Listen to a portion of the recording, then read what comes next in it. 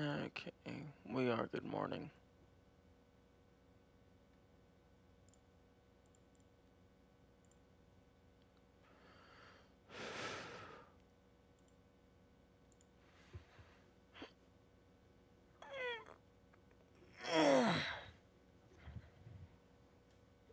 This is a prime example of why you make sure you get enough sleep.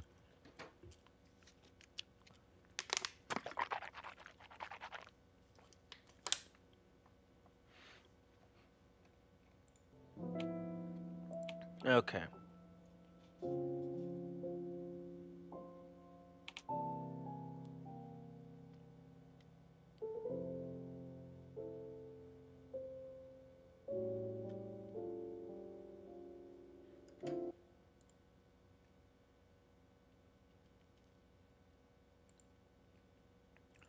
If we take a look at my notes,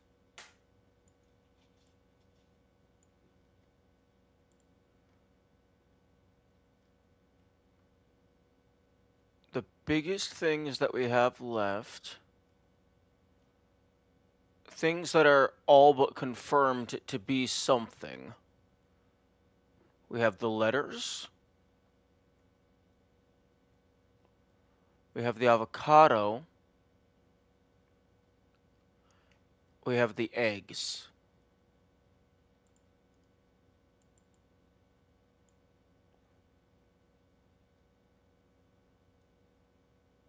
There's some other miscellaneous things like the random numbers, like the barcode numbers, that may or may not just be references. There's a banana here in level 5. In level 2, there's some writing on this wall that says why are you doing this? Although that is actually the only other instance of letters on the wall. I wonder if that's related.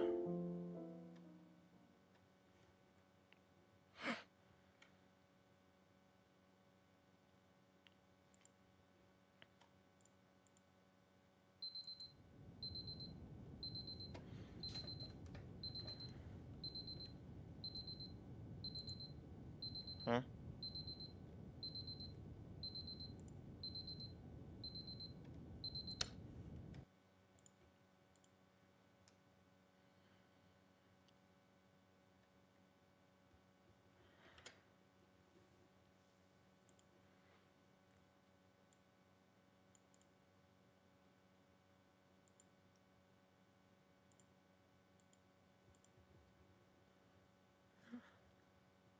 Okay, I'm going to send out notification real quick.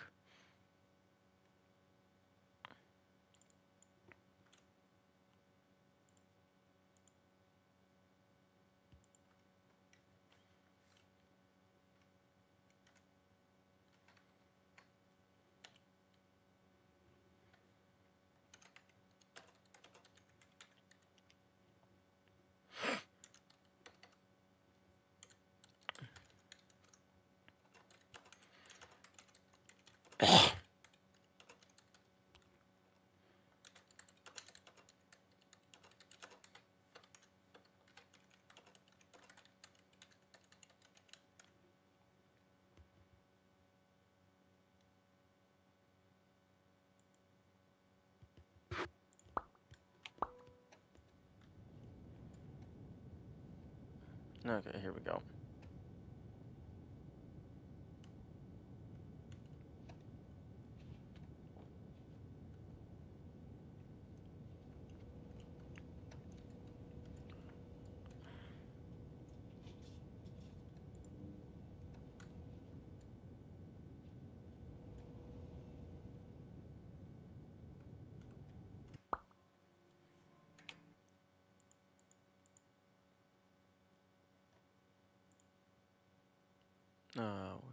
No, that's the wrong Twitch page.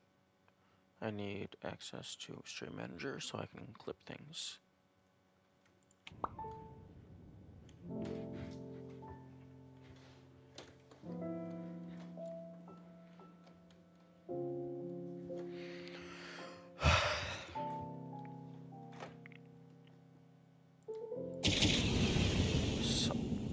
Some doors are best left closed. That's also a unique sign.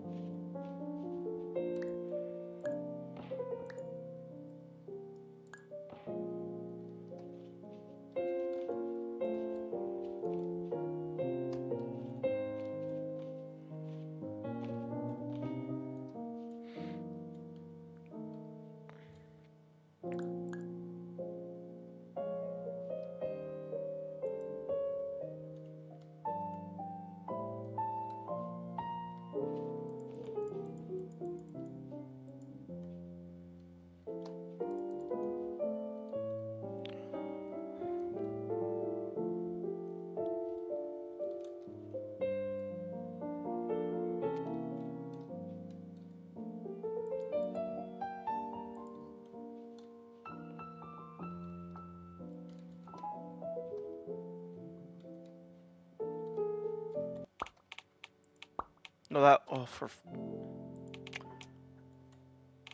Wrong button.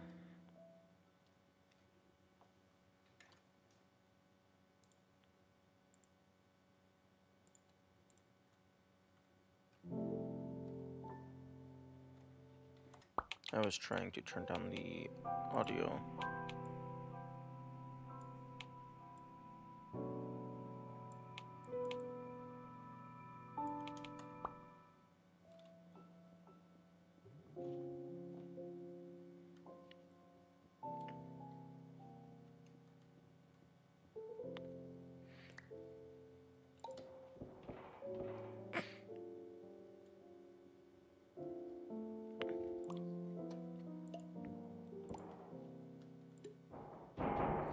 There's also all these door numbers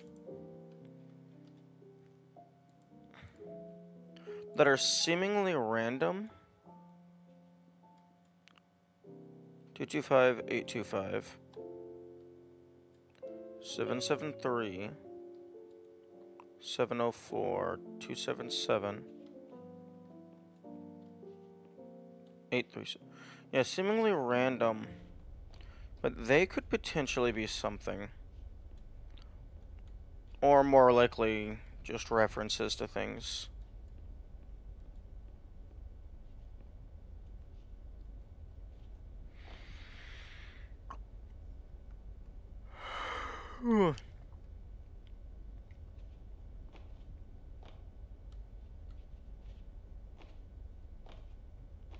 Interesting. There's supposed to be a door loaded up there.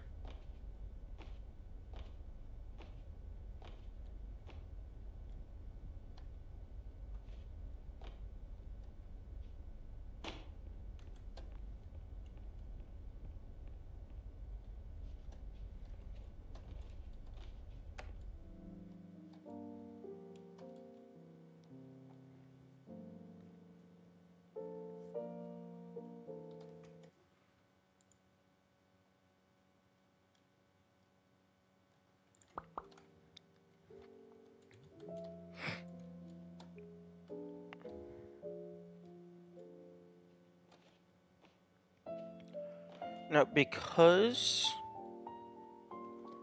this is the gimmick of this entire level, it's entirely possible that there might be something hidden using this mechanic. So it might be that I need to not necessarily go to some out-of-the-way location to find an egg. It might be that I have to stand in some obscure position and look at a specific angle.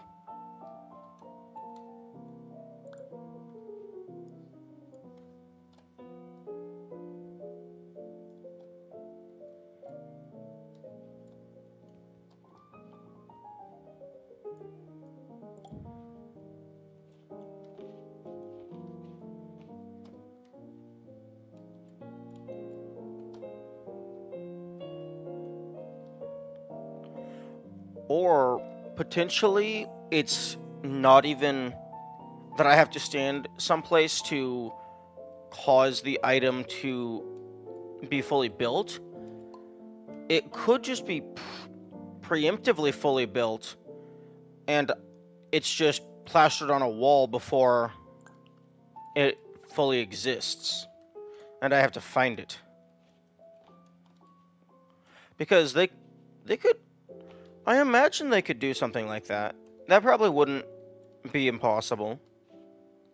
For them to have a perspective object be completely solid, so that you don't put it together, it's just, oh, I have to stand in the right spot, but I don't have to piece anything together. Although I suppose that would be the same. It would just be, that would make it into the same. It would just be slightly easier to figure out.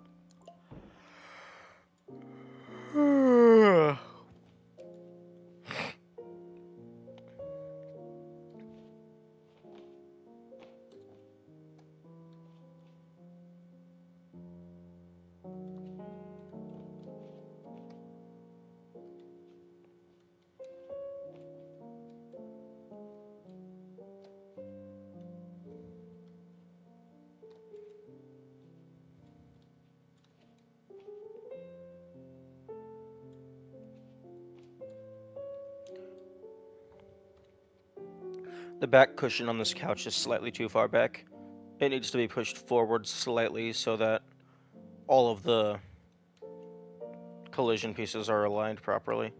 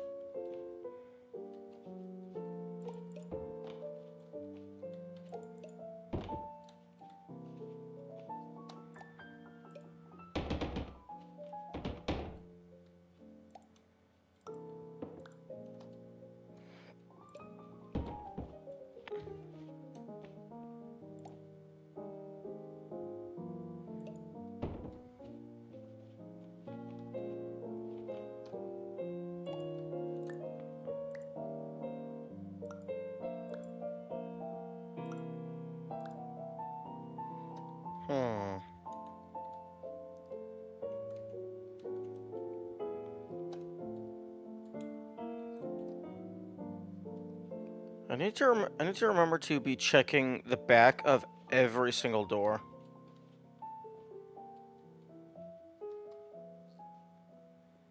And maybe even inside trash cans and stuff.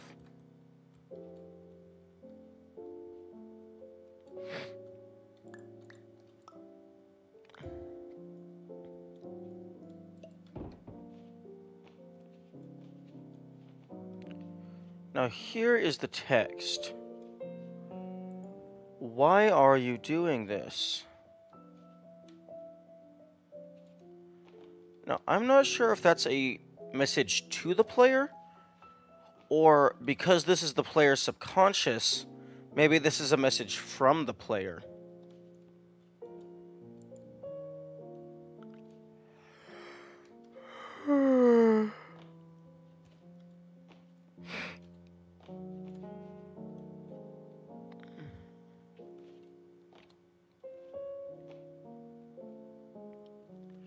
Or maybe it's not even a question to the player character. Maybe it's a question to the player. Like, why are you looking through all these, like, random corners?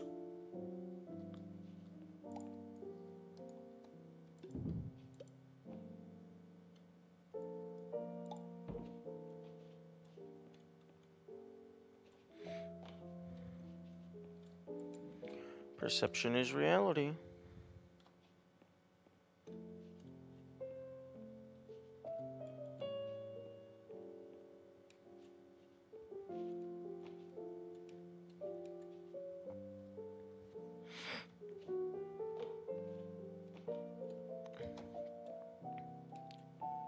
Please don't snoop around.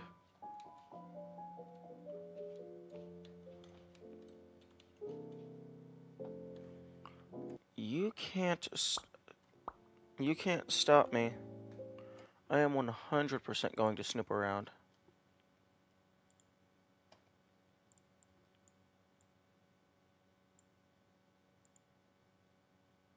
Images, level 2. Writing on wall 1.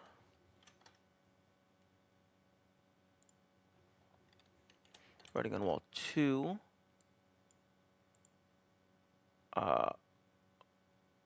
Level 5 is the banana. 5 banana.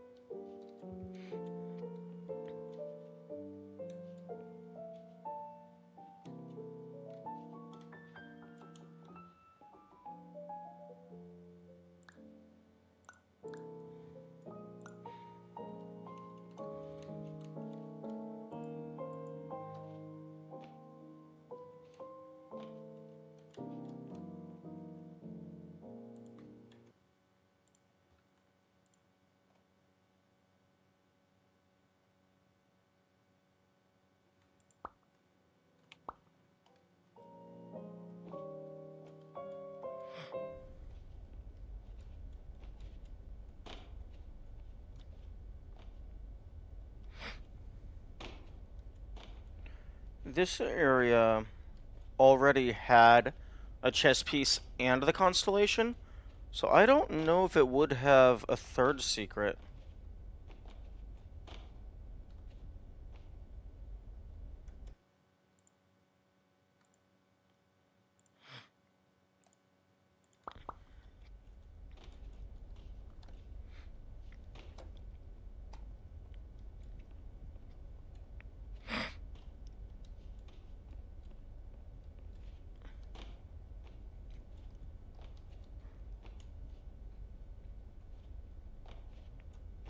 And I am 100% going to snoop around.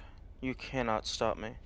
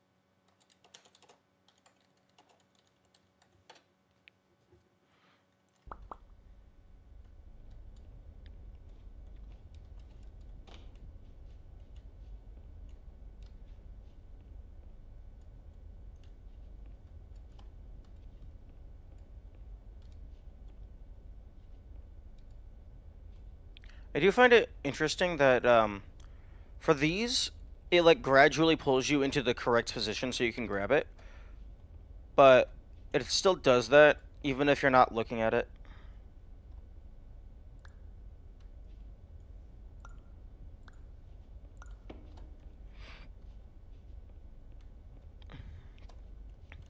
Hmm.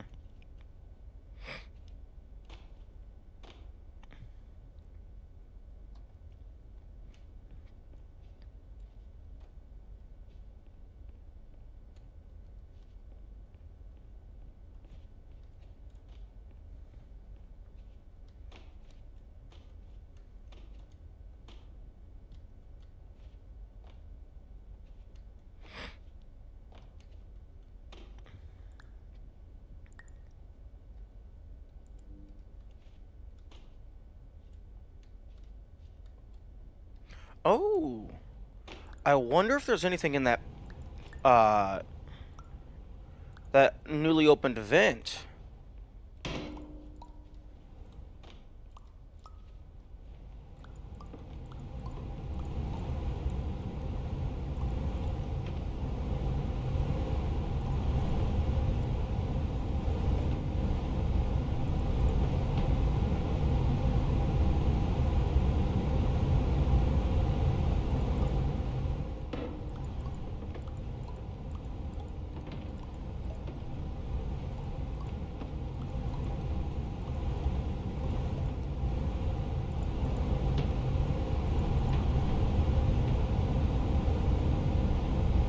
No. Unfortunate, there does not appear to be anything in the newly opened vent.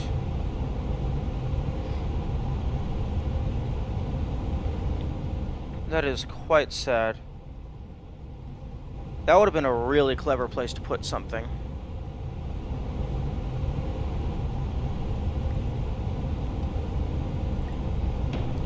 And there's not even any collision inside.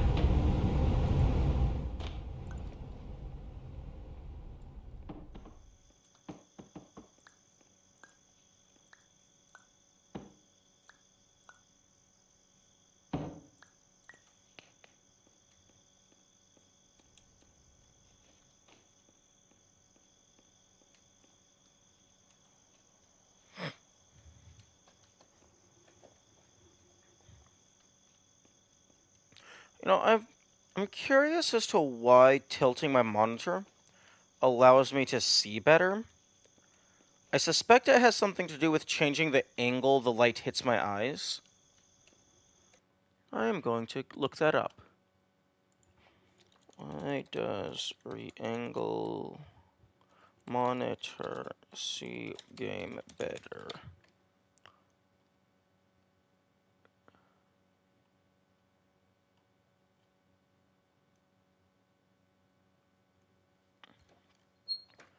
Why does angle monitor make game brighter?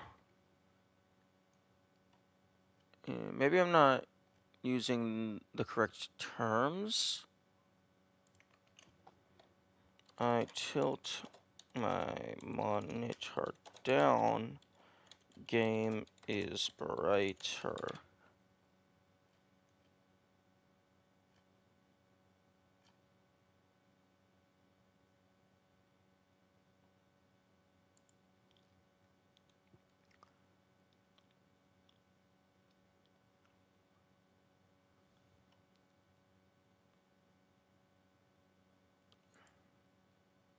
Tilting monitor can help reduce glare from overhead.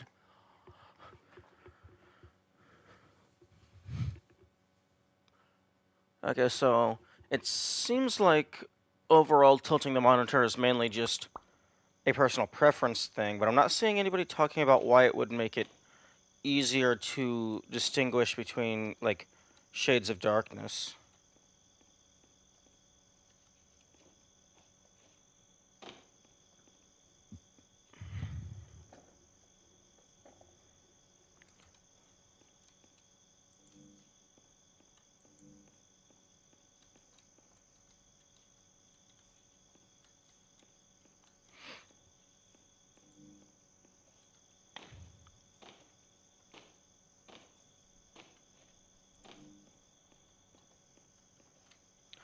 And I can't get on top of any of these buildings because there is a ceiling in the way.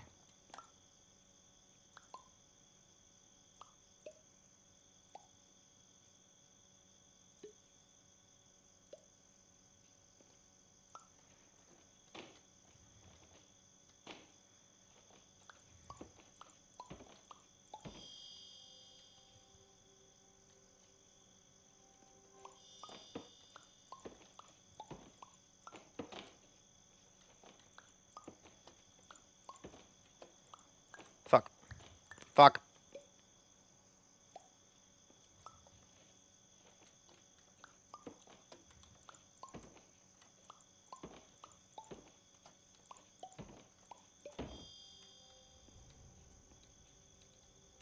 Yeah, there's this angled ceiling in the way.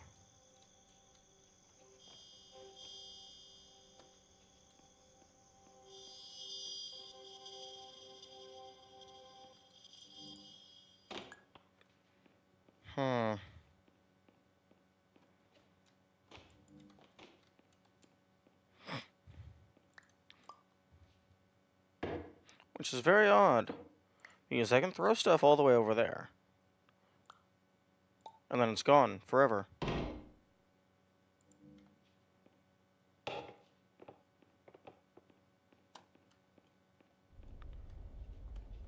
Oh, that's funny. It respawns in its original position, but not in its original state.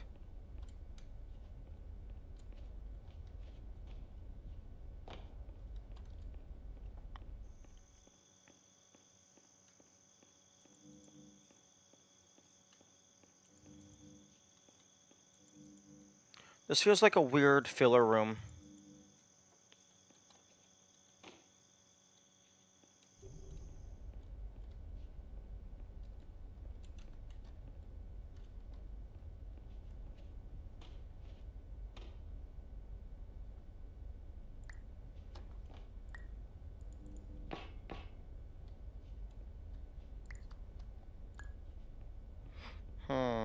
I wonder if I can get this tall enough to allow me to get over.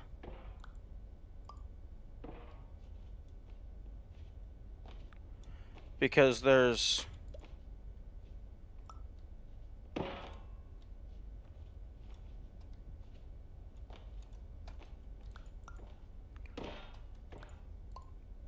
It seems that there's no collision for the game objects, but there is collision for the player.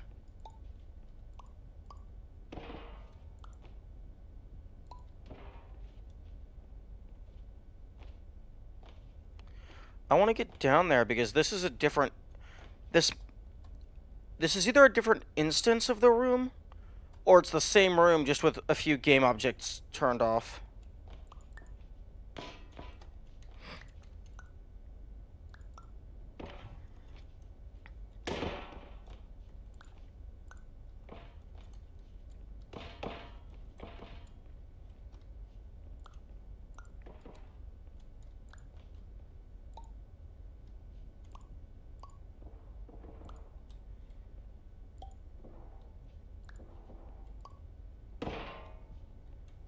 Hmm.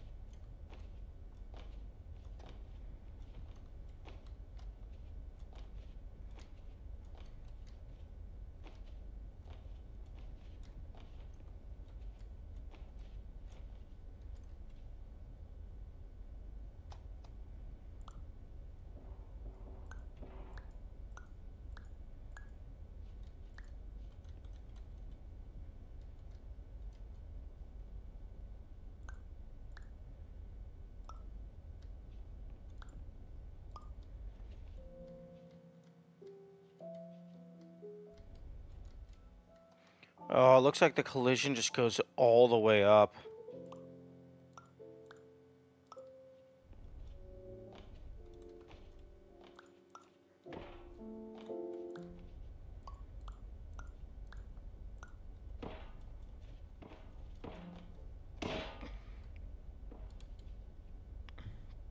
They really don't want the player getting out this time.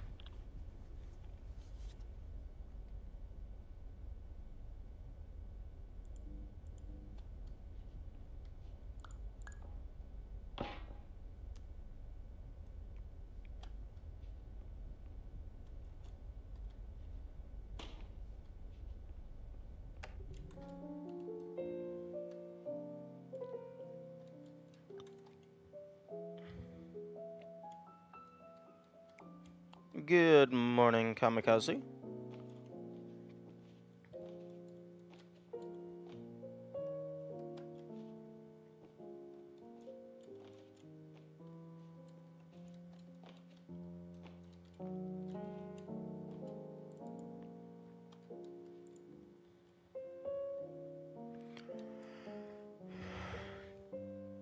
More Superliminal? Indeed. I haven't found all the things.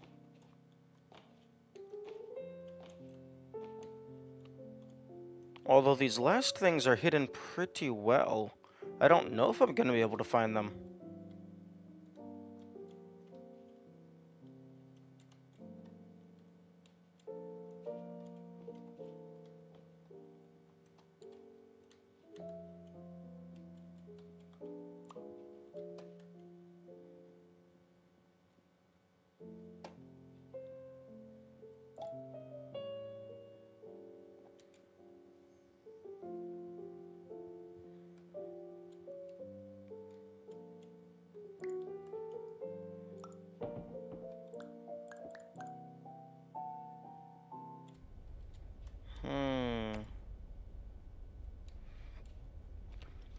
Although I did find one thing.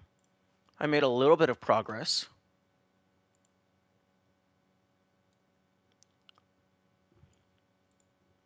This right here, this text that says, "Why are you doing this?" I found that a while ago, and I went looking around in that same room, and then I found this message that says, "Please don't snoop around." Now, I'm not sure if these are actually relevant to a puzzle of some kind, or if it's just the devs put it there because it's funny. But I did find new stuff.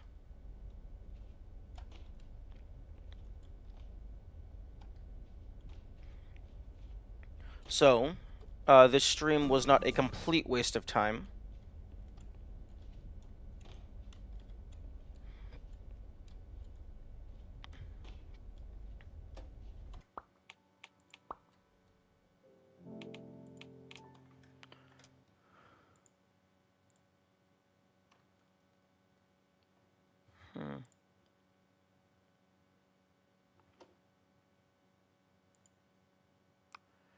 As for the current egg progress,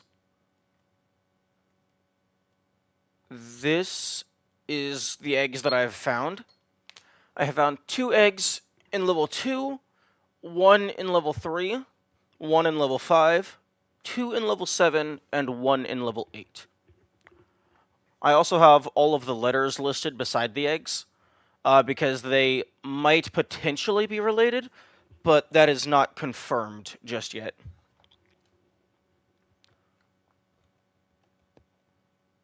And I also have this message here. This was from the developer commentary mode. This was the comment that they had regarding the eggs. And this actually confirms that the Easter eggs were intentionally hidden, as opposed to what my original thought was. I originally thought the playtesters found hidden areas, and then they put the eggs in there.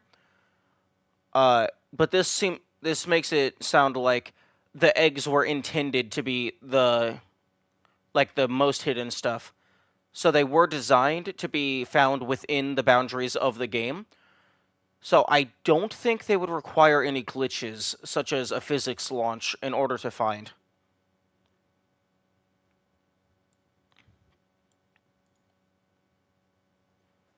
I should watch the developer's commentary. I never did that. Oh, I mean, I still got plenty of time left in the day. I can do a run through. It's actually pretty insightful into some of their decisions. And also, there was some things that I missed in the developer commentary.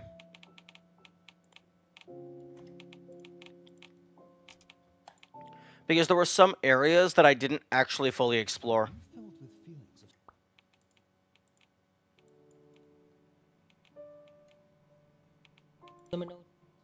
Are you filled with feelings of self-doubt?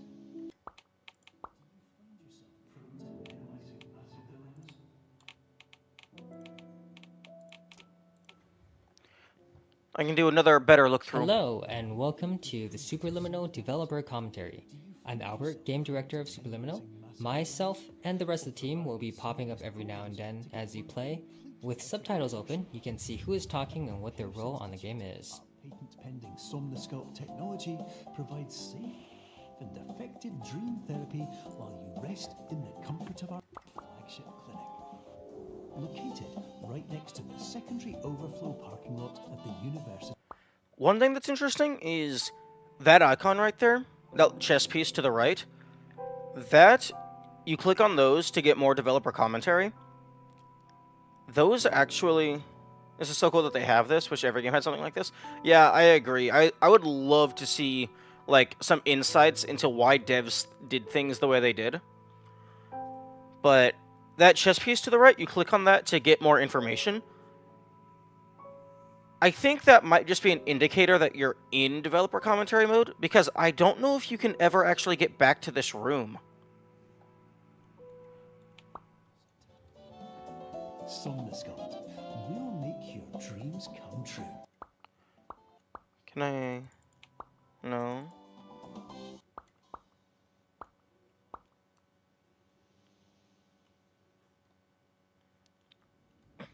Hi, my name's Chris. I was the producer and designer on Superliminal. Hi, this is Will O'Neill, and I was the writer on Superliminal. Okay, so that very beginning of Superliminal is actually one of the last parts we finished. Throughout development, we created so many different introductions to the game. Not all of them were cutscenes, like that one, but we ended up feeling that that in-game video sequence offered a really smooth on-ramp that let us set the framework for what's to come. By keeping it grounded in the world, rather than just a video, we felt it to be a good way to get you situated in the game and aware of what's up. So when I wrote the opening line of I'll "Are answer you that in a filled moment. with feelings of self-doubt" at the beginning of the game, I was definitely envisioning a player immediately, unconsciously responding with yes. And of course, the purpose of that is to sort of pull you into the idea that you're not playing a character in the game, that it's you inside this experience.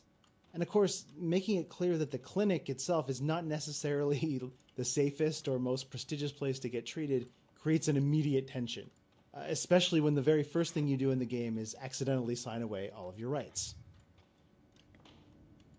Can you get the eggs in this mode? Yes.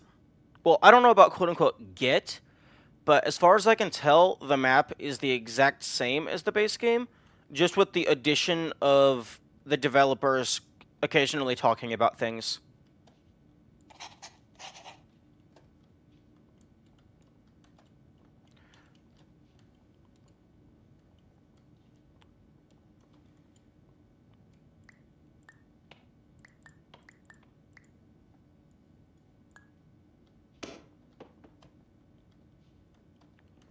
I should give a better look through things. A lot of people ask about how the resizing mechanic works.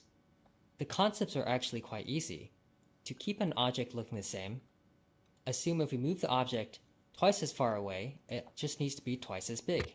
It's all proportional. Interestingly enough, this also works no matter what field of view you use. The hard part of this mechanic isn't the actual resizing. It's trying to figure out where the object needs to be.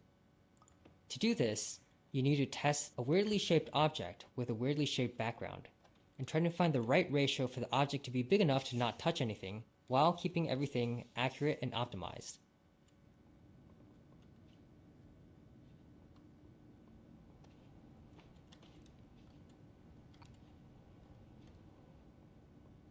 Terms of Hey, service. this is Matt. I did the music and sound. Falling asleep.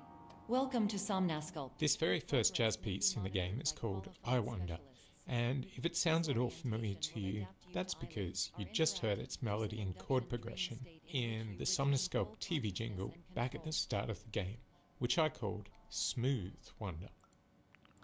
Interesting.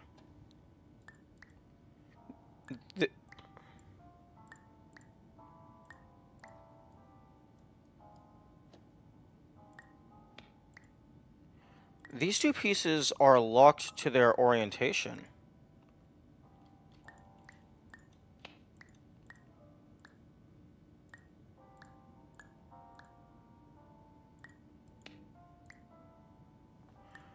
Okay, this one being locked makes sense, because you won't be able to read it.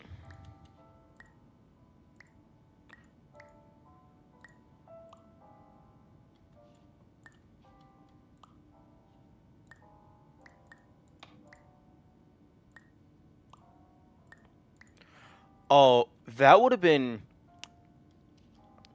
Okay, see, that gives me an idea for a way to hide data. in a to encode data into a game. All of these blocks have a default up position. So like, depending on like, regardless of however it's positioned, when you pick it up, it returns to this upwards orientation. You could change which face of the cube is the upward position. So then you could have each of the cubes be a default upward state. So like, you could then have a message where it's like C82280. Or like, in this particular example, it wouldn't give you the order, but it could give you a certain series of characters that you then need to use elsewhere.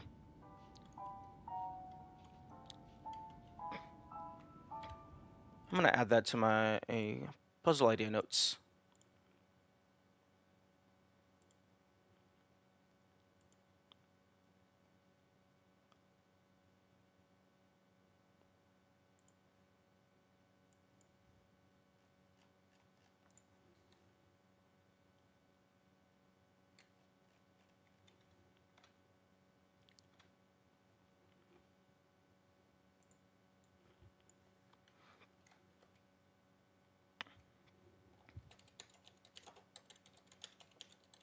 Okay, so default orientation of game objects can differ between instances of the same object to return data.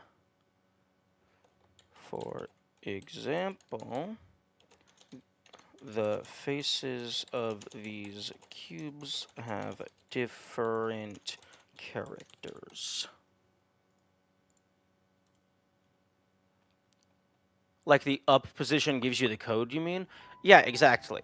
So like, in the instance of this room, if they did do something like that, the up position, like, regardless of how the orientation starts in the room, you pick it up, it defaults to a certain face being upward. So like in this case, it's an 8. Maybe this one is a B. Maybe this one is also a B. This one's a 0. So then you would have 6 different characters that you could use, and then maybe somewhere else you find the order that you have to put them in. Terms of service accepted.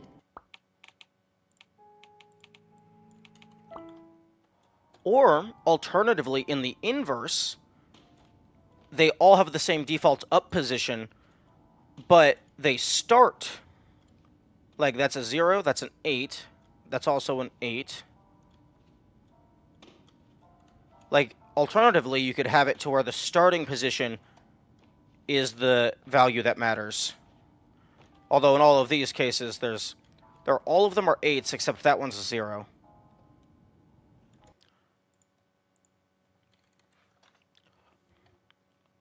The inverse could also be used. The spawn orientation holding the data as opposed to the default holding orientation.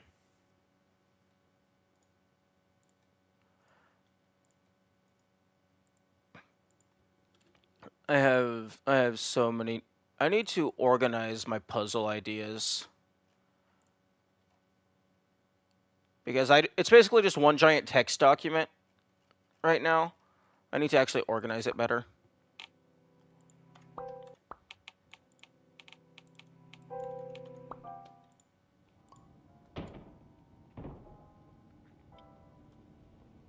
And then like this one starts with a C, but it defaults to 8.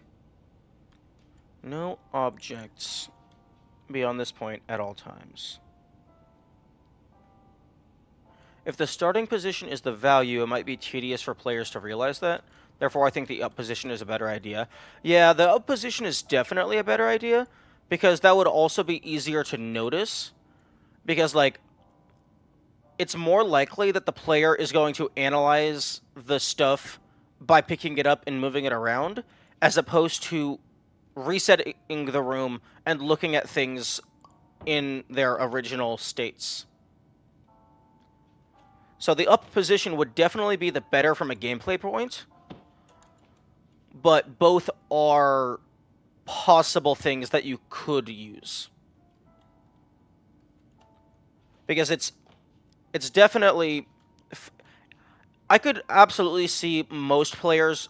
I think it's a lot more likely for a hidden something or other to be overlooked if it requires the player to analyze the default position of a movable object. Because if the object is movable, that means the devs want you to move it, right?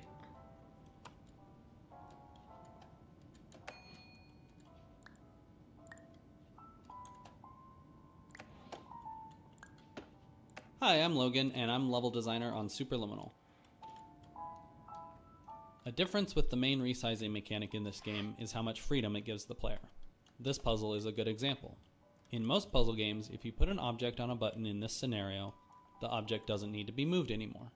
The key to unlock the door removes the key from the problem space. But unfortunately, in our game, you can just turn around and grab the object from any distance away. Therefore, we've gotten good at adding barriers in many places so people won't carry an object through all puzzles forever.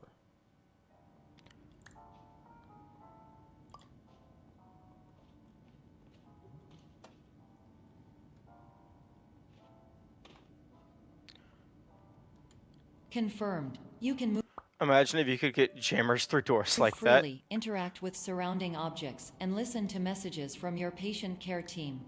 Please note that I am the standard orientation protocol and that my voice has been explicitly chosen to remind you that I am not a part of your patient care team. I do not care. Imagine if you could get jammers through doors like that. Honestly, the Talos principle utilizing this mechanic could make some really crazy puzzles.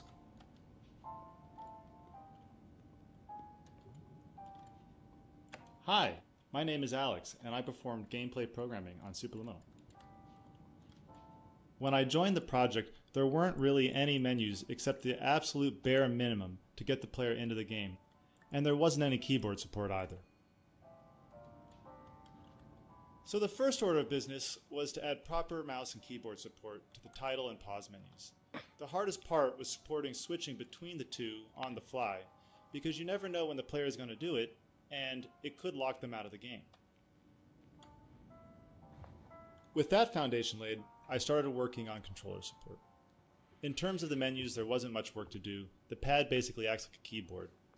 But gameplay was quite a different story. As we approached launch, we all agreed that controller support wasn't quite up to par, and so we shipped without it, adding it around a month after launch. To make controllers feel as good as mouse and keyboard, I wrote a bunch of code to modify how controller input is interpreted. For mouse and keyboard, input is more or less one-to-one mapped to player movement. So you move the mouse and the camera turns. But that doesn't feel good with controllers. Trying to pick up a very small object, say a chess piece, could be quite finicky.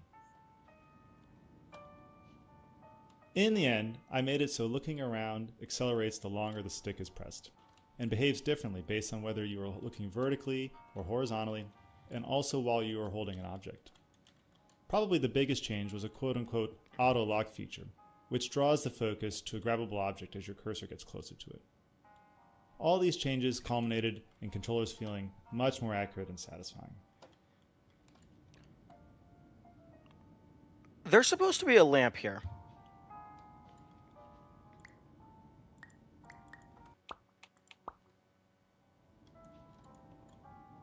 Yeah, there's the lamp. Like, they forcibly make it so the robot walks through the jam door to pick that up. Yeah. Although, their puzzles were designed around the player not bringing it through, so they kind of had to figure some way around that.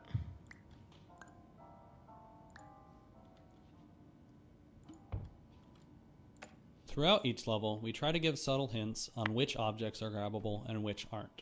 This is more of an introductory level, so it doesn't have a lot of objects. But you might notice that grabbable objects, in yellow, are complementary colors to the background colors of green and beige. I have already informed you that this is a dream. You did not... Where'd the lamp go? My guess is it took me long enough to get to that point that some funky physics collisions happened and it like fell through the floor or got launched through a wall or something. Wake up. Please complete the remaining orientation activities. There's quite a bit of foreshadowing throughout this level. We wanted to hint at the mechanics that are going to come later in the game. For example, the projection, the clone, and the portal hallways later on. Little things like that feel like visual treats when you're playing this level, but serve as fun reminders when you play for a second time that we kind of told you the whole thing all along.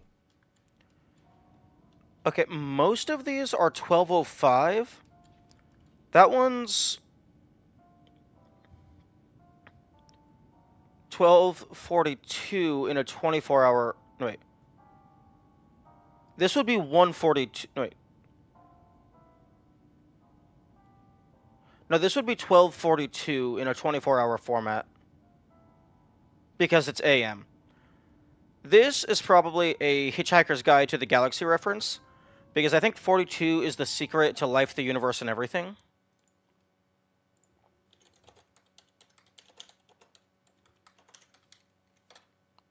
Yeah, the number 42. And 12:15 a.m. I don't know if that is a reference to anything.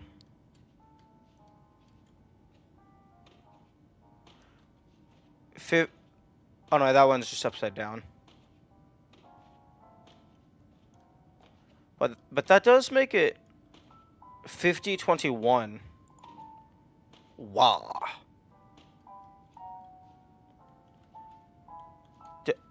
008? Oh, if that was 007, that would clearly be a James Bond reference, but what's 008?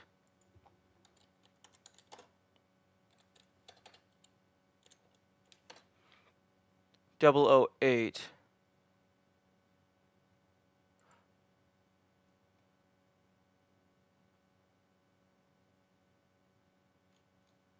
Okay, 008 looks like it's like a parody of the original James Bond.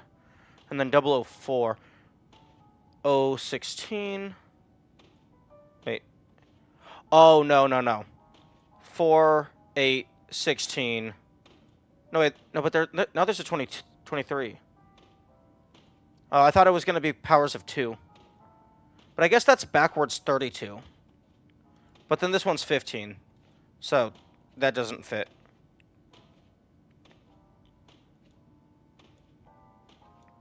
Hmm.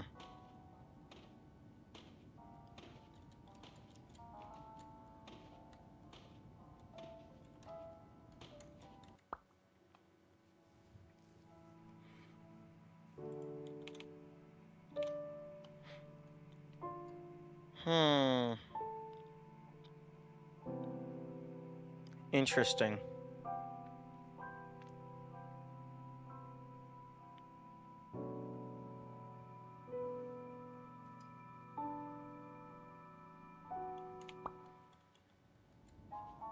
I mean, 0xxAM makes no sense because it's either 00 format or AM/PM format.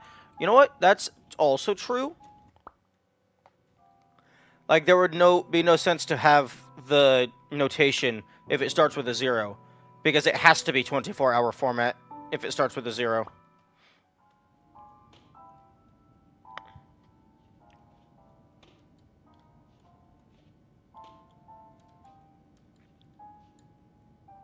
Wait, 6205? 6265?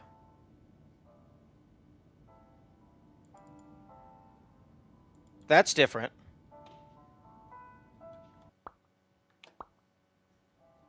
6260.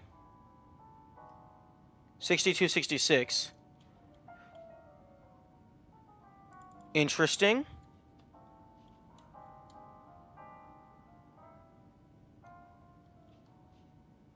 It's changing.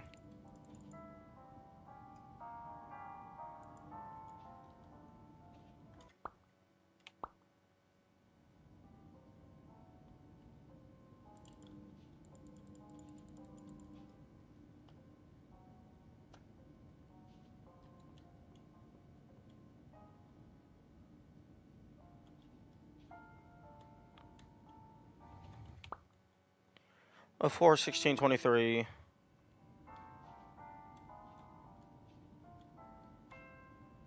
S- 42. 008. All the other ones are staying the same. This one's changing. Also, 62, 66, that's not a real time.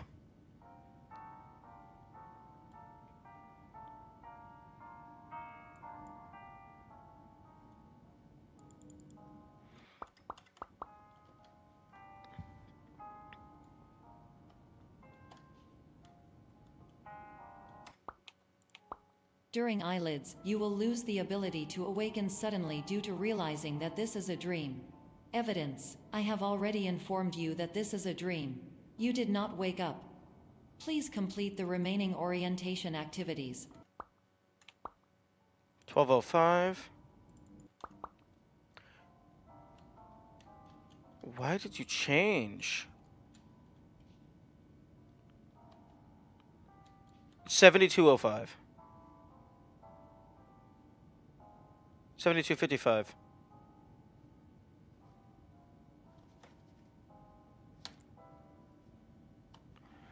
That's super weird.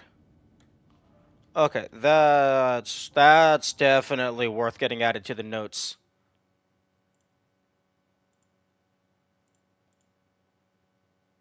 Because if that's a reference to something, I have no clue what it could possibly be referencing.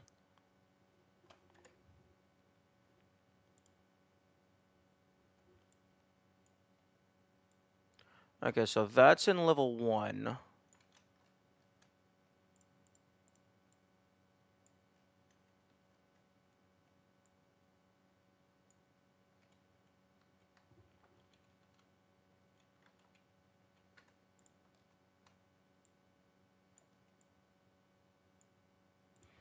Okay, so 1. Oh, my goodness.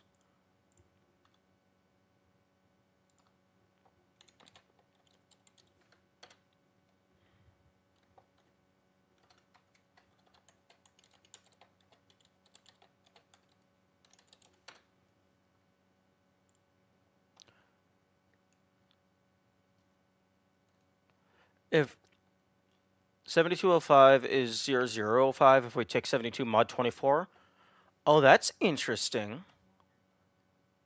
And mod, is that divide the first number by the second number and then only keep the remainder?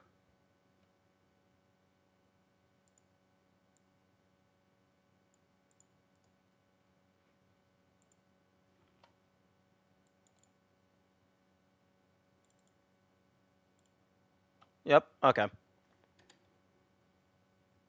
Okay, give me Krita.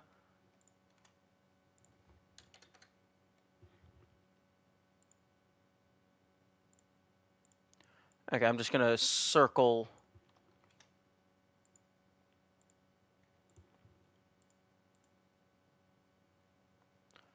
I just circled that specific alarm clock in the image.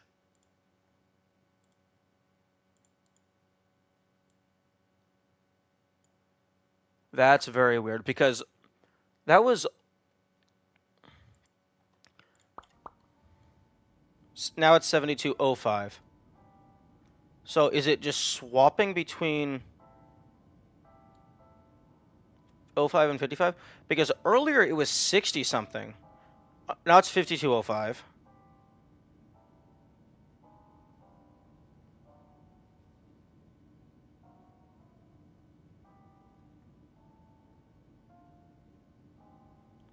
Actually, I'm just gonna stare at it to see if it changes while I'm still looking at it.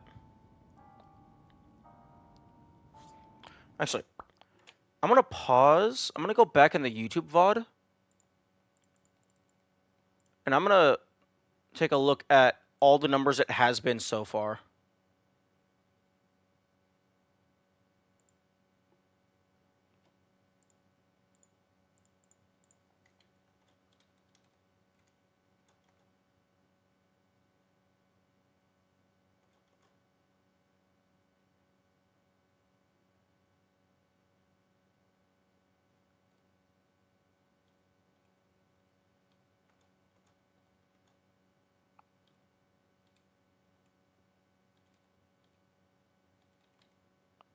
Because wasn't it like 60 something earlier?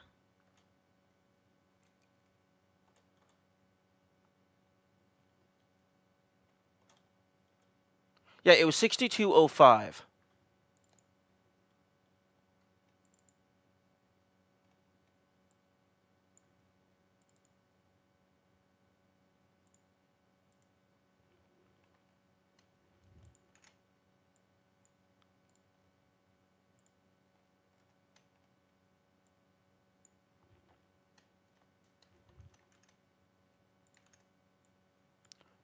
Okay, so 6205.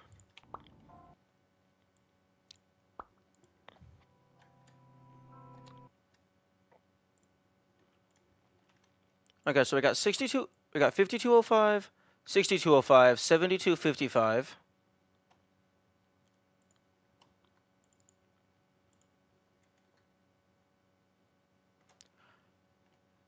We got 6265.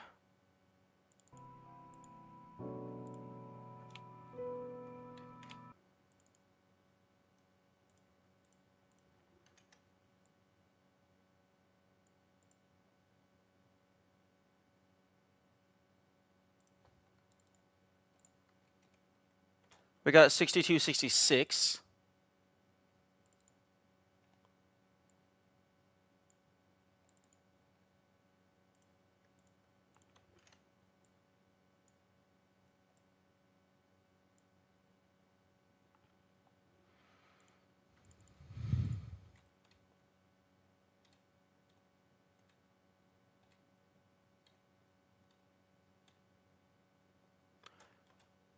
I guess I should also include the default state of 1205.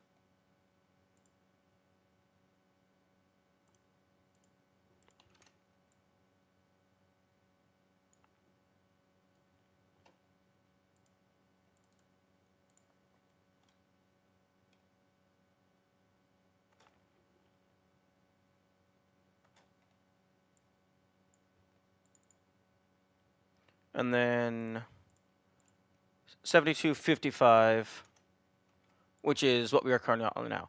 Okay, so I think this is all the ones that I've seen so far.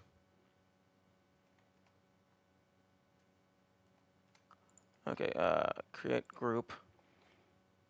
Alarm clock window states.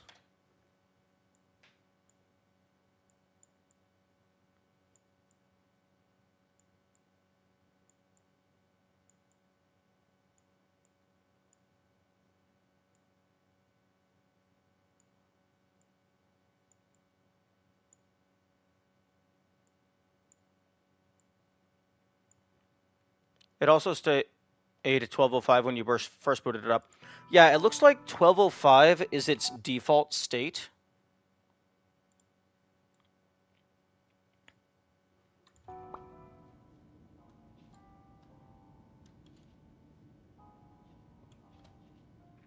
Oh, well, there's 5305.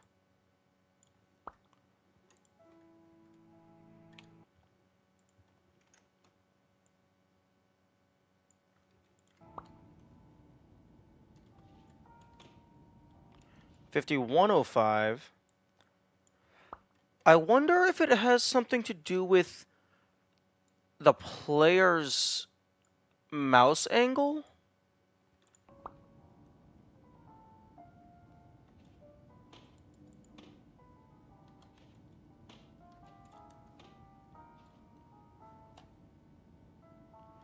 $41.05.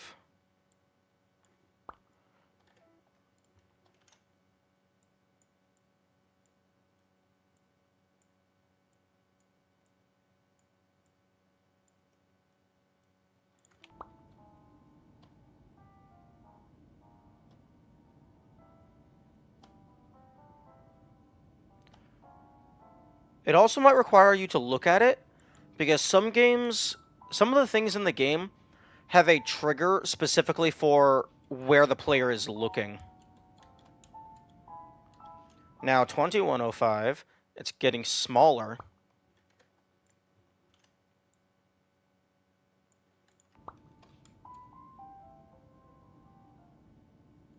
20:05.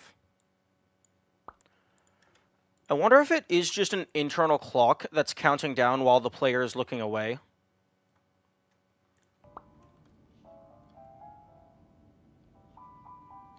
Oh, no, never mind. There goes that idea.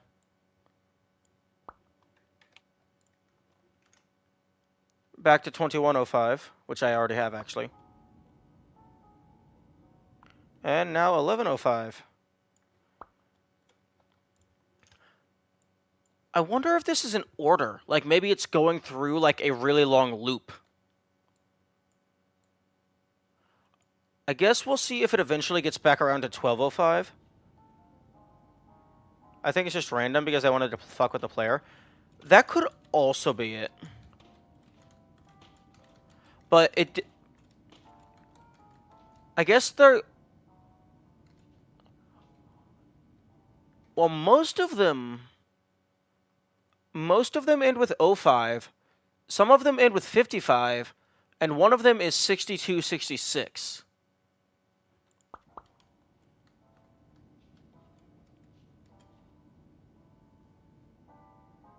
But yeah, it being random would also make sense, because there's a few of these other ones that are just funny numbers.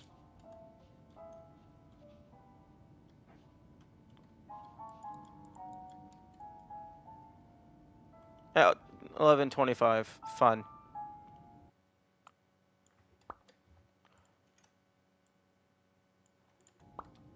Okay.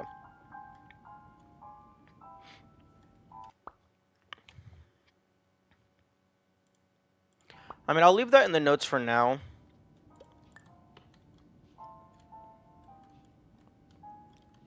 But it being random would make sense. Hi there, I'm Steve. I'm the art director of Superliminal. One of our main visual touchstones for this section centers around a couple of silly questions. What would someone in the early 90s dream up as a futuristic testing facility? And how could they build that on a shoestring budget or with infinite time?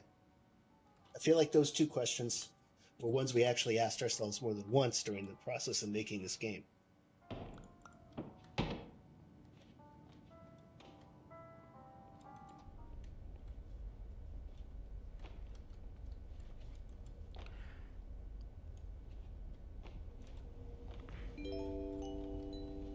Warning, you have deviated from the orientation pathway.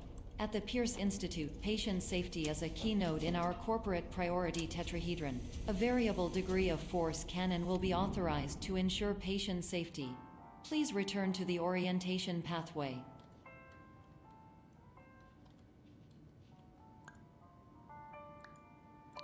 I think that room back there originally had like a chess piece or something.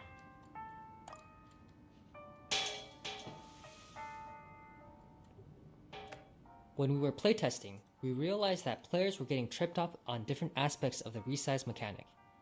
So we tried to make each puzzle in this level teach a specific action. The cheese puzzle is our way of forcing players to make something from very small to very big, and the puzzle after that is the opposite. This broken window puzzle is to teach you how to make things small and fit through a hole, but at a distance, so you can't simply walk up to it. There's an egg in that room, right?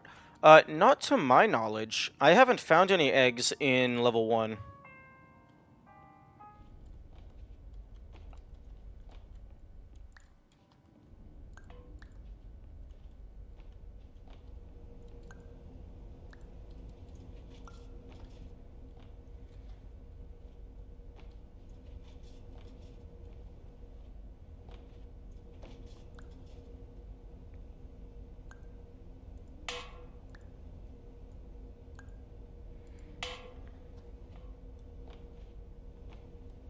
Not an egg, but the other collectible. There's a lot of different collectibles.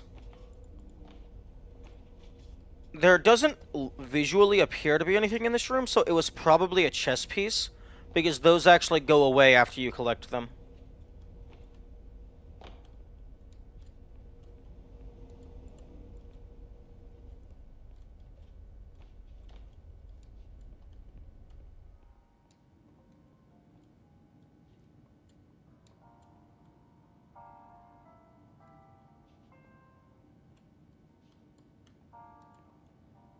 Wait, the room where the huge cube is? This room right here? I don't think there's a collectible in here. Unless you meant, like...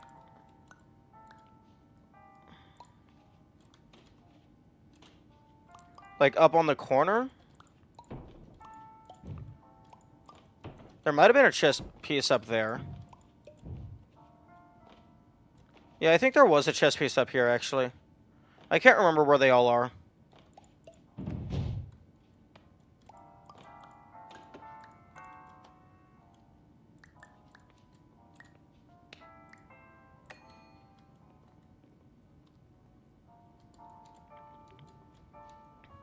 I wish the game had an easy way of knowing which pieces you found and where their original locations were, because I didn't think to take notes on that kind of stuff. All environments perceived during eyelids should reflect a typical mental state. If you believe your mental state was compromised by Somnasculpt, please provide a comprehensive, rational explanation in your post-procedural survey. Completed surveys may be eligible for a gift card.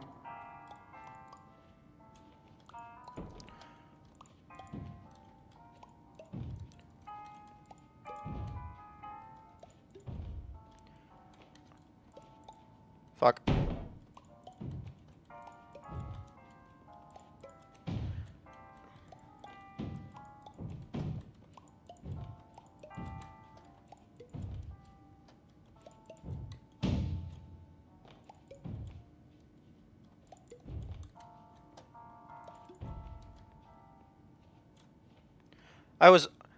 When I first thought of this, I was really hoping there would be something up here.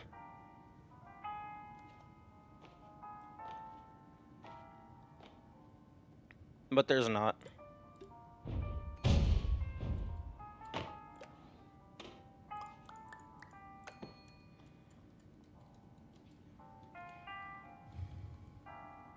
Thank you for not objectifying.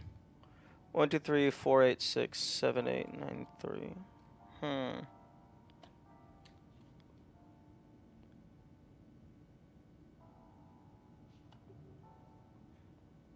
We had this looping hallway for a while, but it was very nondescript and players got confused on where they were and they would get turned around. So our artist Steve helped mock up some windows and landmarks so people can tell where they are. Immediately, we found that playtesters weren't getting lost anymore and understood the moment.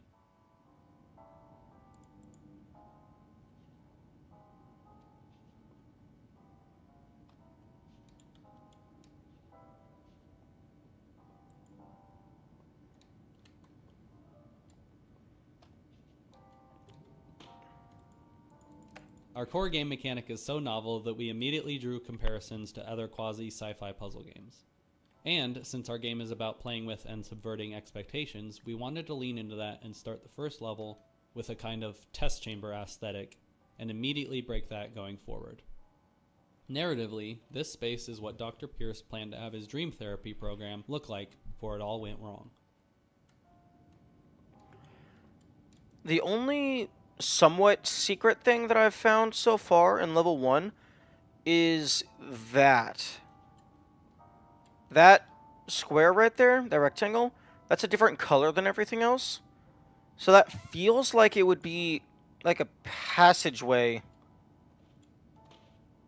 but I'm not sure how I would get up there, and I also think it's too small for the player. I also don't even have an object, so I can't test if there's collision.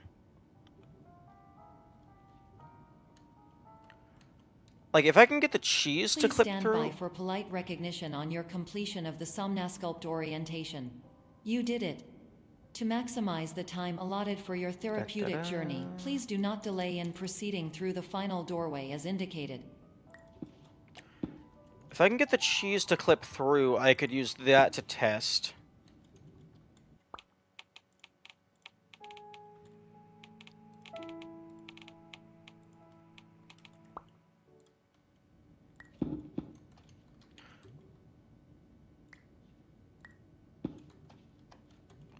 Unfortunately, the devs are good at their jobs, and the small doors don't really like having objects get clipped through.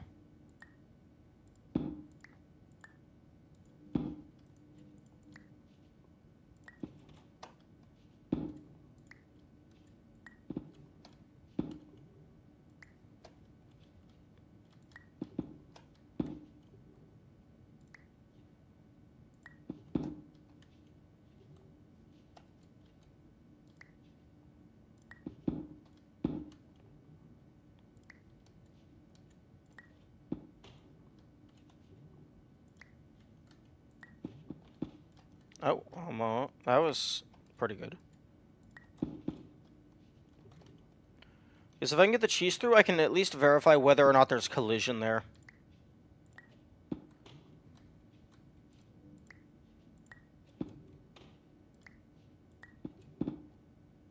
Huh? Okay, one moment. Streamer bot, you okay? Okay, my chat viewer crashed for a moment.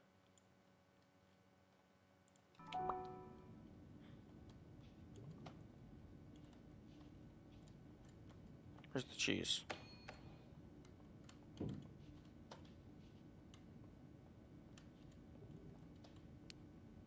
Oh, the cheese went through. Nice.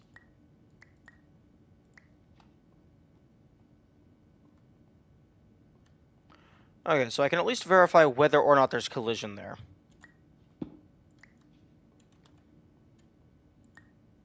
Okay, there is collision up there, so that's just a different color for some reason. That's one thing that I really like about the size change mechanic, because everything snaps to the closest surface that you're looking at. You can actually use it to tell if there's collision places, like checking for invisible walls. Can we say you're trying to cheese with the cheese? Indeed. But you can use this to check for invisible walls. You can also use it to check to see if something that is visible does have collision. But we can confirm that whatever that rectangle is does not have collision. And if I get this really small,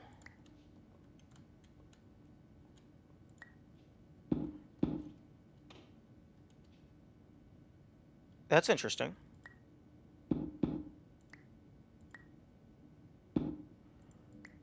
Okay.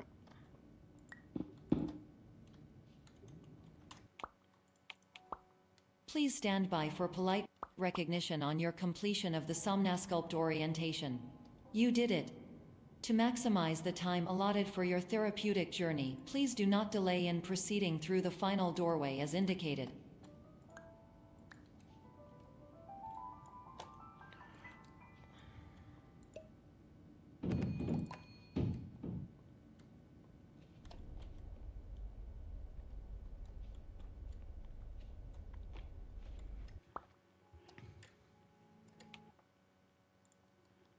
Okay, so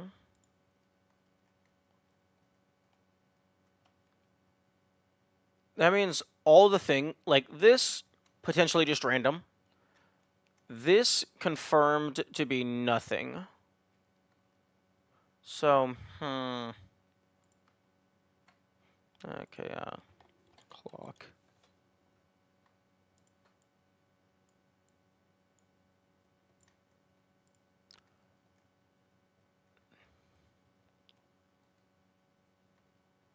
Okay, since these are confirmed to be nothing, are possibly nothing, I'm just gonna drag them away.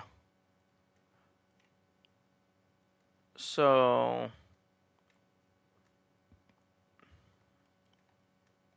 I mean, keep it a little close, but those are not actively being looked into.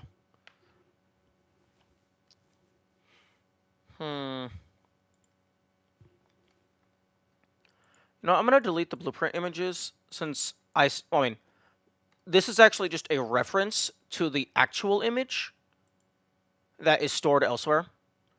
So I'm not deleting the file, but the blueprints are just like a main in-game collectible.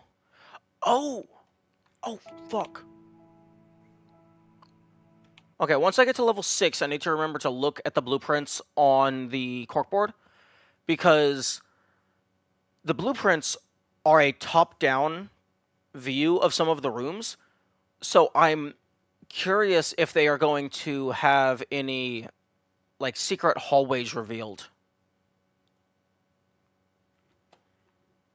I need to remember to do that.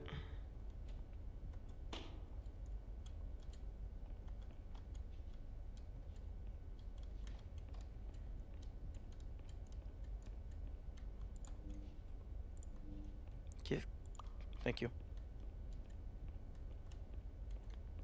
But yeah, no, in level 1, I haven't found anything other than those other things that are probably nothing. I haven't found anything that's like Giga Secret. Giga Secret. I I don't know why, but I love the Giga modifier. It's just so much better than Mega. And like Hyper.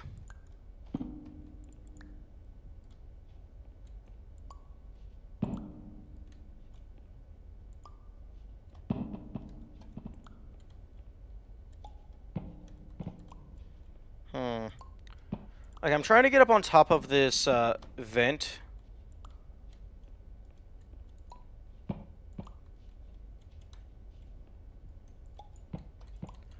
Because I have to get to...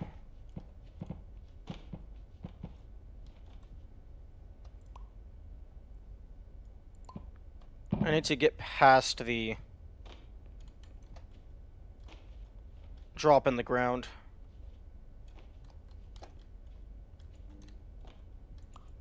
Fuck. Unfortunately, this cheese has a very awkward default position.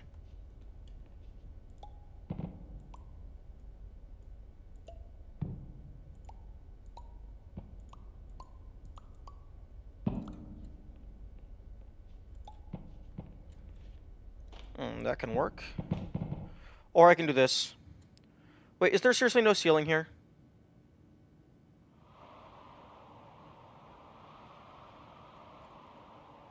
You can create a bridge on the hole? Yeah, you can do that, but it's pretty finicky. I've taken the alternate route of just launching myself into the stratosphere. Okay, this is new. I did not realize that there is no ceiling to this part of the map. Okay, tilt my computer forward so I can see the contrast better.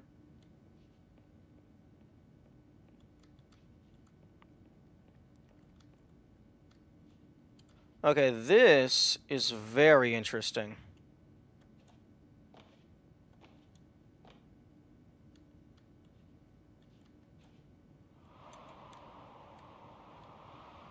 Fuck. Nice cheese.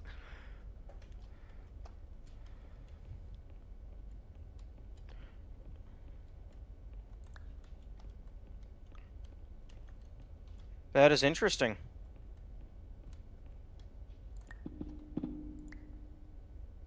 Yeah, if the object disappears from your hand, I think that means it's like snapping to the world border or something. And it basically just doesn't exist anymore.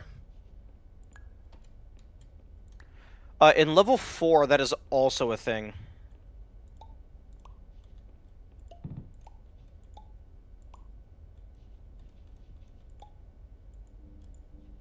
Yeah, you gotta be careful with that.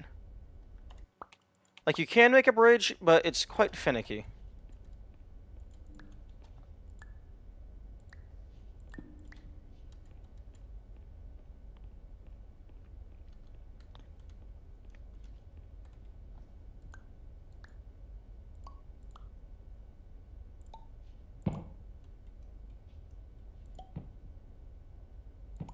Oh, actually, I think that would have worked.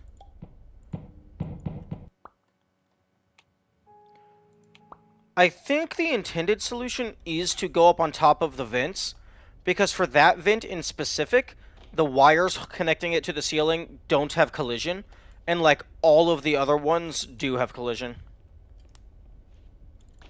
So I think you're supposed to go up on top of the vent. It's just the bridge also works if you can get it.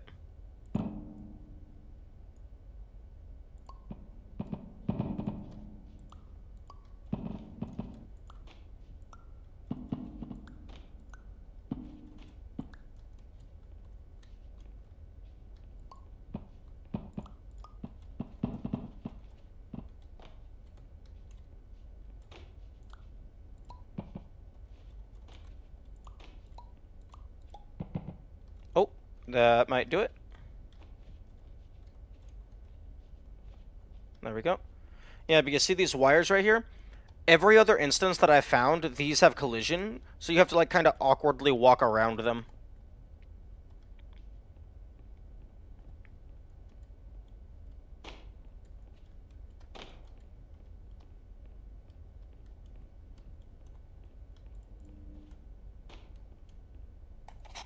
The blueprints are one of the secrets that we added to the game, and if you find them all, you'll unlock a special secret.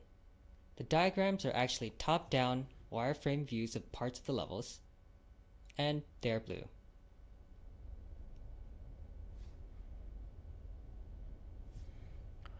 Okay, so that's the starting room.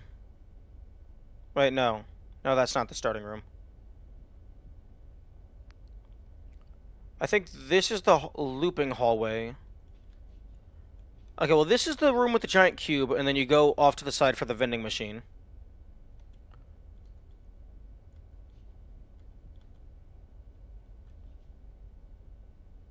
So then this is the broken window, and you place the cube there. Maybe that's the cheese room? I don't know. Let's get a... Okay, first, graphics settings on high, so I have the best quality screenshot. And let's get this pretty close. There we go. And also, unfortunately, there's no way of knowing how many of a given collectible is in each level. Because even after you find them all, the only thing it tells you is you got them all. So...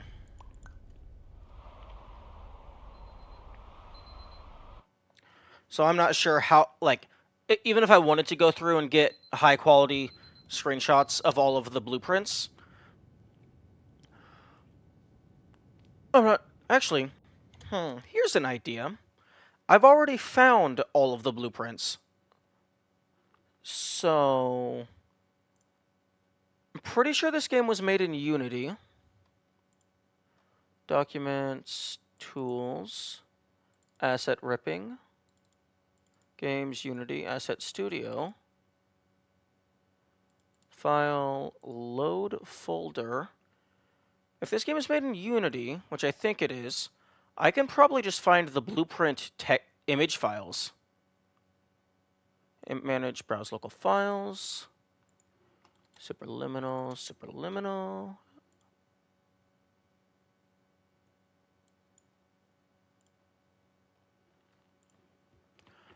Now, this is a risk of spoilers, because I'm loading up the assets from the game itself. But if I search specifically for blueprint, it might just bring up the 15 blueprint image files.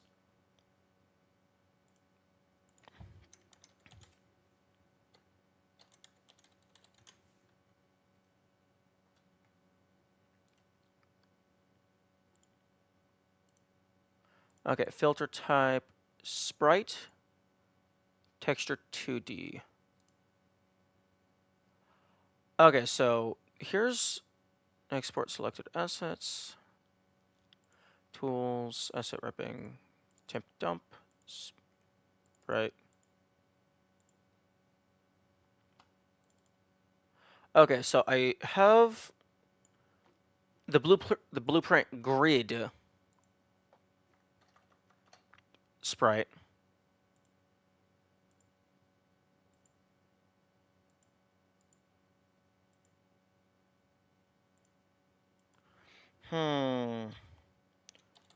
Maybe just grid?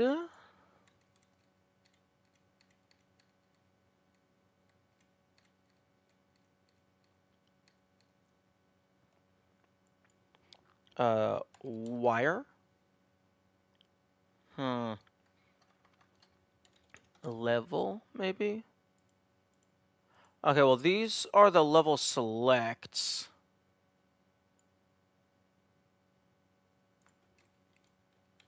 Oh! Oh, okay, hang on. Blueprint. Blank grid. Oh, it doesn't give me... It doesn't give me a path for that. It gives me a path for the Like I type level and it brings me up the level select icons.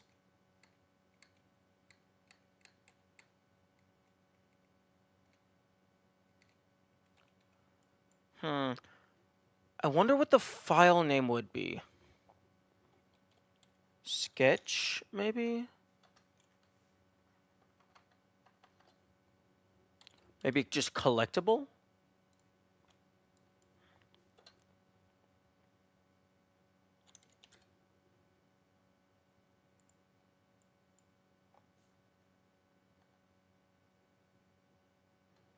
Maybe map?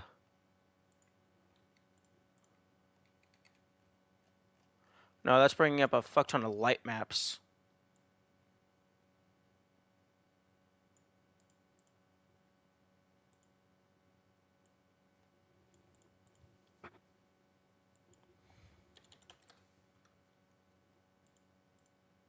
Oh! There's picture frames. I found images and stuff. Like the watercolor paintings of the clouds on the walls. Actually, hang on. Let me see if I can get a window capture for this so you can see what I'm looking at. Window capture asset studio. Okay, okay. There we go. So what I'm trying to find is the image files for the blueprints.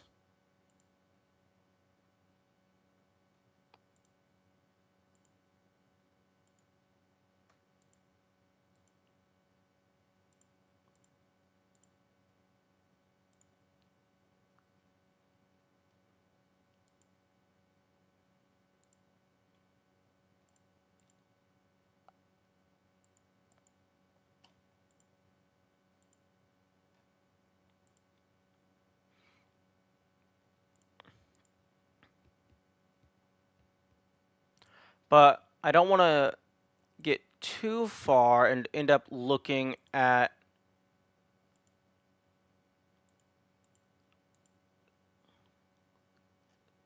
things I haven't found yet.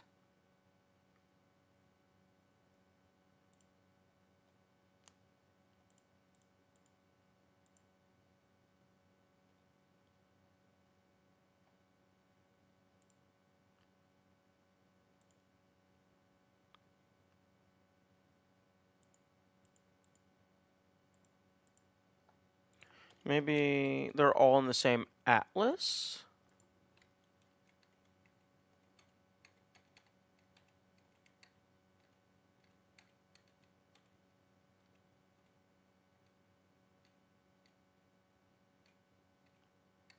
No.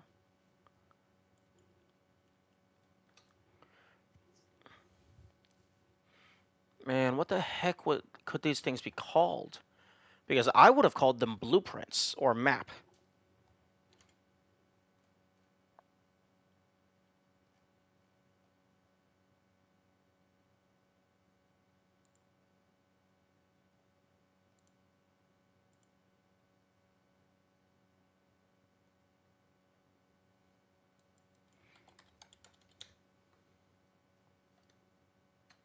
Hmm.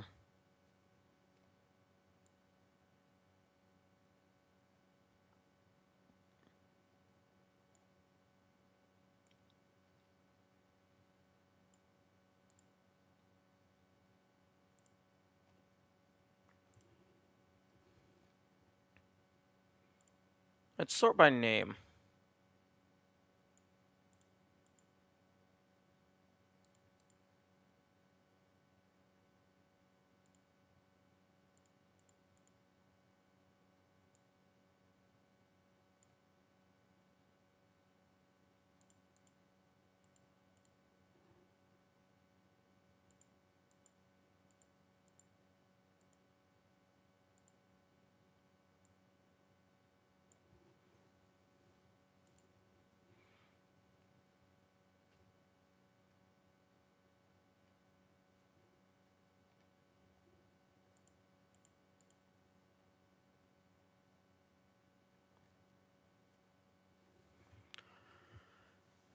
Because I would imagine they would all share a name.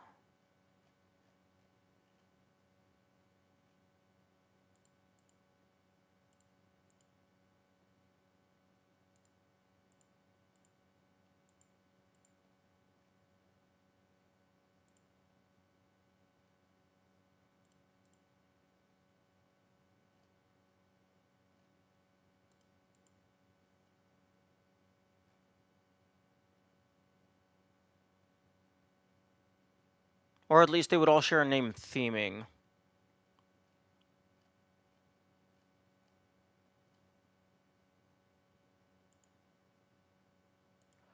Okay. 2, 3, 4, 6.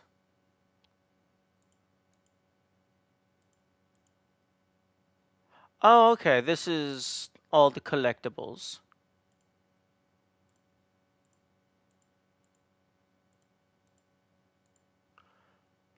Oh, okay. This looks like the eggs.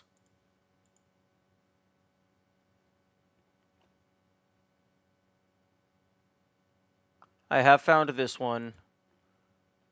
I have found this one.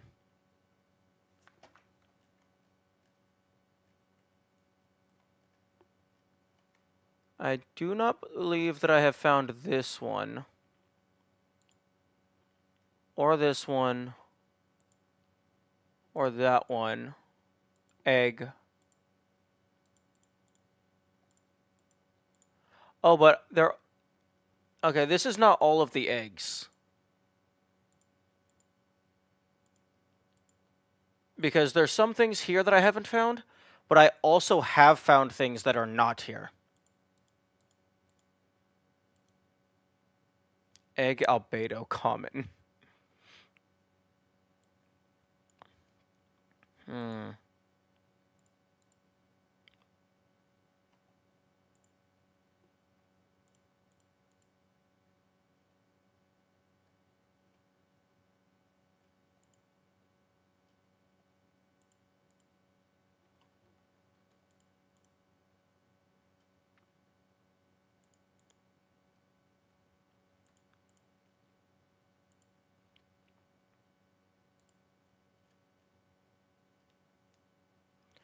Oh my god. Where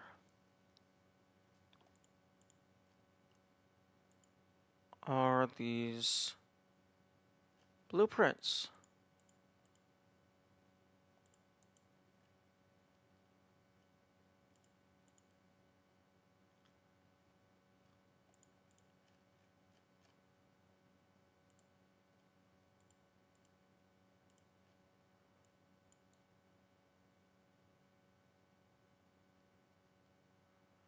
Okay, a fuck ton of light maps.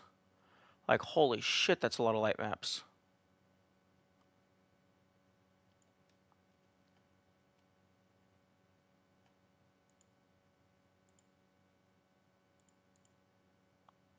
Map 01. Interesting.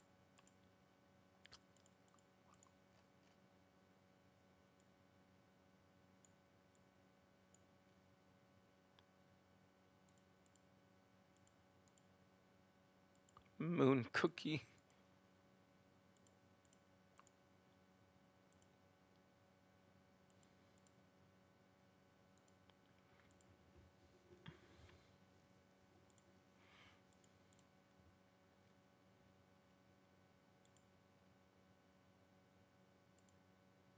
Here they are, paper sheet.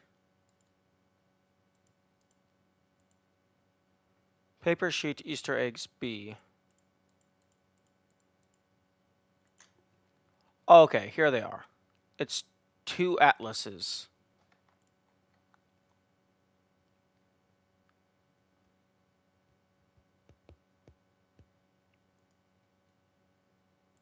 Export selected assets.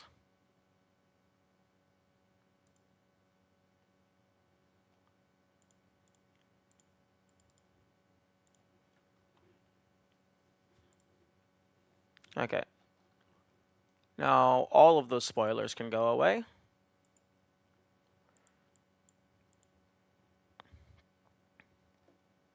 Now, Krita.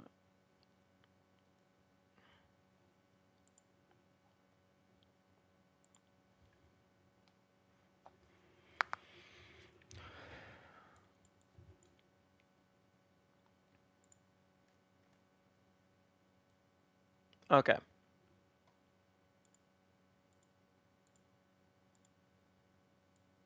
I now have the blueprint images in maximum quality.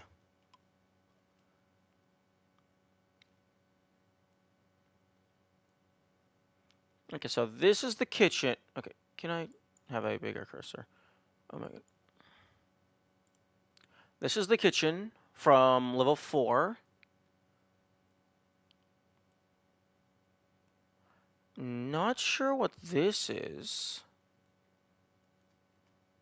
Because these are top-down views. Or rather, they're supposed to be top-down views. If this is a top-down view, then all this shit is on the wall.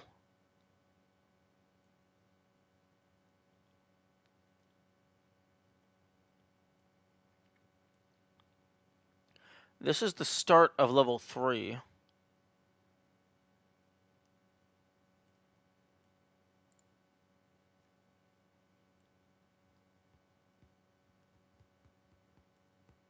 Okay, yeah, this is where the crane is. So, yep, this is the nook in level 2.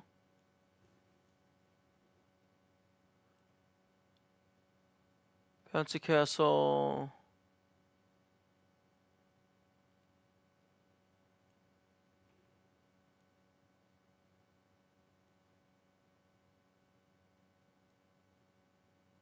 Hmm.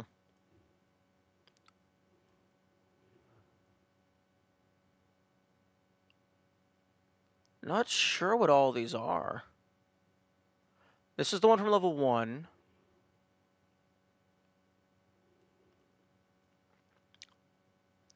This is the initial receptionist area.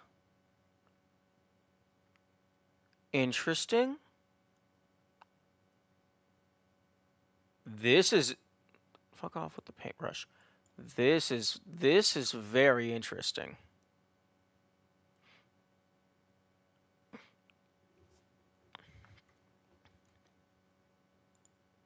Okay, I'm actually going to... Okay, go to Dollhouse. That room just being off to the side.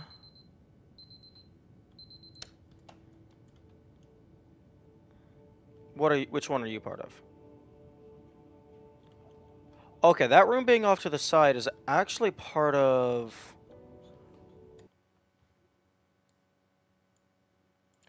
this one over here.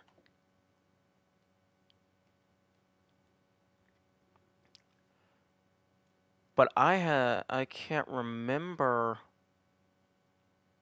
what room that is.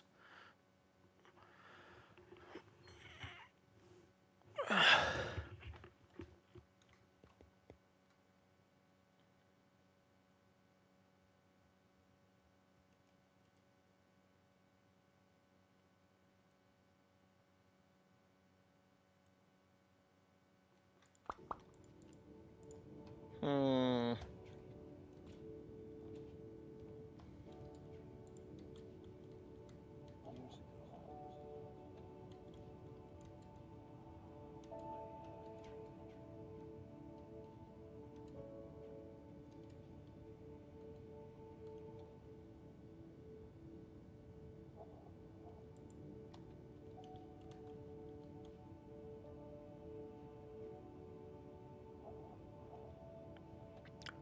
This might be level 4, maybe? No, that's level 6. No, wait, level 7.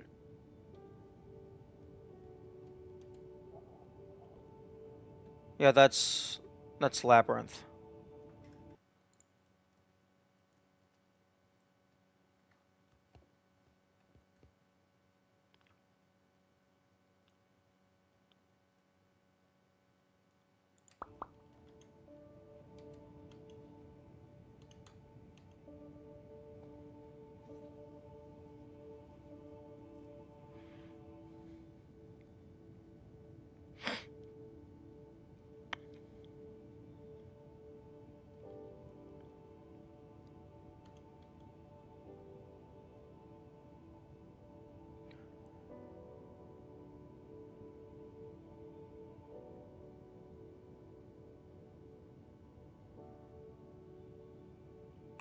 I think this is the start of level 3.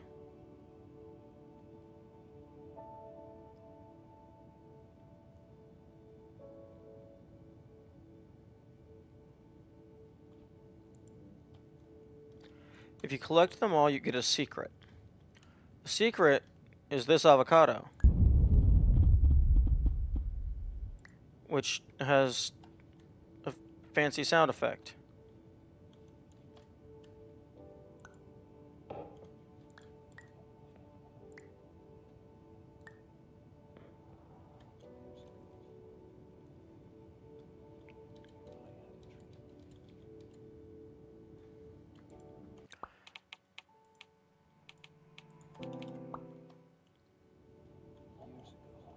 Okay, game.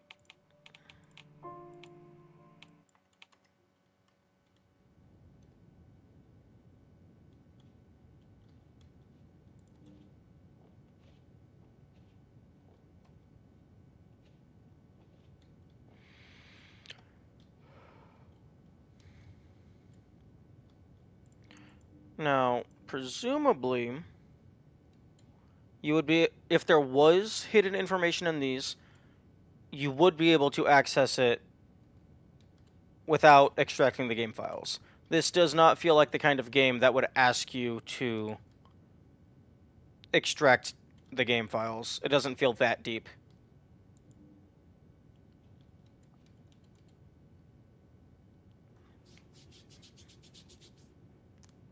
Especially because it presents... Okay, well, maybe except for that one. That one's kind of blocked off and fucked.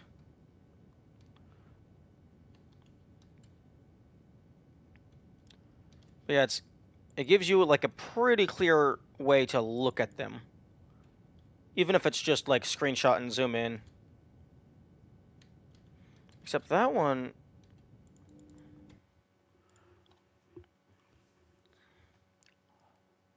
That one is... this one. That's the Jenga room. Yeah, that's a side view. That is not a top-down view.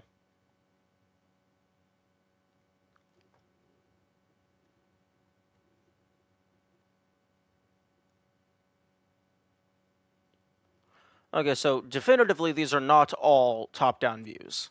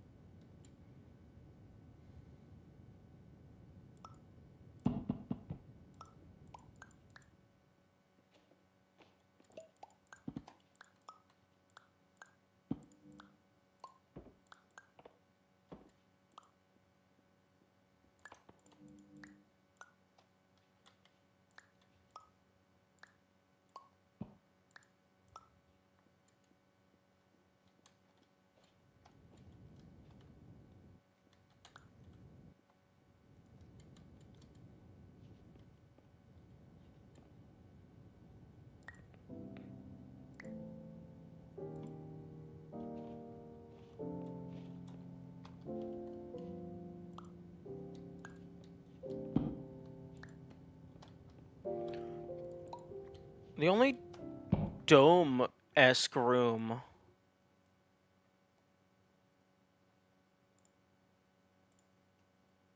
That's a dome. That's a start... I mean, this is very clearly the start of level 3. With all the pallets and the pipes.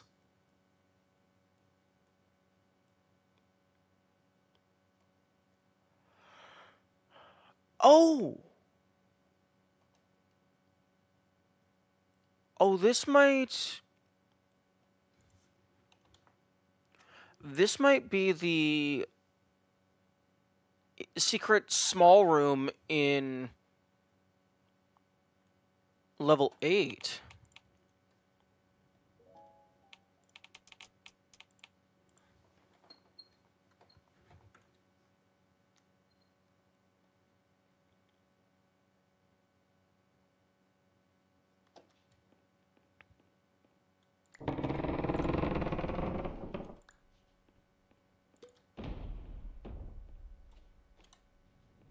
Oh, okay.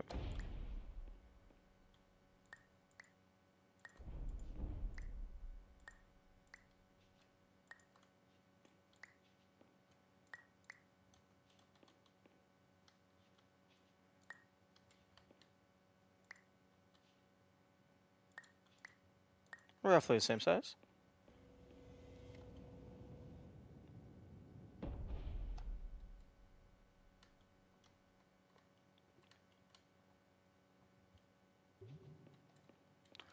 That might be this room. Because it has all the tables and the lights.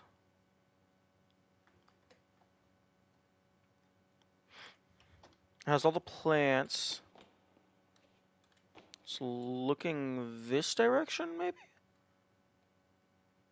Yeah, because it has the shelf. Or maybe it's looking this direction. Because there's the doorway.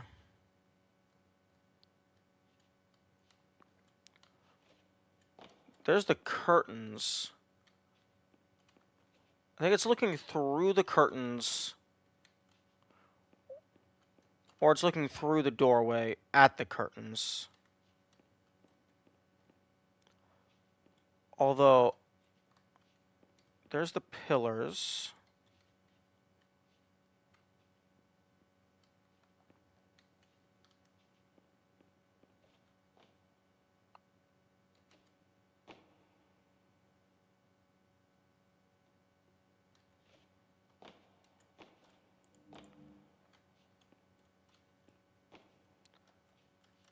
Where's two vents that would be right next to each other? These two vents. So it's looking that direction, I guess? Or it's looking this direction.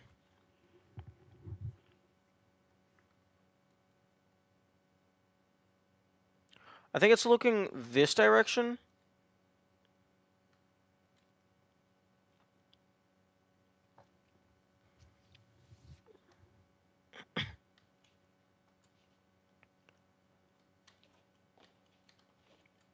Because this vent right here is near the edge of the map.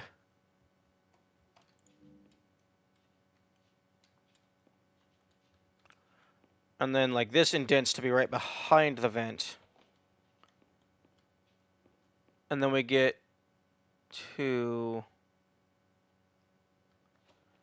this stuff.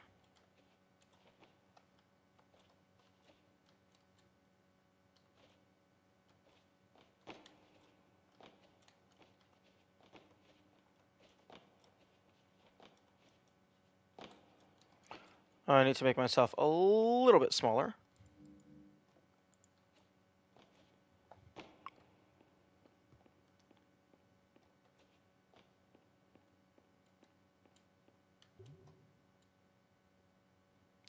Good morning, Voizo. Hope you're having a good day.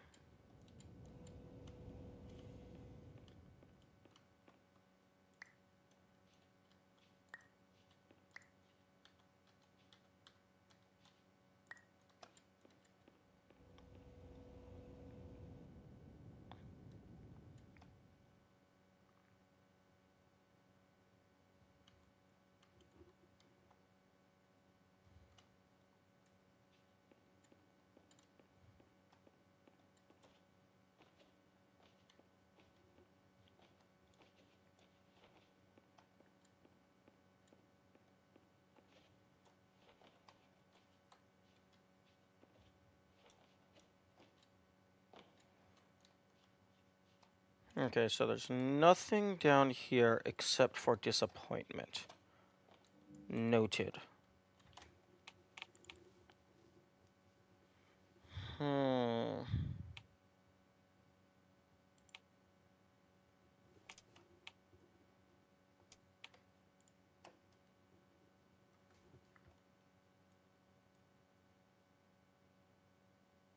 These are all lockers, maybe?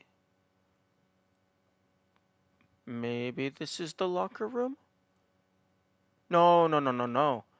This is level 2, because that's the walkway above the everything. Okay, there's the lifts.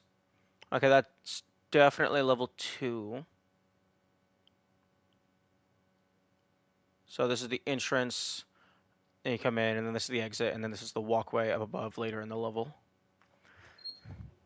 Okay, starting to understand.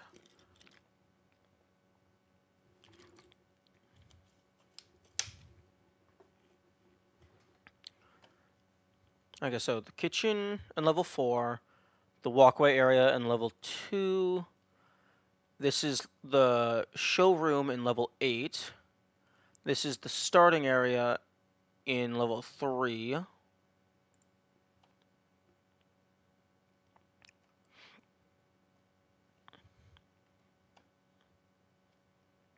This is the pool room in level 7, Labyrinth. Not sure what you are. You're interesting.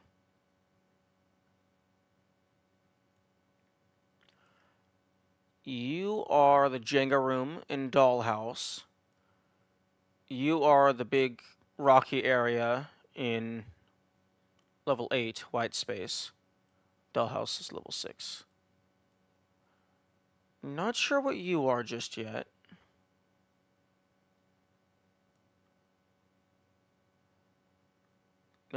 There's a portal there. So you come in and then go through. This might be clone. This is the crane area in level 2. This is the initial hallways in level 7. Yeah, level 7. This is just the general receptionist area that appears in most of the levels. I'm unsure of what this is.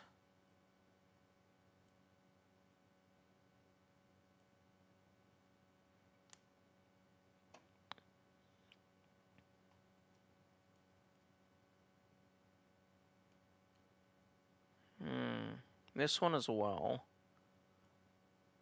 This is level 1. A part of level 1, rather. I'm not sure what this one is. So, don't know what you are. Don't know what you are. You and you.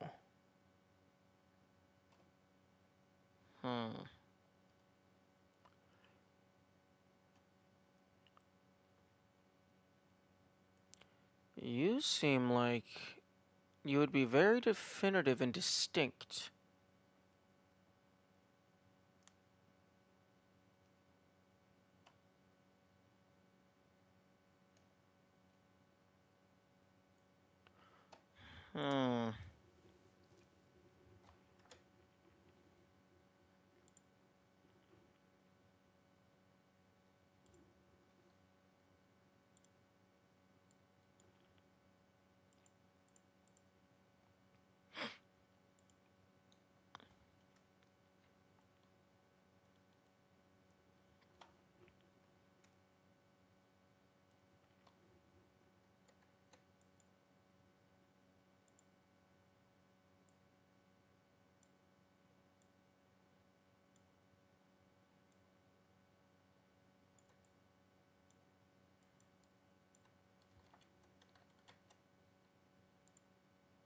Can make that a little bit bigger. Does that look good? Doesn't look bad.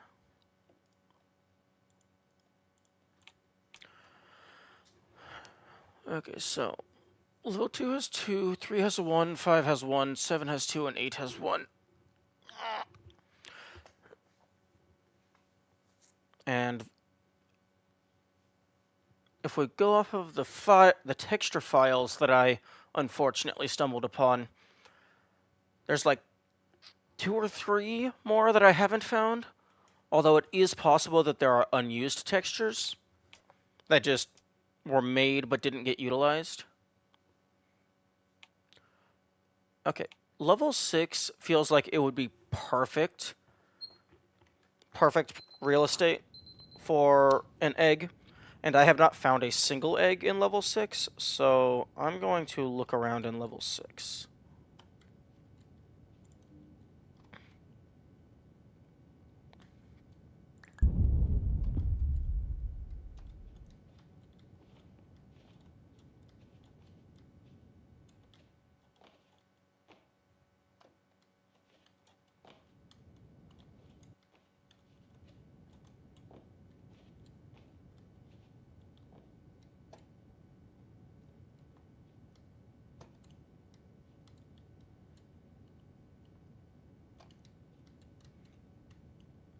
Now I need to look behind every single door.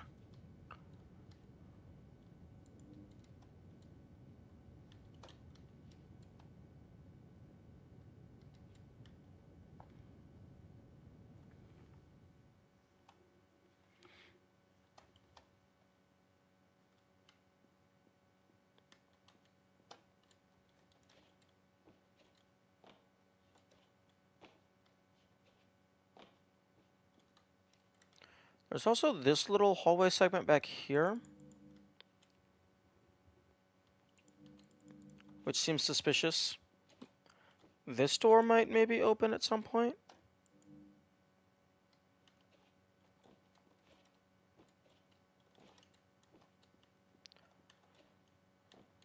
It's also possible that I'm just looking in the complete wrong locations. Already found that.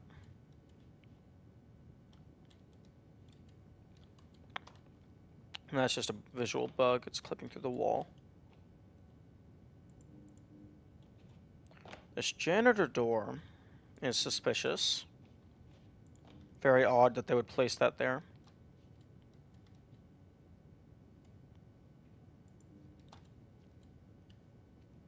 But then again, I'm just calling everything suspicious. Because I trust nothing anymore. Secrets could be hidden anywhere.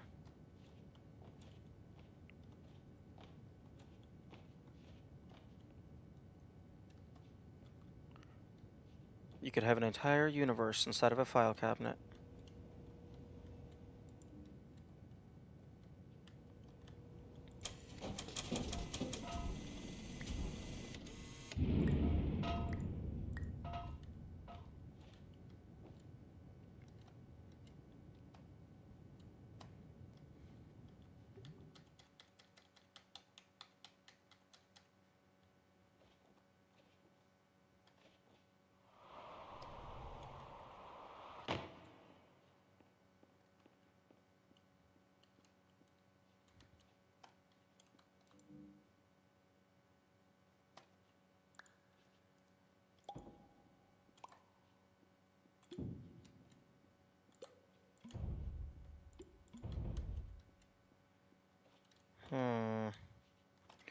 Okay, I'm going to put graphics back to low because it was noticeably lagging out there.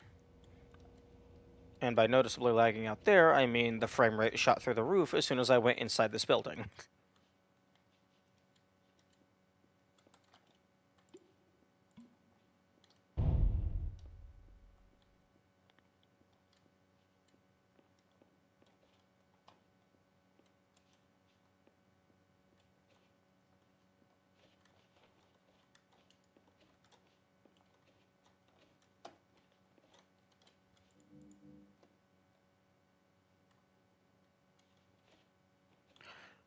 Also, I think the objects that you can manipulate generally tend to have a less intense texture than the static objects in the map.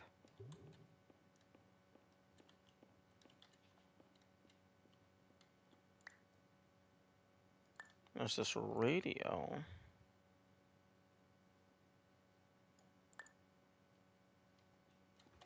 I should probably turn the music back on.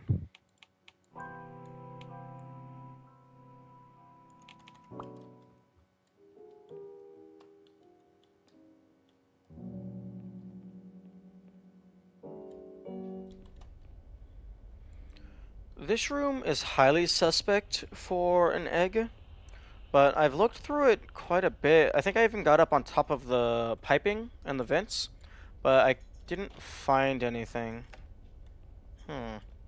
649.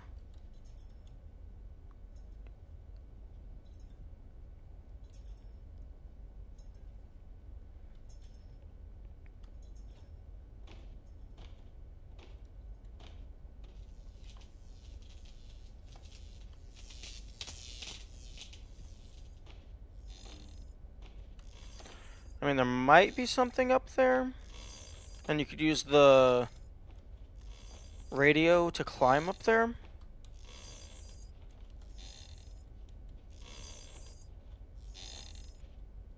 But I'll have to look into that later, at some point maybe, or rather I'll go back if I do have to go back. Yes, words.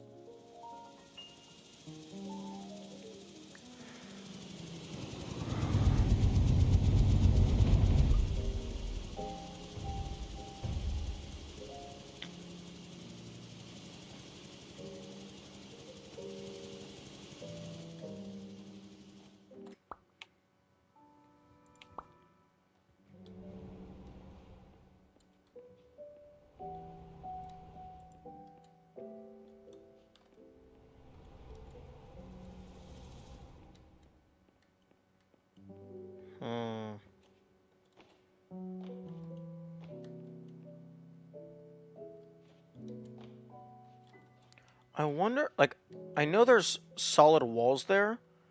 I wonder if it would be possible to get myself small enough to go into there?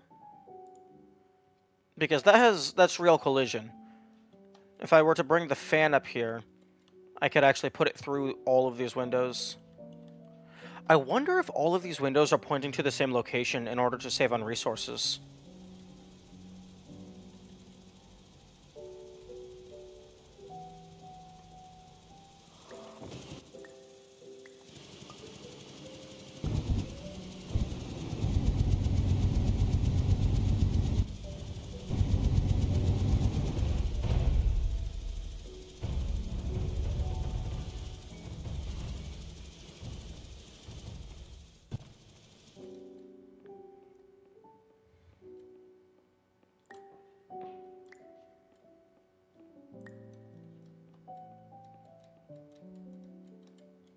They're not. Interesting. Wait, actually, no. These probably aren't portals. These are probably just an actual hole in the geometry.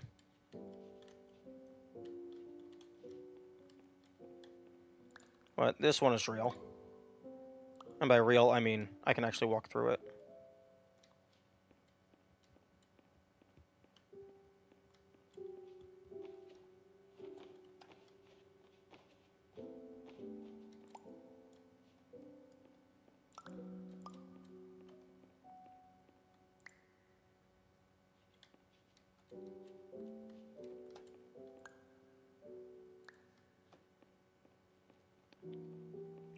Okay, I'm gonna get this door flush with the ground.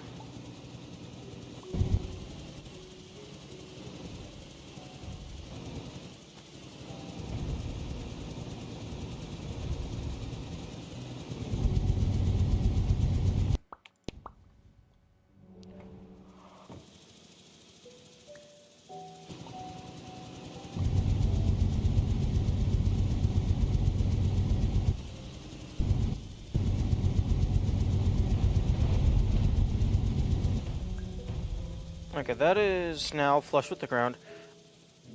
Was there a way to shrink myself back here?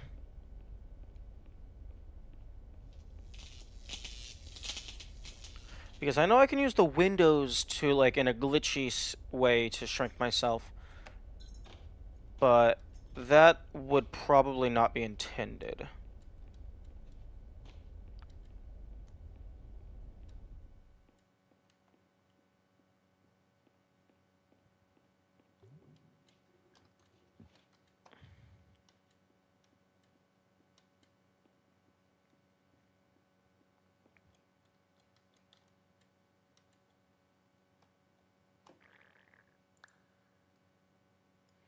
Oh. Wait, excuse me?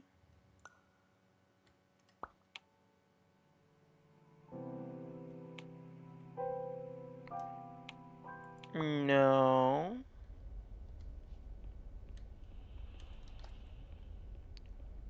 No, that is not the door that I exited from.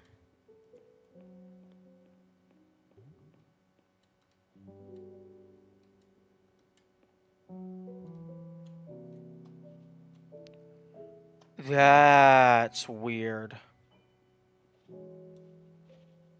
I don't know how I feel about that.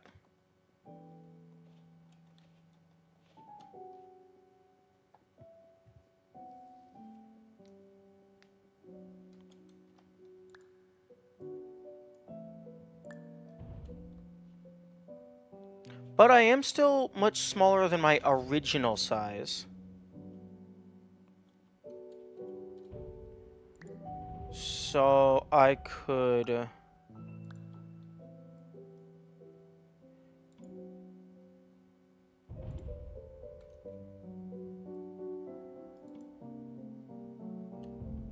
do something like this.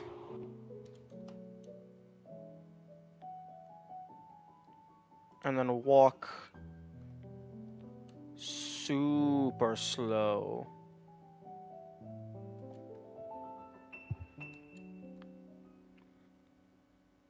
This is not something that I have done yet, so it might potentially yield new information.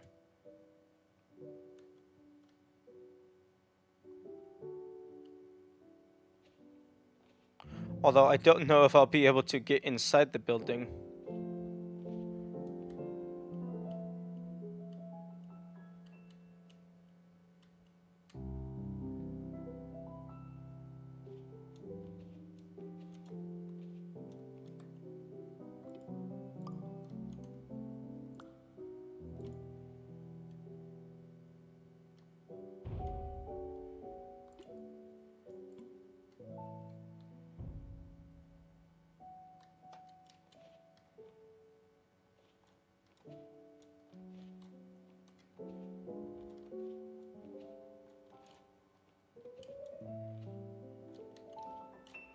Ooh. Oh, if I'm too small, I can't actually reach the portal. Although, over on this corner, it is lower.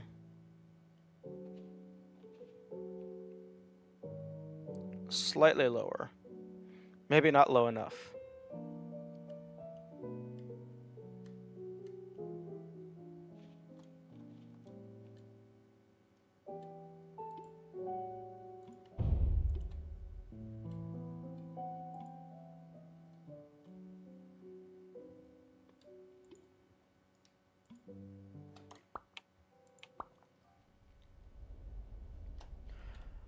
I could set it up such that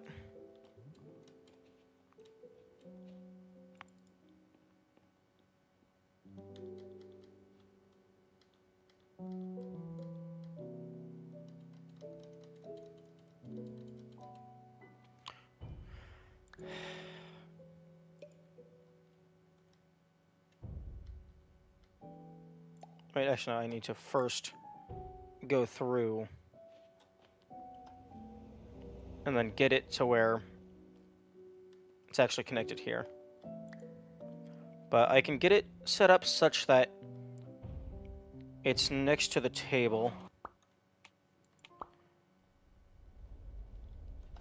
So I can jump through the door.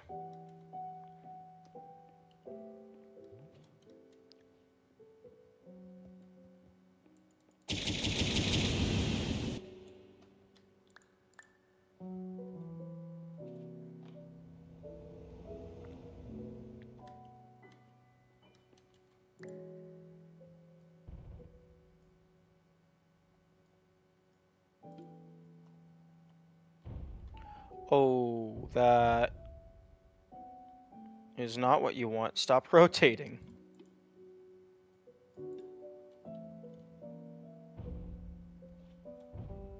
Oh.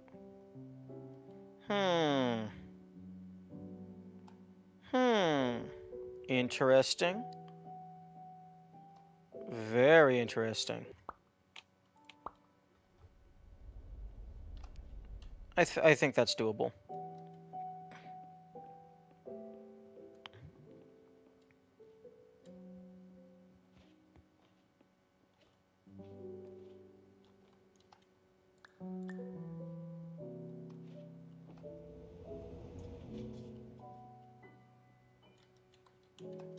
Oh, wait a minute. Did I make a mistake? I think I made a mistake. Whoops.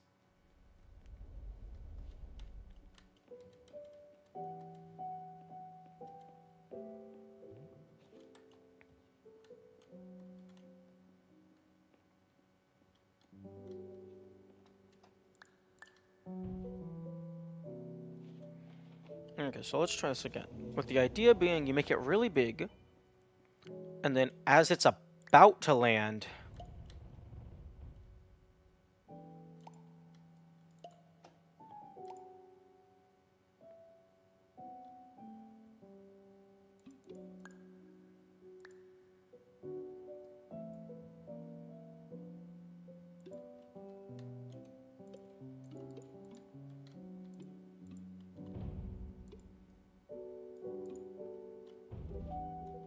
there we go.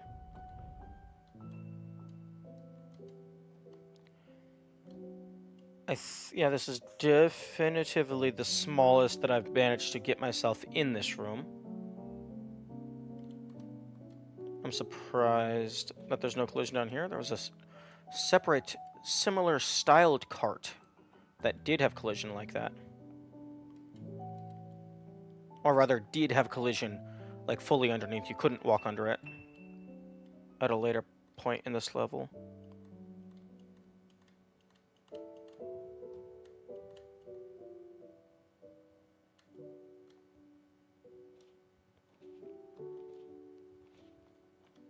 Now, I don't think it's possible for me to get back up to the door, but I can still explore this room.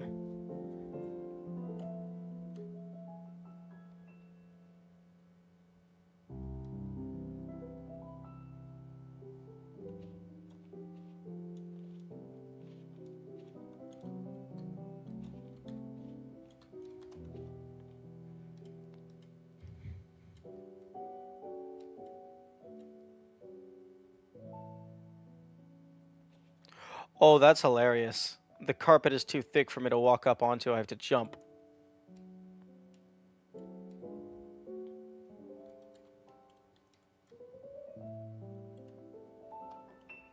I can go in between those now. I was not able to do that before.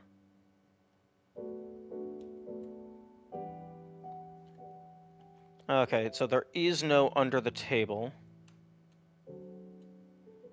Unfortunate. Although now I'm very confident that there is not going to be anything here, because if the developers intended for you to get into this scenario at this size, they would have taken the effort to texture the underside of the table. But given that they did not, I'm almost certain that that there isn't going to be anything here, because the player is not intended to be here in this state.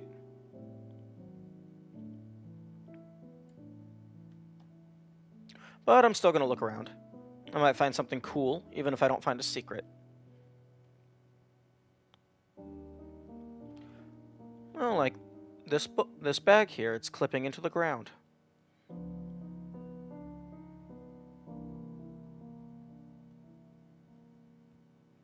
It should have been placed a little bit higher.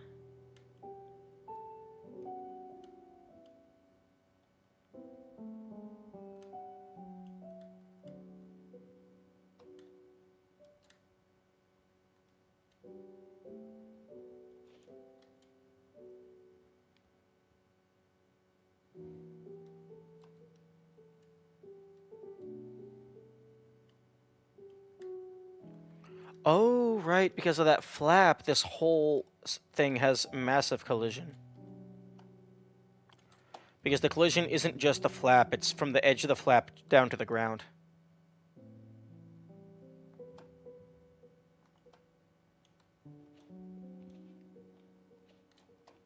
I'm not sure if jumping is faster.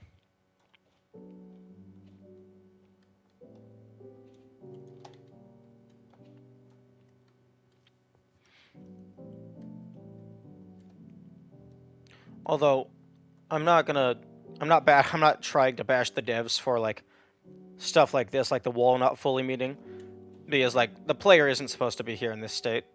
So this stuff doesn't matter. You're usually much bigger, so you can't notice that stuff.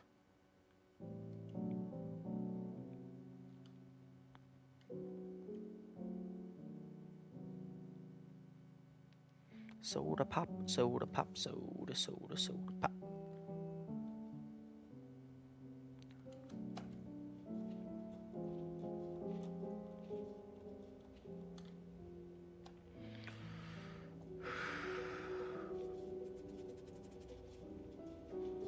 Okay, well, I'm gonna drink some water while we go on this road trip. Oh, the dream pop machine isn't on the ground fully. That's funny.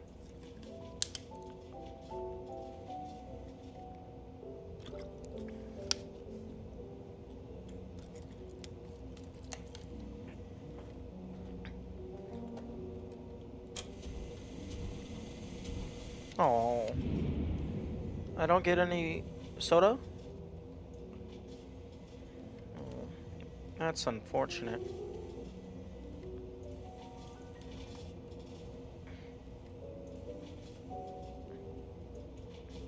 Yeah, this right here is what I was expecting from that other cart. The collision just going all the way to the ground.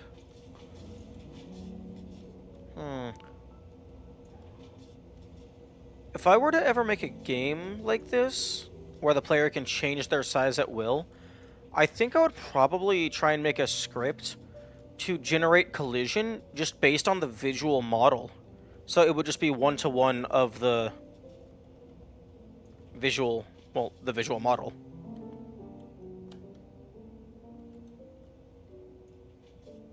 So it would perfectly match the polygons of what you can see.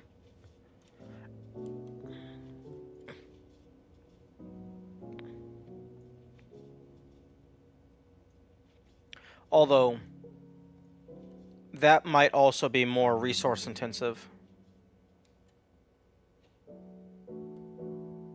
So that might be undesirable.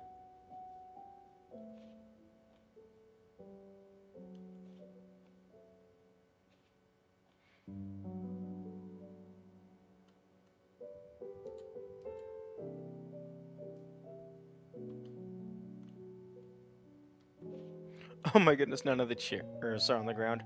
I bet they placed one chair and then just did copy paste, drag along the axis, copy paste, drag along the axis. Boing.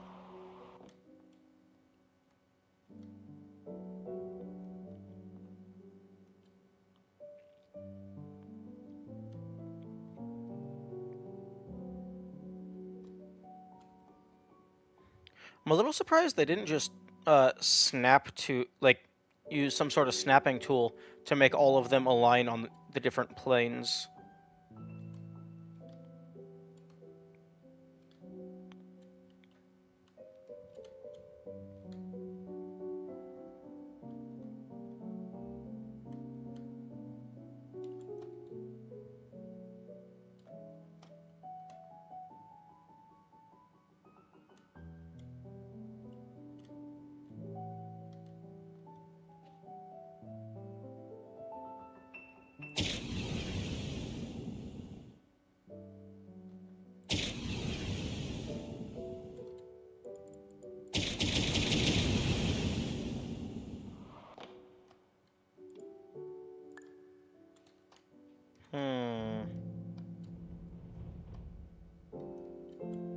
You good, bro? Okay.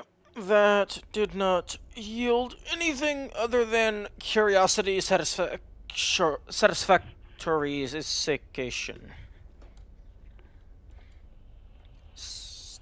Satisfaction. Is that a word?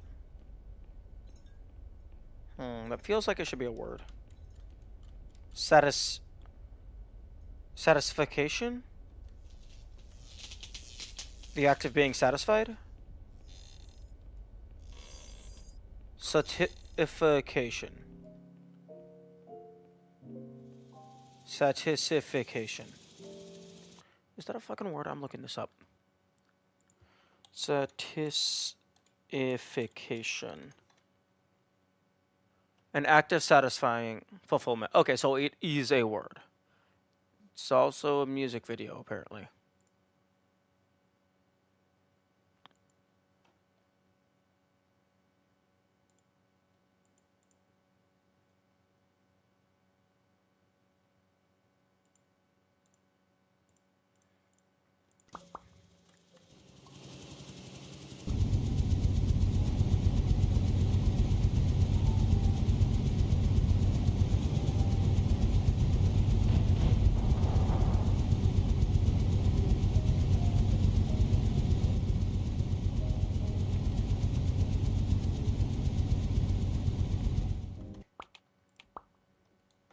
Okay.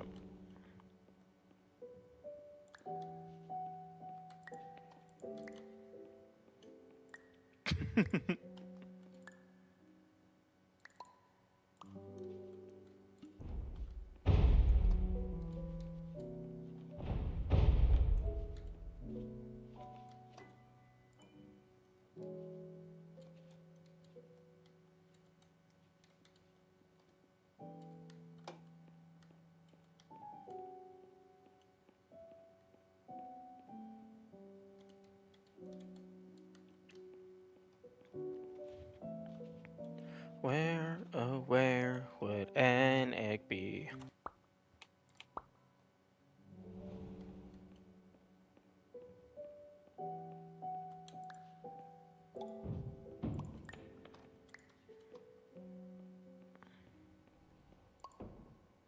Huh?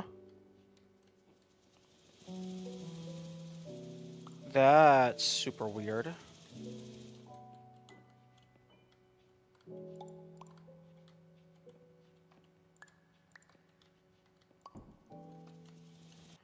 Why did that push that off?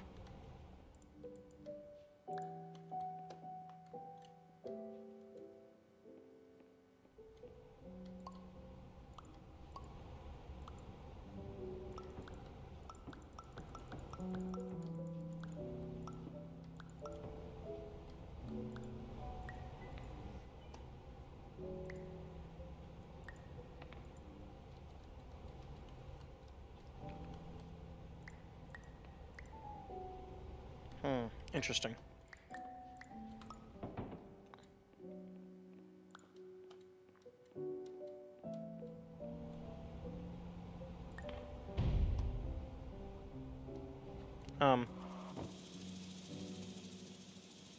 Hello?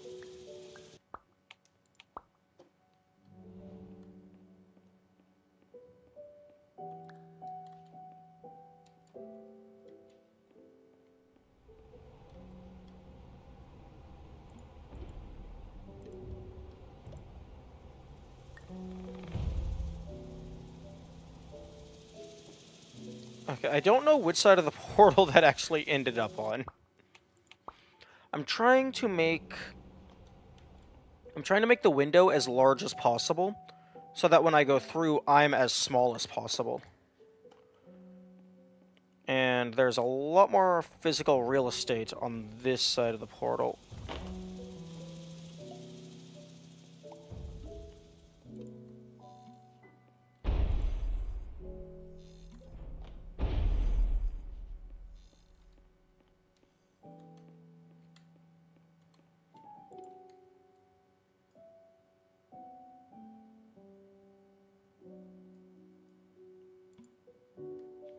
Okay, I think that's the biggest I can make it, because it's flush against the floor and the ceiling.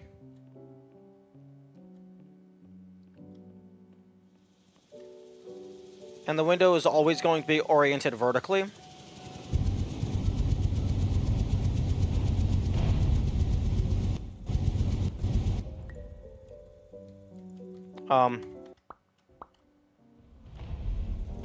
Okay, I don't know what that just did. It just lagged for several seconds.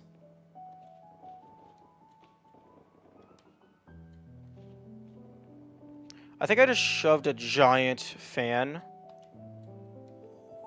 into this room.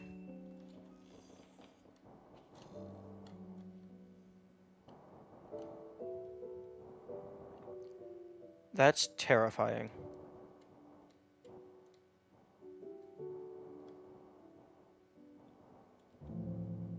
It's in the walls.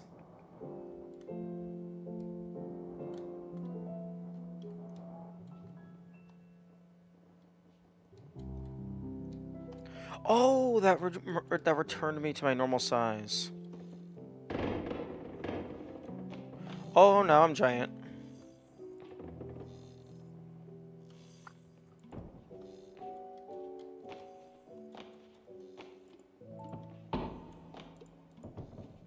And I can't fit through anymore.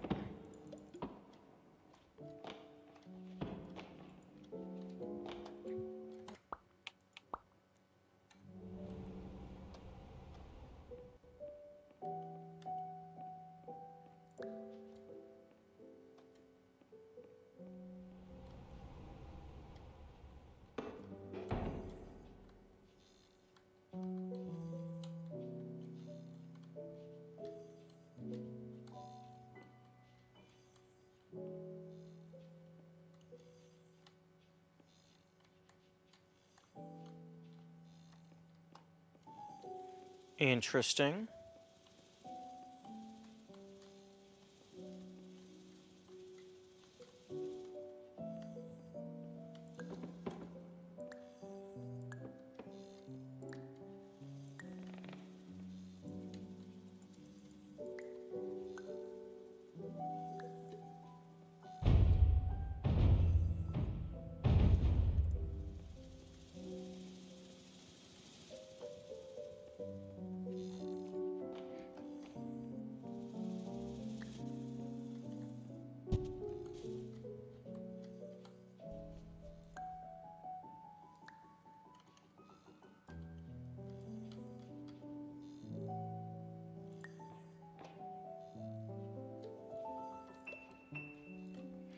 Okay, let's just... let's just move on. This isn't the most significant room anyway. To explore while small. That is yet to come.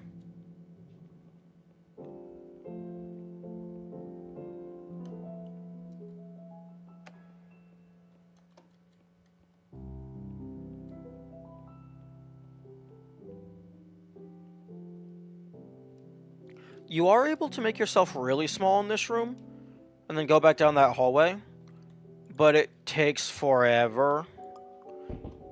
So I don't think the dev would expect the casual player to do that. And honestly, it takes so much time, I don't even know if they would ask the hardcore puzzlers to do that. Because even if you know exactly where to go, it takes, like, actually 10-20 minutes to make your way down the hall with how small you are.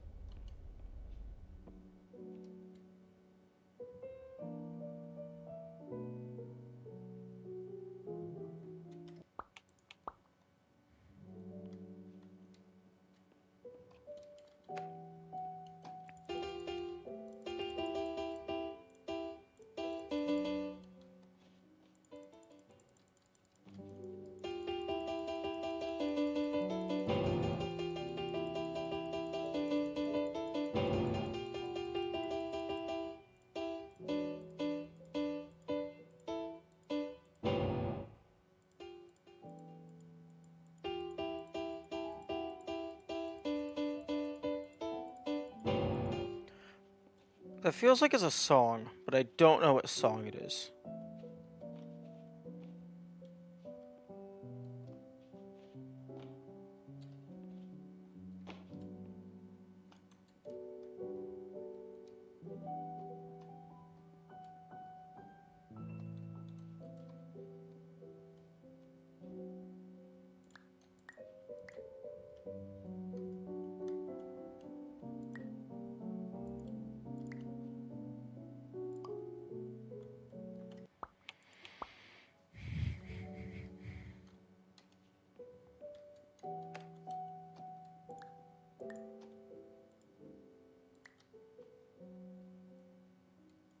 Good morning still exists.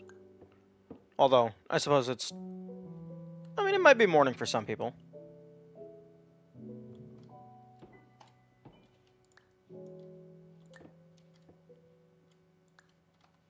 Now this is the room.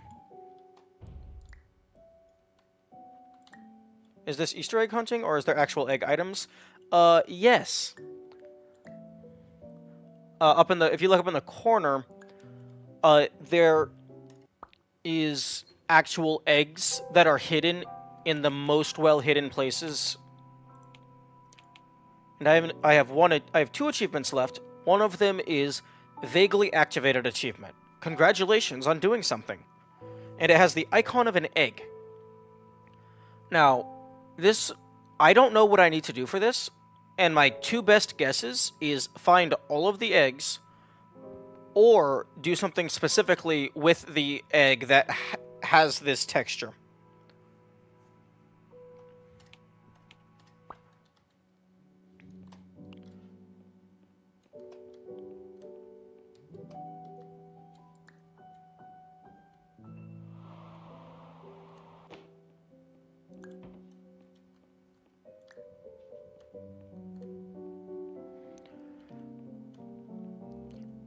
Now, there's potentially 2 to 3 eggs, at least, that I have not found, because I was trying to extract the blueprint textures to look at those more closely, and I ended up finding some of the egg textures, and I think there was 3 of them that were textures for eggs that I did not have yet.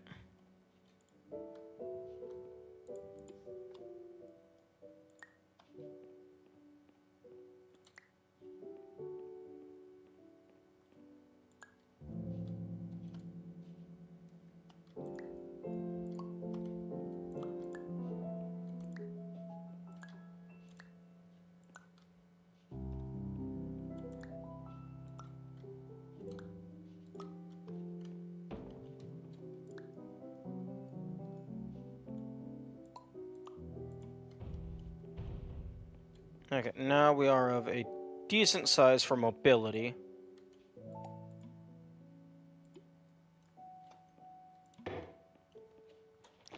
This is the room that I would want to look the most thoroughly at.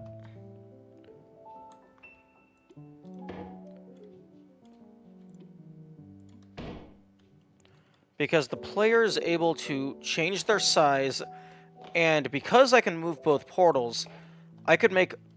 This portal is roughly the size for me to go through. I can make this one real small and just place it anywhere.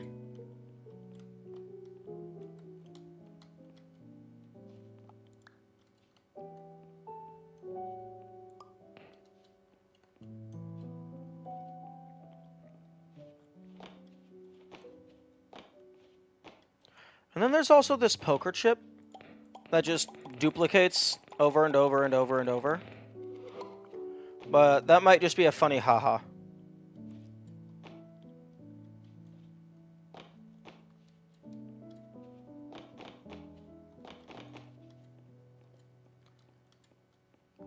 Now, I've put myself up on top of the windows, but I didn't find anything. Now, the only thing that has me concerned regarding looking for Easter eggs in this manner is none of the other Easter eggs have utilized the size change mechanic, but also this is the only level that uses the size change mechanic, so I don't know if that is relevant.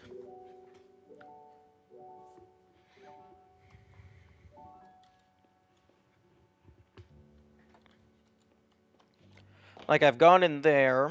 I've gone in between all these boxes. I even went inside the straw on these cups. There was nothing in the straw, unfortunately.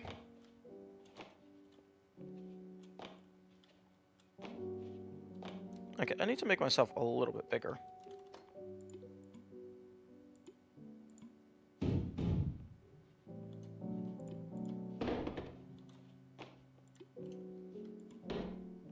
There we... Wait, no.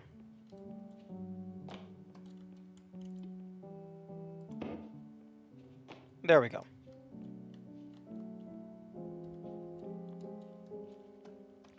Unfortunately, there is no crouch button, so if I want to change my perspective, I have to actually change my size.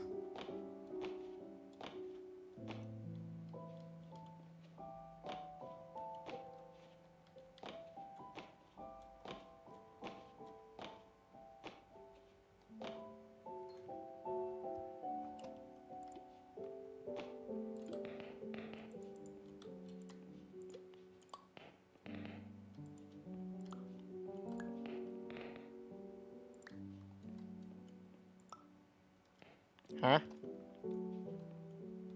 Excuse me, what did you get caught on?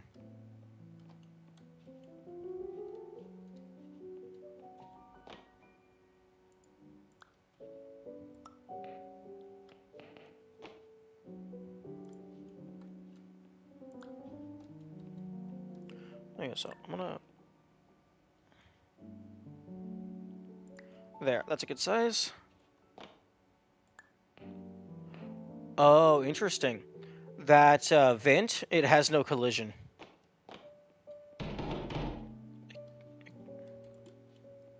How much would a crouch and sprint help in this game? A crouch would just be convenient for having different viewing angles. Sprint would be nice for moving faster. It wouldn't really affect the quote-unquote difficulty of the game. I just feel it would be a nice quality of life thing.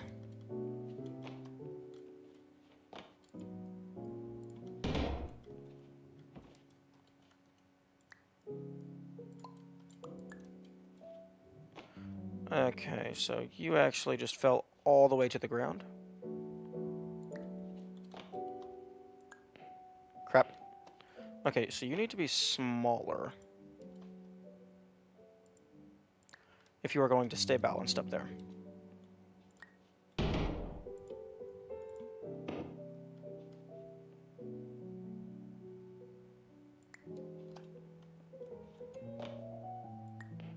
There we go.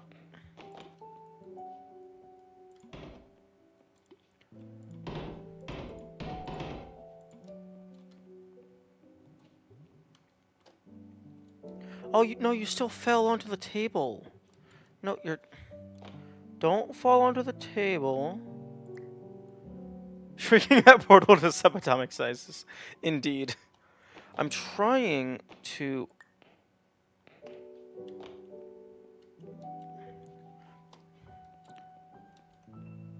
Eventually it's going to get so small that I'm not going to be able to grab it anymore. I'm trying to place it on... I'm trying to place it on the trim on the wall. But the trim is, like, curved slightly. Oh, crap. Yeah. Okay, let's do... Excuse you. Stay over there.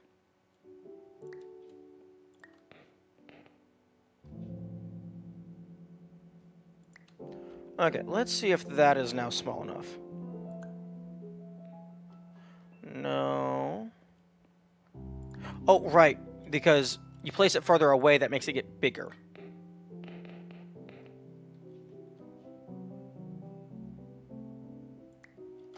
Okay, so...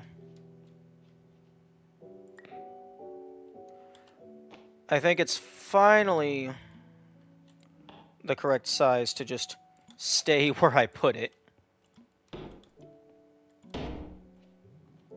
There we go. Oh, that's why it wasn't working over on that type of trim. That's just completely slanted. So you drop it, and then it has energy, and it just rolls and falls. Or it just doesn't give a fuck about the laws of physics. That's also an option.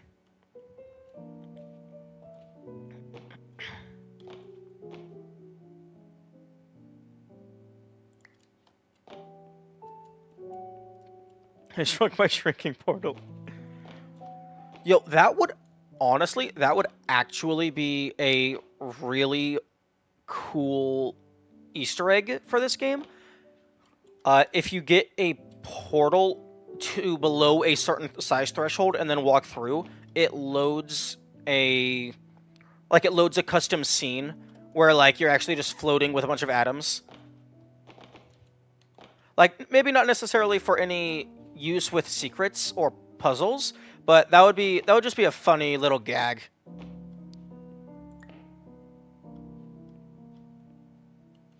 Okay, I think that's on top of the soda can. Yeah, but that's one thing that I really like. Because the player can shrink, most of the time, everything has accurate collision data.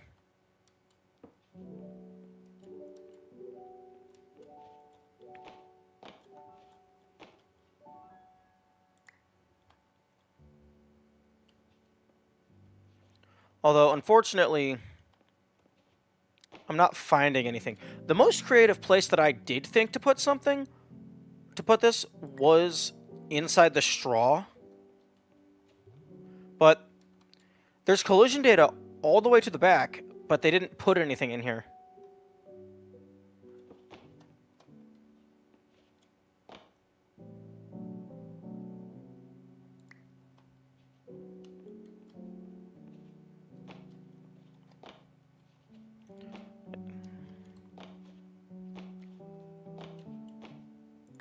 I went in there. There's nothing there.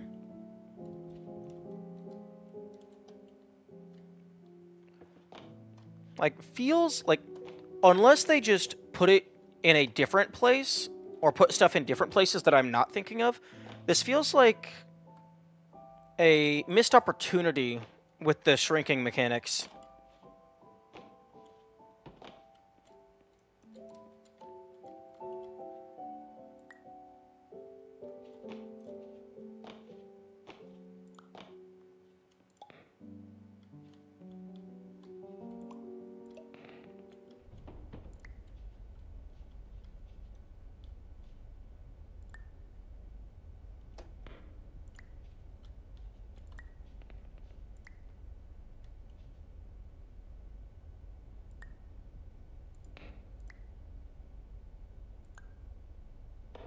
Because you can... This is level... This is level 6. You can actually get up onto these vents. And in level 5, there is an egg up on top of this second layer.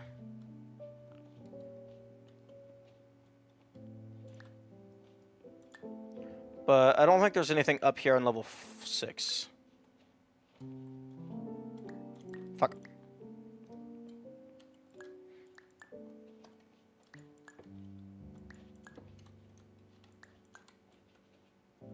Yeah, there's nothing up here. Unless it's, like, super higher up, but...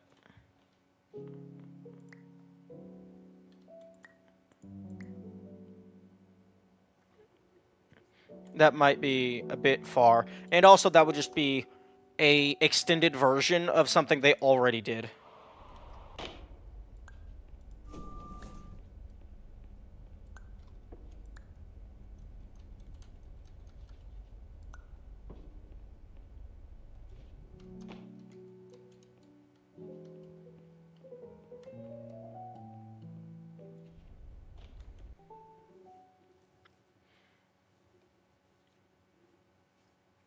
Hmm.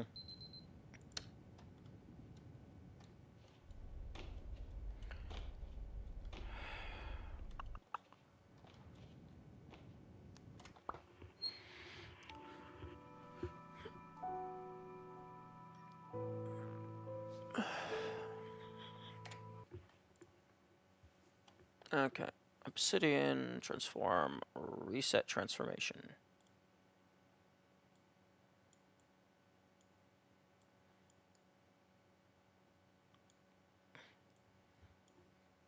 Notes.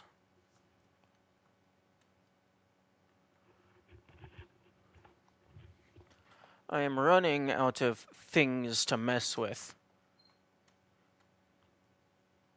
There is all the letters in level 8. There's the top. I think this is just funky texture display.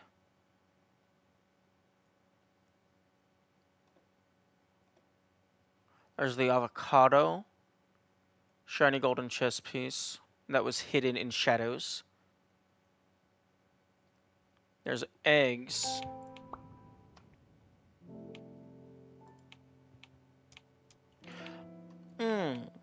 One thing that I can do is... Wait. What did I click? Oh, interesting. It didn't bring me to the level select.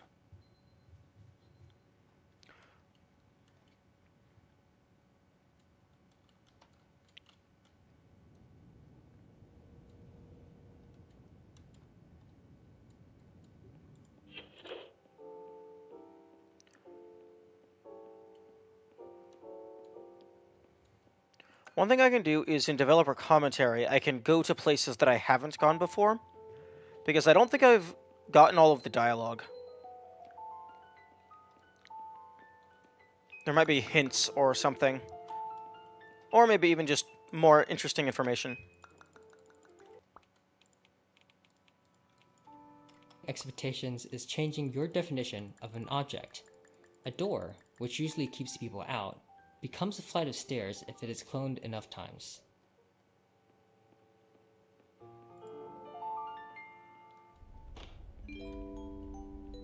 Attention! Dr. Pierce requires you to note the following risks of dream overexposure. Hi, my name's Chris. I was the producer and designer on Superliminal. Hallucinations of dreaded or annoying objects. Yeah, so this right-click to return sign that I bet you didn't even notice is one of the most unread signs in the game. It comes up later, and it's also one of the most unread signs in the game there, too. Fuck. I'm curious as to how they determined that. Like, because the game can detect what you look at.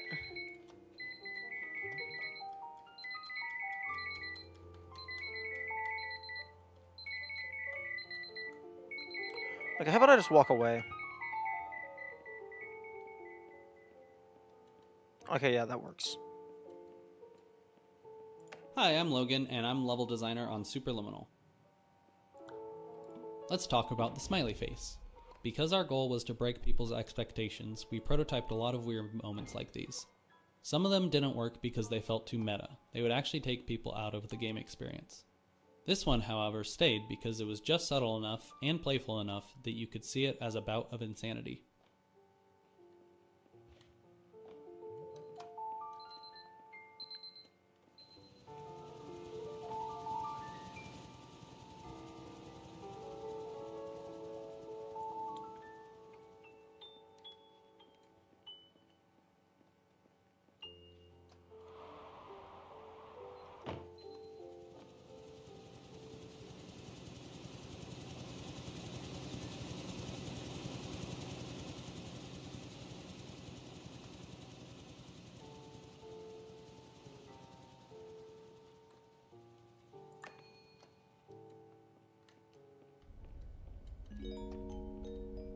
Warning. Dr. Pierce is frantically submitting numerous spelling and grammar mistakes into the standard orientation protocol in a desperate attempt to counsel you.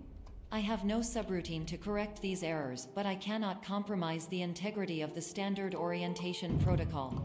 You will not receive these messages. They would not make sense regardless.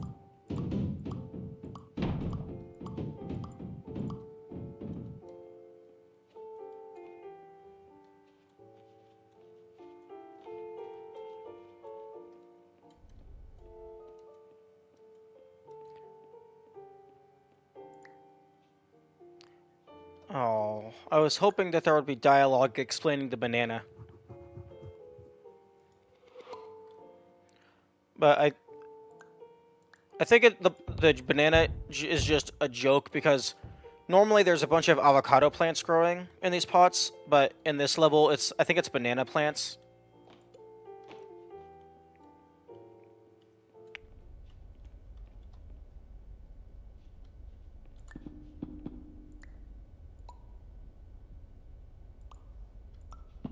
And for whatever reason they made it spin whenever you let go.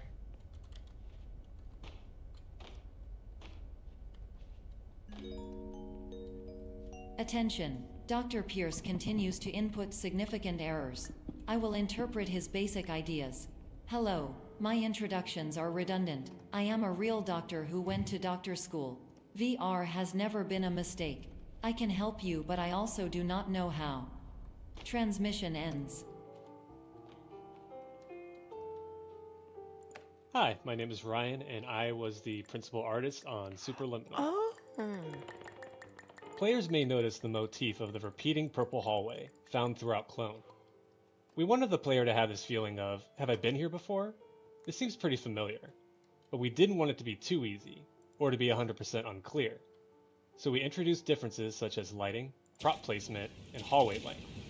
That way, for most players, it was something chewing away at the back of their minds, as opposed to being blatantly obvious. Yeah, unfortunately, due to my mindset, that didn't even come up as a possibility. Hello, name's my Pierce Dr. Glenn. To the Somnosculpt Welcome Experience, team of your care leader patient years 10 development. Conditions struggle you whatever with? Professional invention. Edge science with cutting, a tomorrow can bright. And buts, no ifs, or look good. Hi, this is Will O'Neill, and I was the writer on Superliminal. Lots of credit here to Max Hoarth, who plays the role of Dr. Glenn Pierce, for really nailing this bizarre line in an impressively short number of takes. We were totally prepared to have him record the words in like their logical order and rearrange them after the fact, but his performance of doing it correctly, incorrectly, was phenomenal.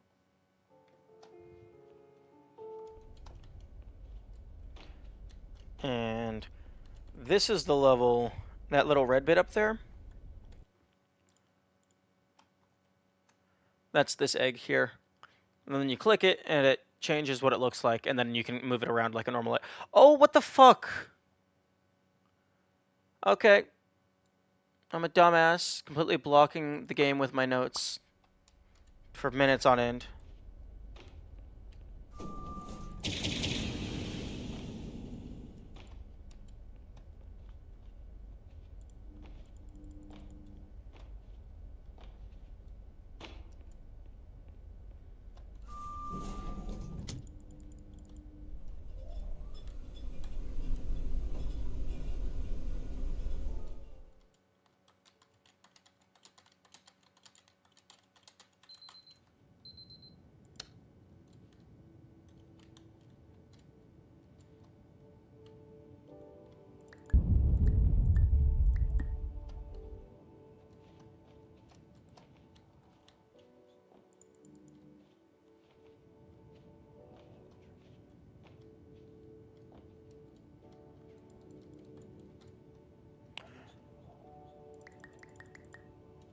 Hmm.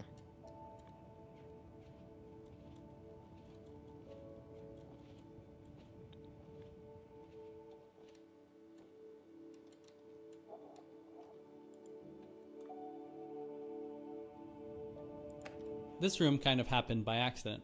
We originally just put a cloud video texture as placeholder as a way to expand on the cloud motif. It ended up working so well and fitting the tone so well that we made this a private theater room in the sleep clinic. It evokes a nostalgic and relaxing but slightly creepy feeling which seemed to fit the game perfectly. Immediately prior to that.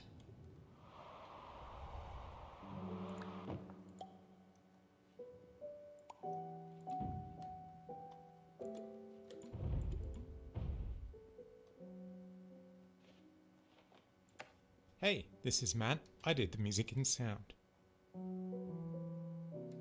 The sound effects that probably took the most tweaking were definitely all associated with the resizable objects. For them, I had to make a collision matrix so that the sound of you dropping a box or a cube would smoothly change from its smallest to its largest size and anywhere in between. So to achieve that, there were lots of different layers of the sounds, lots of automated pitch shifting, speeding up, slowing down, lots of crossfading between different layers of the sound, and a lot of trial and error to get it feeling right inside the game. Hello, my name is Dr. Glenn Pierce. In addition to continuing and discontinuing as mentioned earlier, please also disregard any unsettling experiences that you may have recently had. Everything should have now reverted to being soothing and therapeutic. If this is not the case, you may be receiving this message in error.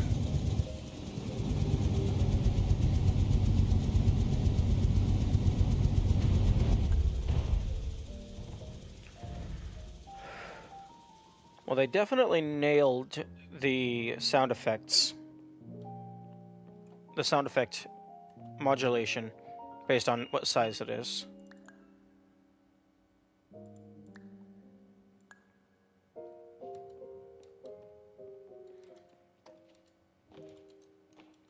Oh, it'd be funny if they put one in there, in one of these windows. Come on. That'd be really funny.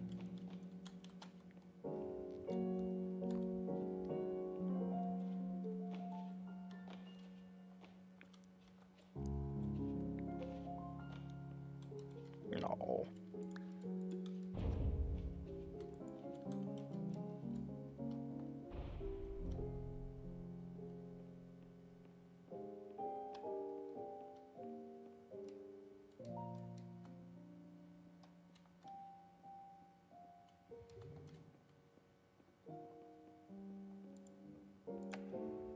Hello, my name is Dr. Glenn Pierce, and I'd like to read you my favorite inspirational quote by me. This puzzle existed for a long time, but it took a while to figure out what the art was going to be because the bouncy castle used to just be a weird L-shaped block. Eventually we landed on the pool motif and the bouncy castle and added a little bit where you go inside the vent. You've ever held dear. Whatever you do, don't focus on that.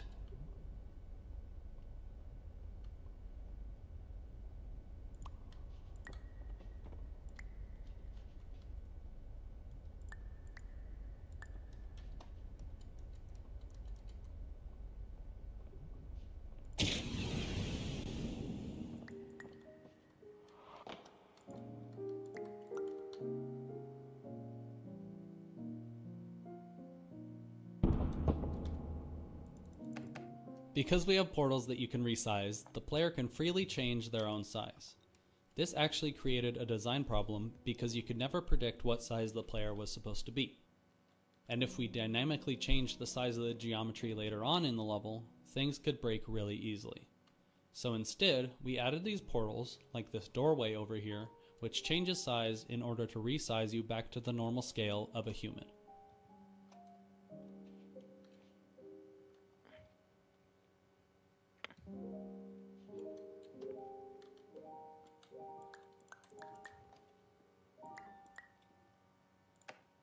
Changing the player size through portals has a couple of weird side effects when it comes to programming.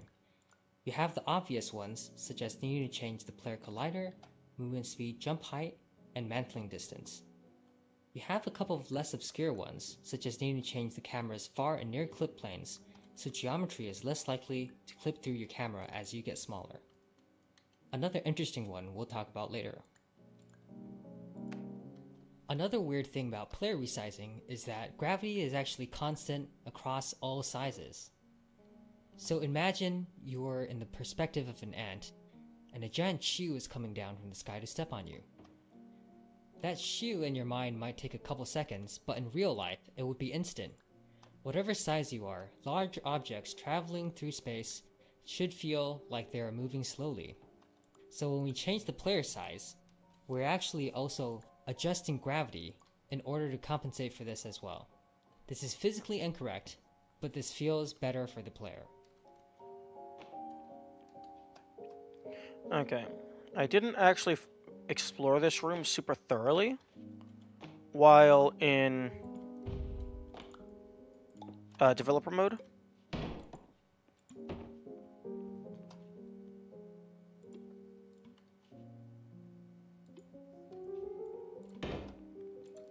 So I'm gonna go look in some of the other hiding spots that I thought to check.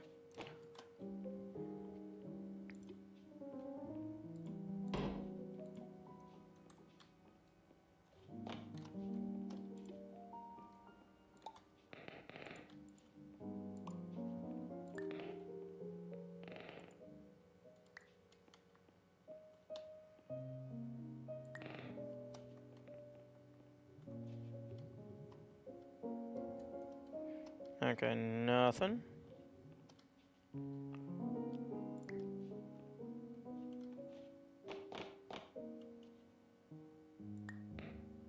Fuck.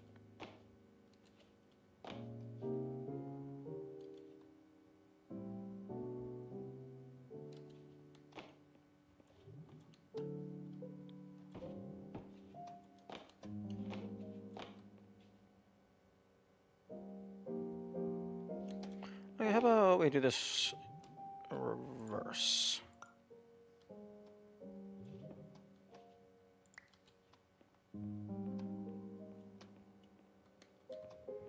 I can just go over here, get a good angle, make that real small.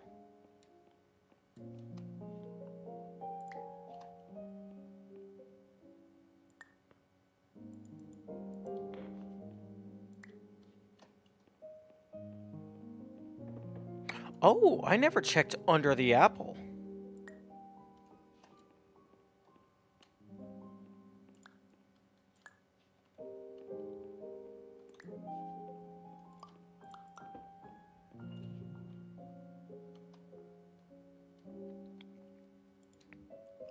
Although there does not...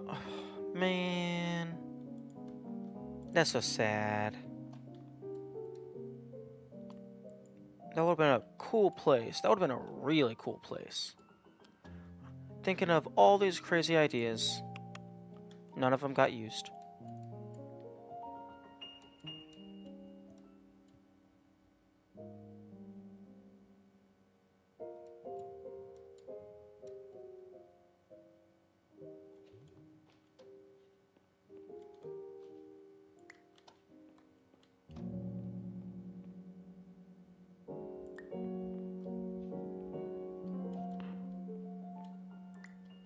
Okay, maybe this needs to be smaller.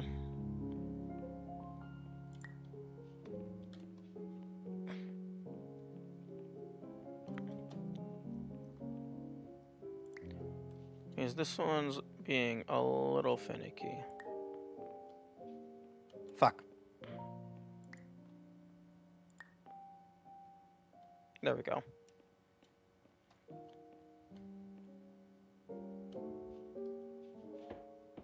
Huh?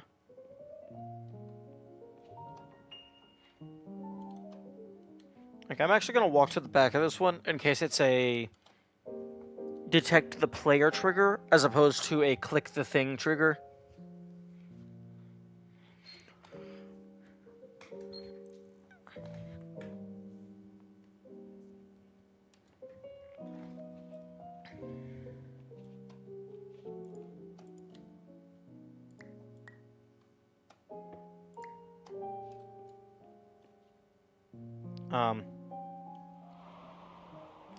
Oh. That's an interesting thing.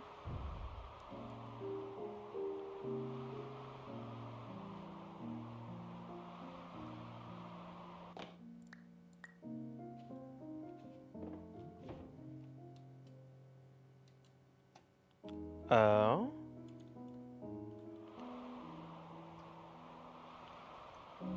What is that?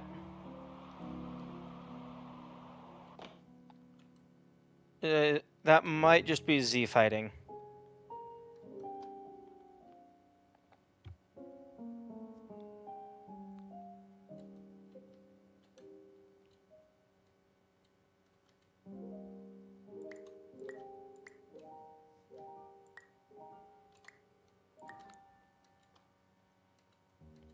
Hmm. Interesting.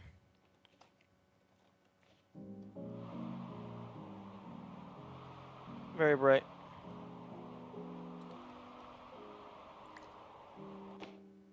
Hmm.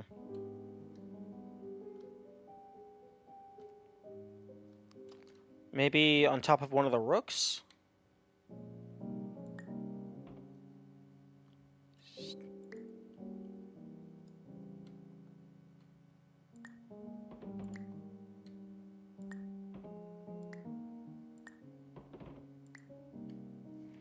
Oh, come on. Just stay up there.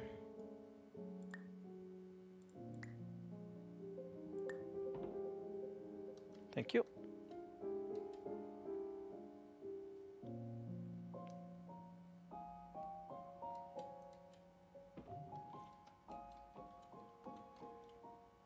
This would be a perfect place. But then again, there's so many places that would be a perfect place.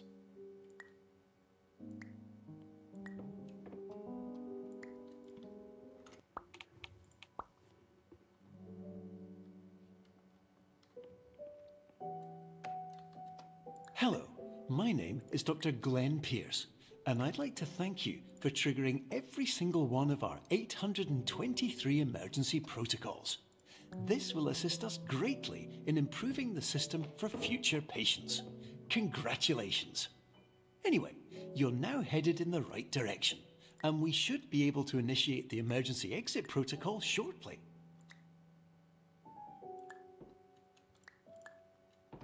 It's not a very good emergency exit protocol if you can't activate it from any scenario.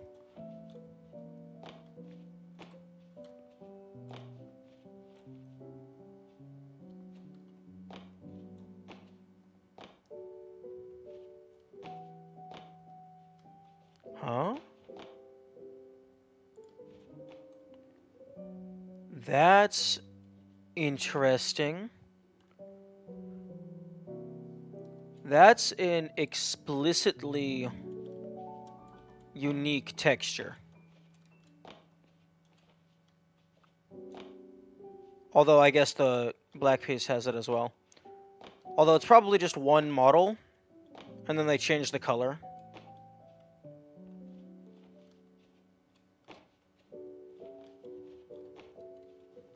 Okay, what the heck is this?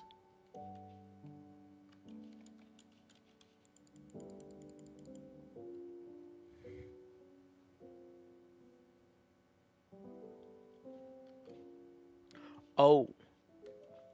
Oh, that would be good. That would be really... the little sliver in the rook. That would be a really good place to put something. There's only one white rook. There's also only one black rook. Well, actually, no, there's multiple. It's just the other pieces are over here. Where's my portal?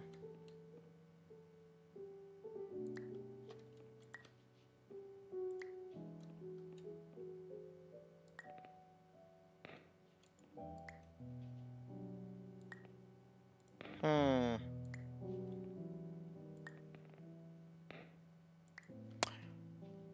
The sliver might not have collision.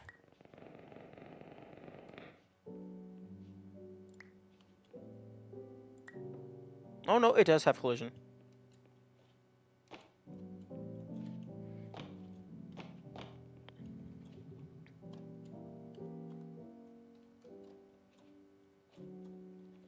Oh, it goes back and then down.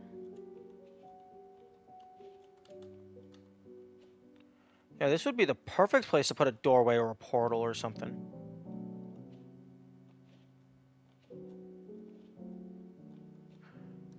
Except...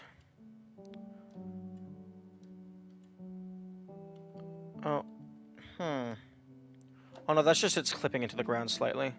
It does have full texture.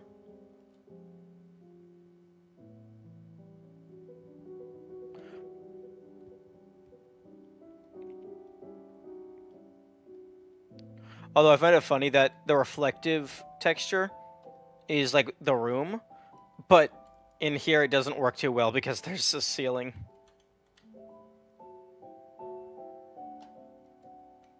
So it's not actually reflecting the correct textures.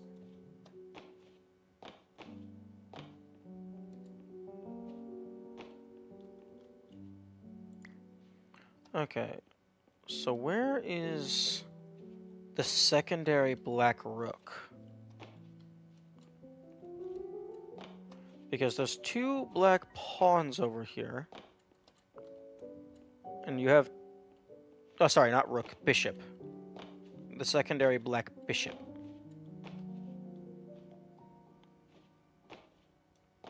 Oh, okay, no, both black bishops are actually in play.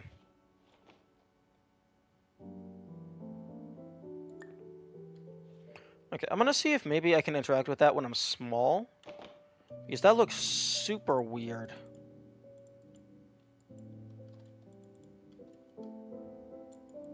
Unless maybe they just put the wrong texture.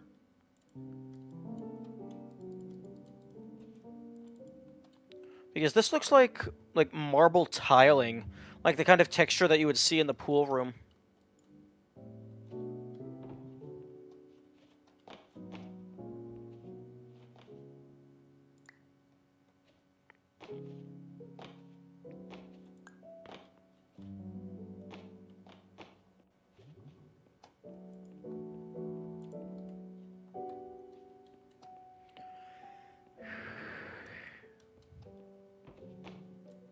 Hmm.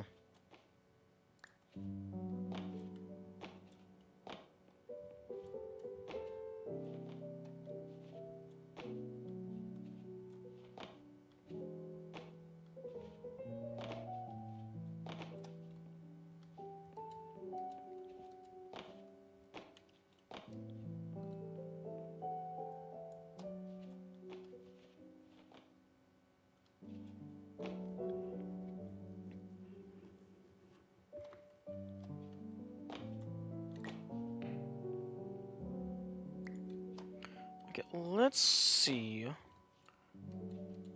if I can get this in there. You gonna stay? Yo. It might be stuck forever, but it's in there.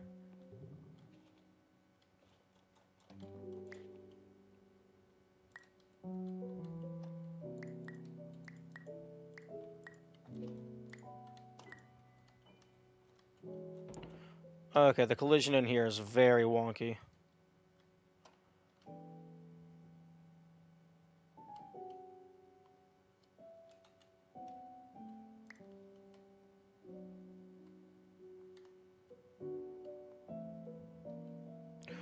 Oh, it's trying to snap it back to the smallest size that the player is allowed to manually set something to.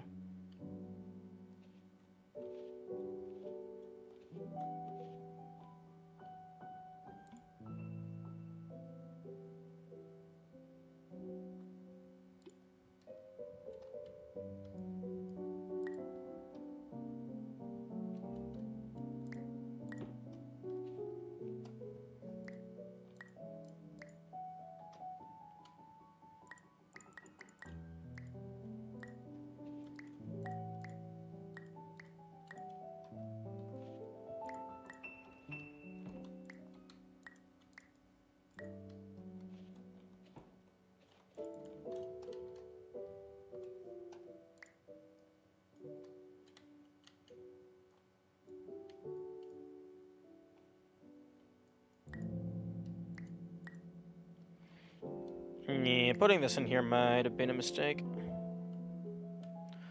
Well, actually, no, it wasn't a mistake, because I can always just reload.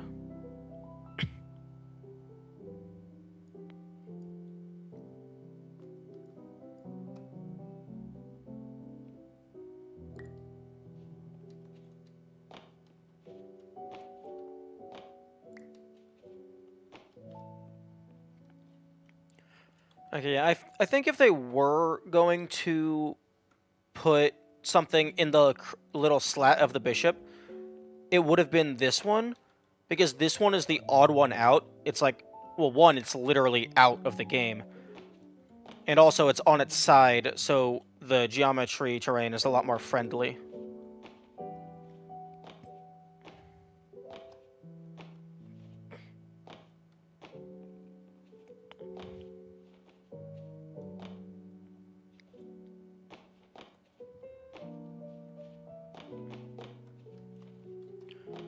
Every time I see one of these, the top a piece of it just reminds me of an ashtray, which is unfortunate. Yeah, I think they might have somehow just assigned the wrong texture to the top of the queen.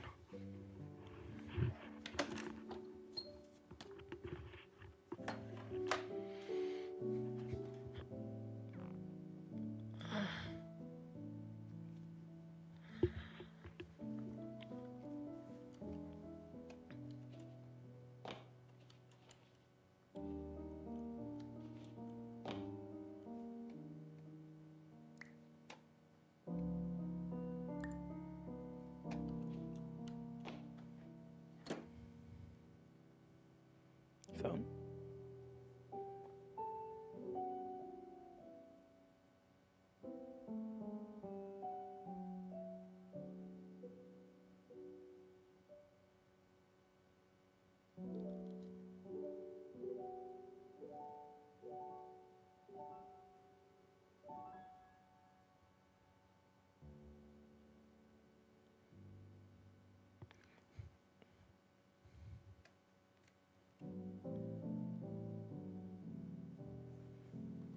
Okay, I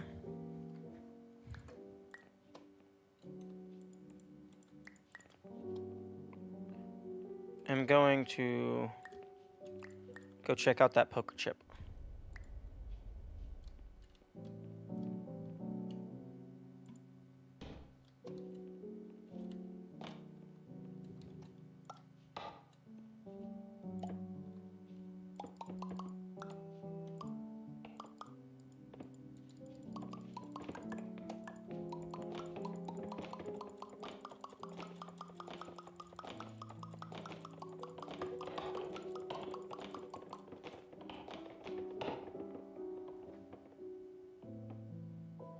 Hmm.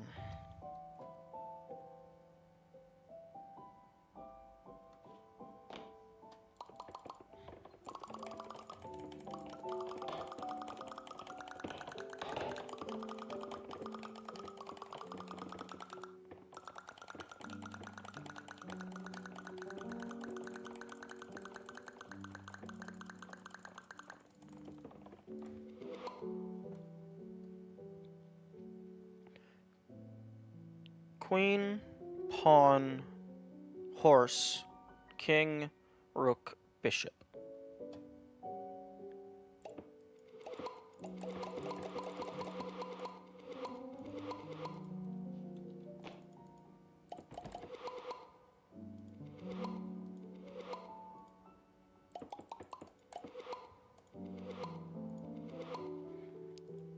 Interesting. Clone it once.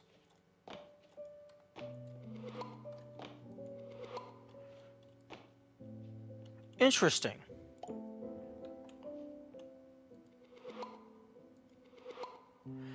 After I return it, I'm able to return it again.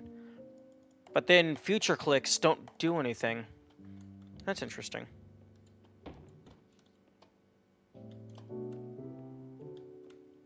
Okay.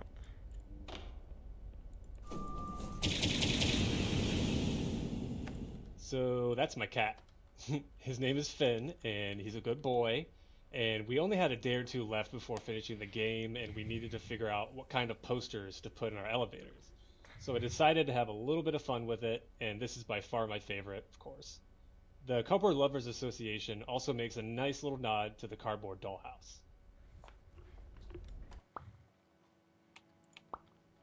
Okay, I'm not finding anything. So, I need a lot of points. Create private room, players 1. Boom.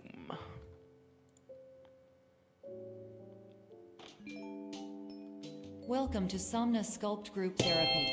Limited standard orientation protocol initiated. Gravity bug detected. Hold on tightly to something close to you that is Not a loved one. multi-patient mode hesitantly initiated. Please note that while our regular therapy does not include insurance, this format does not even qualify for it.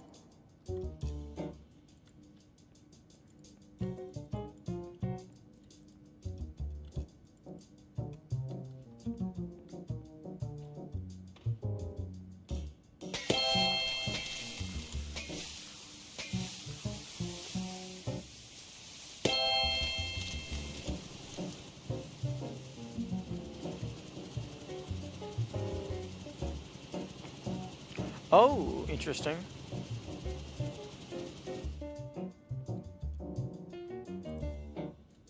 Okay.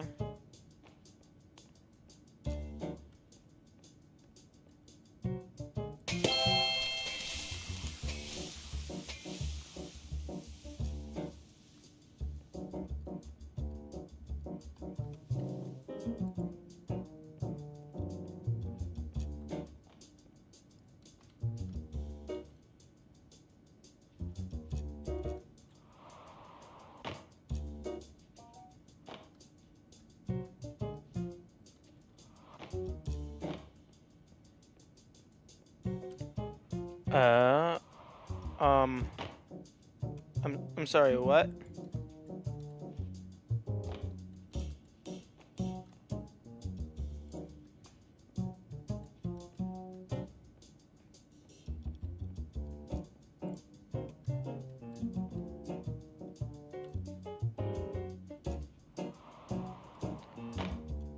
Okay, this is very trippy.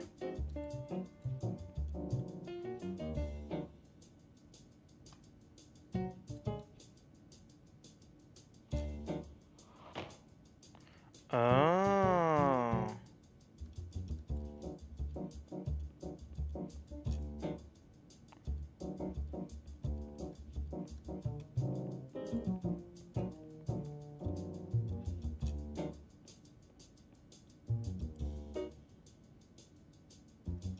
What? Oh, fuck you for reversing. Wait, excuse? What the fuck? I was following the path laid out by you.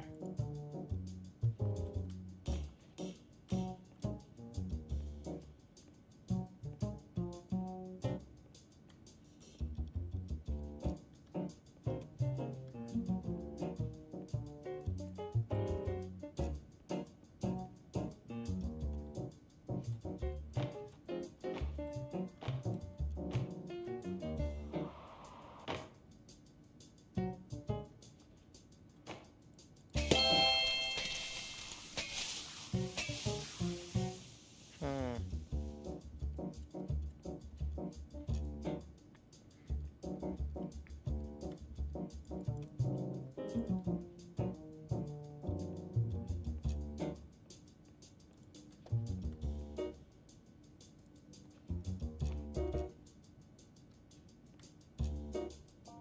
Okay, this is the exit.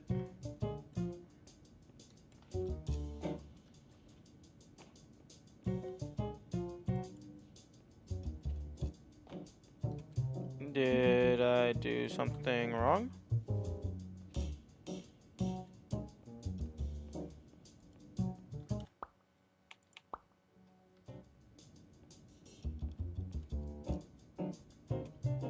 Oh.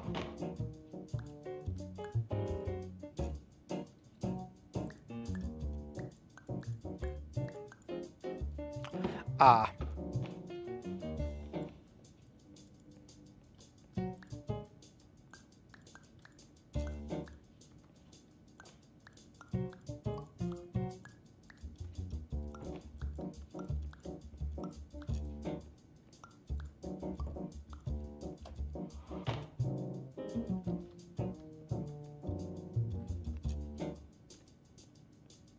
Interesting.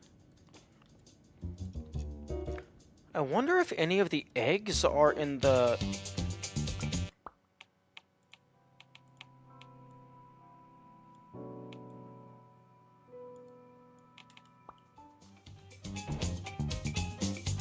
Okay, that's still really loud.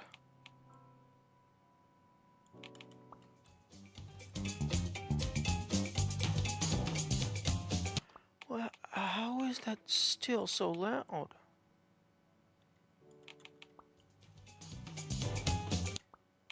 Is that sound effects?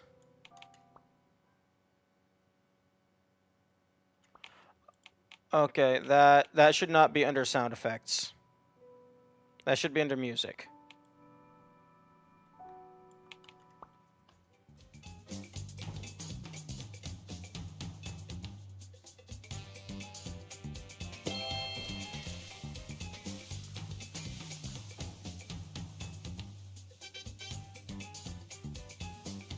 Yeah, I wonder if any of the eggs are in this game mode.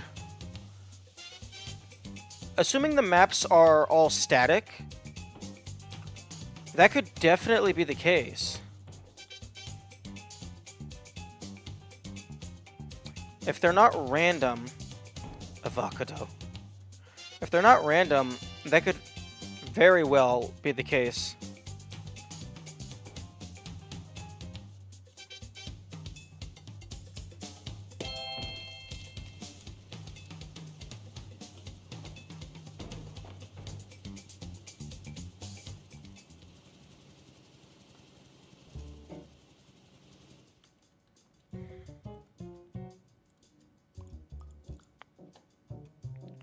And you can definitely, can you?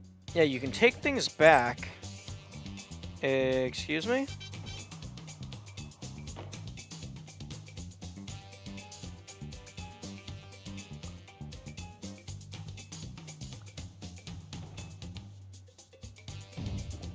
Oh, interesting.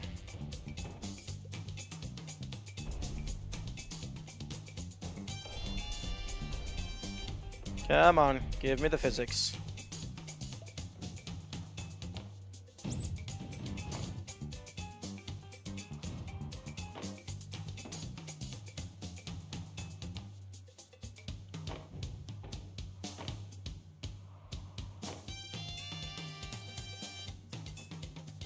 High score.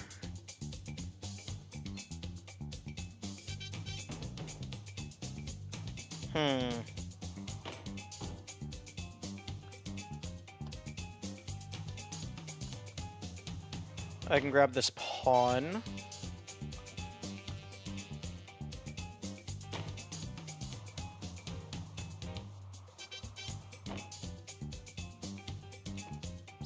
Does it want me to place the pawn here?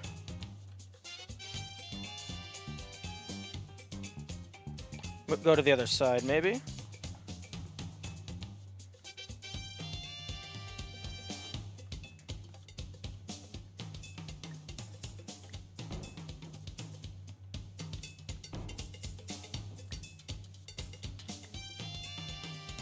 Oh, it's gonna be... Need it to be a little smaller.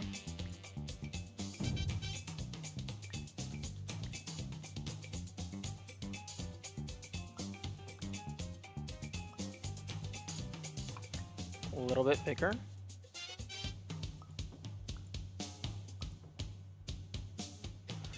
Oh, it's not gonna fit perfectly.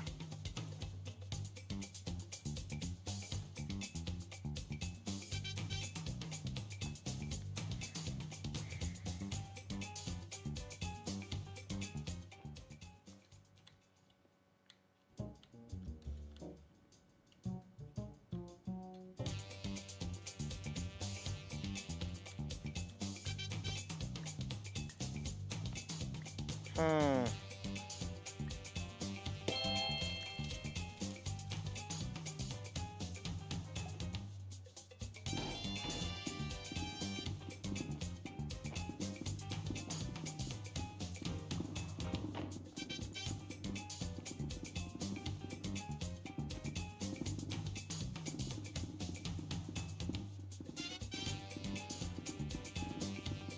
Oh.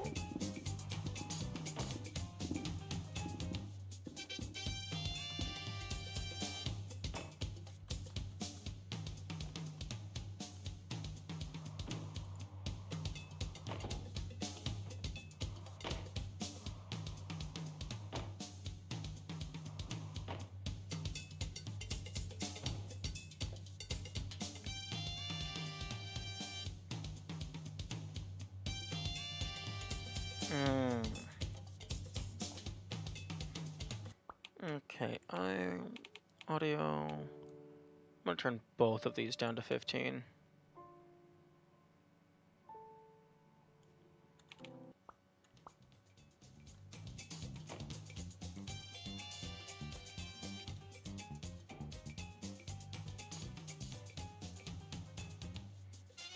Okay, where was that cube?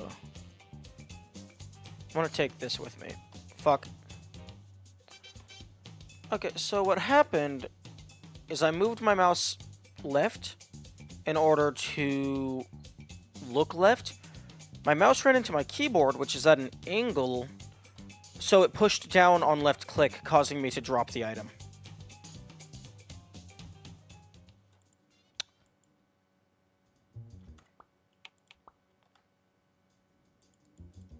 Oh, interesting. Reset to checkpoint doesn't reset the map.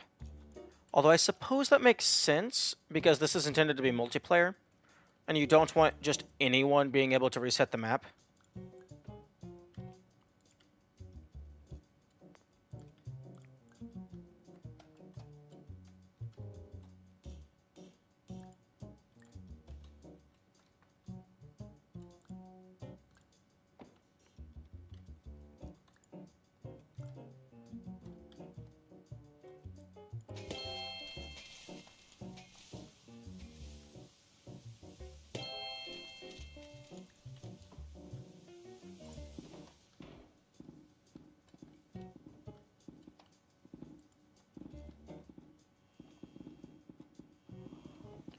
Huh? Oh, you cannot stand.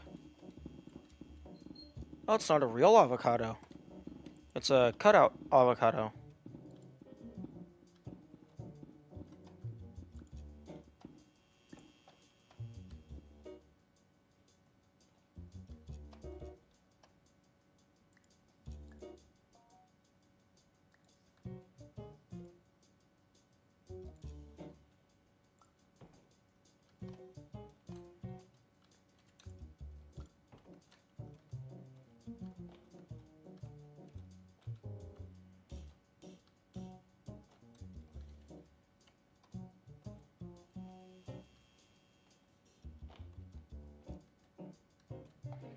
Okay, so if you get across first, you can grab the E to slow down the other people in case they miss the jump. Now, it's not a very hard jump, but it's also not as free as just walking across.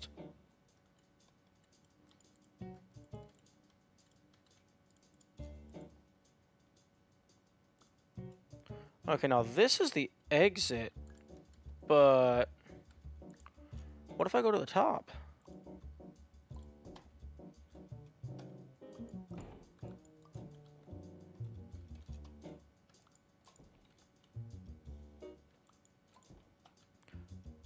You know, I really don't need to do the bunny hops.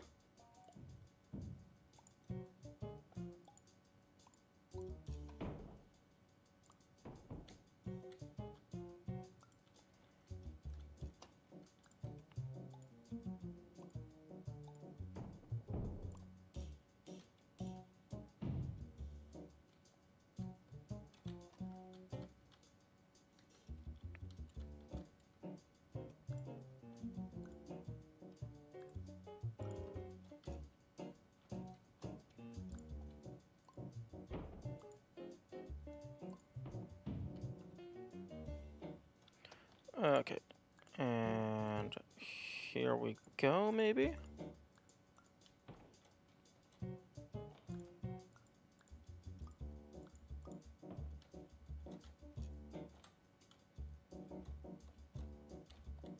Oh, there's nothing up here?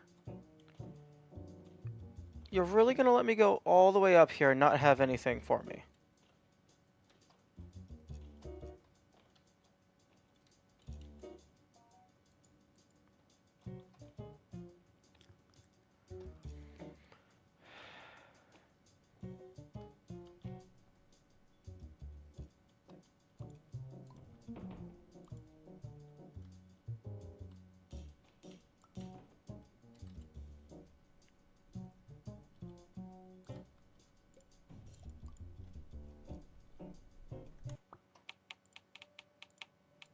Algorithmically rated as fairly competitive. All patients who are behind should exclaim that this shouldn't be happening. Danger, this machine is... Okay, remote.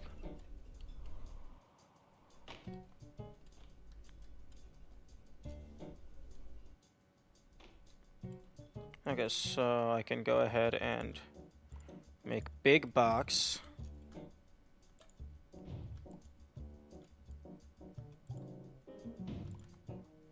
No, make big box. And then put other box up there.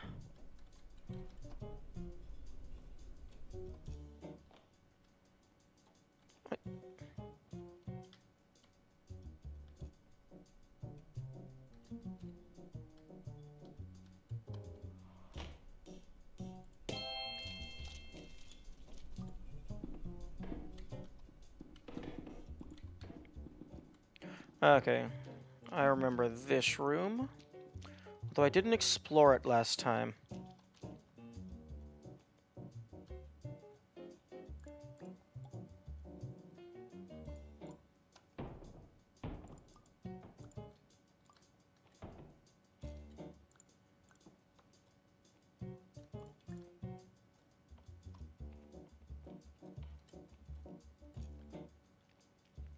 I'd like to get up there.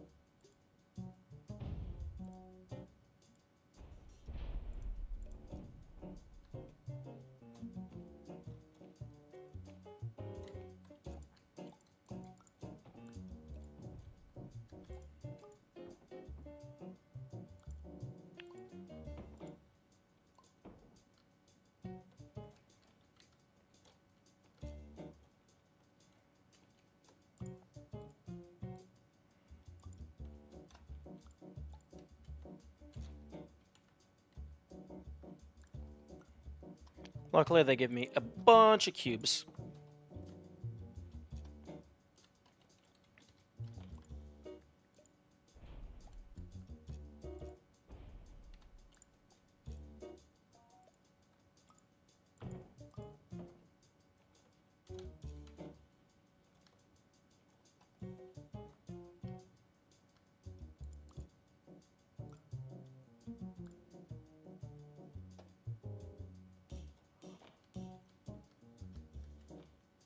Fuck.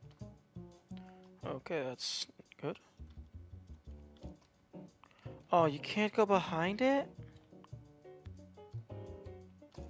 That's unfortunate. I can go back here.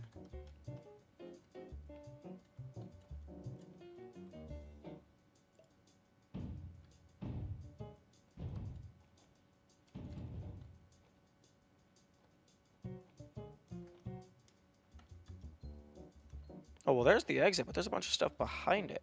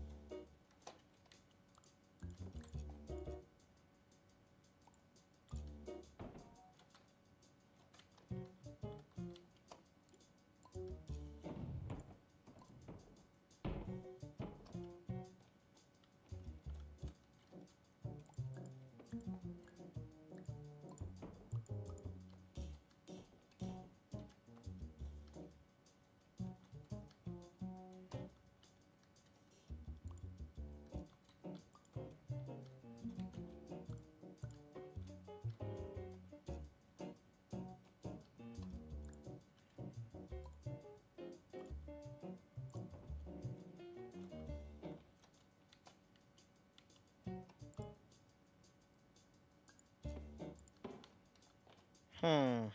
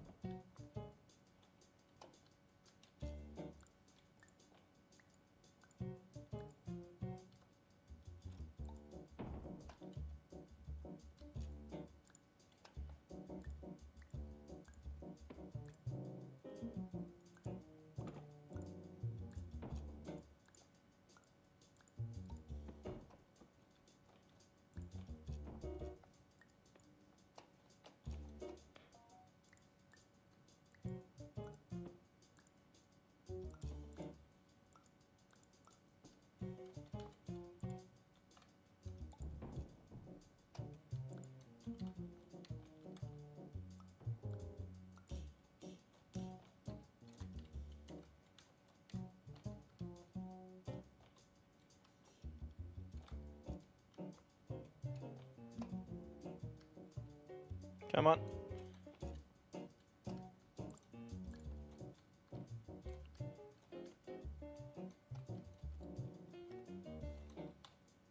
Excuse me?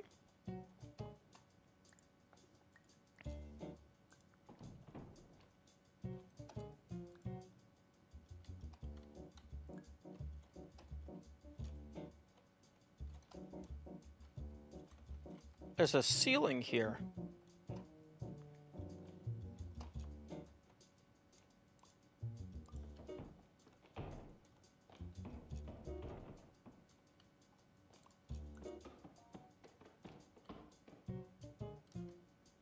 Hmm.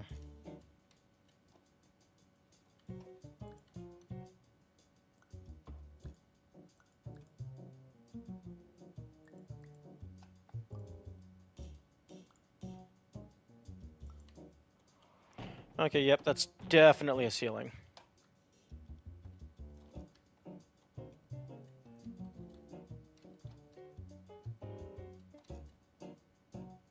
I actually don't think there's anything back here. I think it turns into an invisible wall. I think I tried going back here once.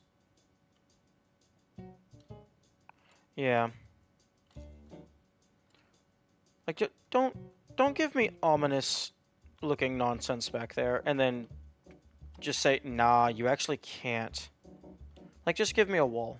Like a proper, solid wall.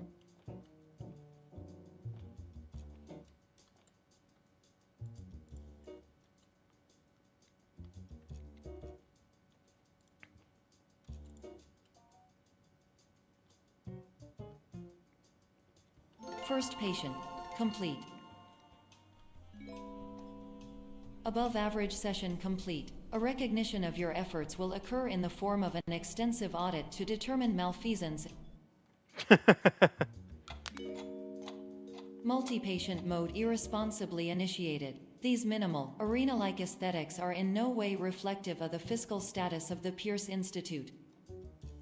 Oh, that's funny.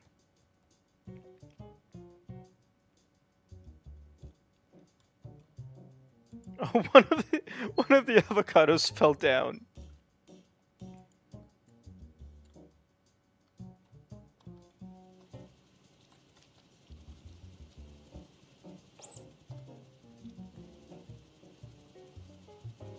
Hmm.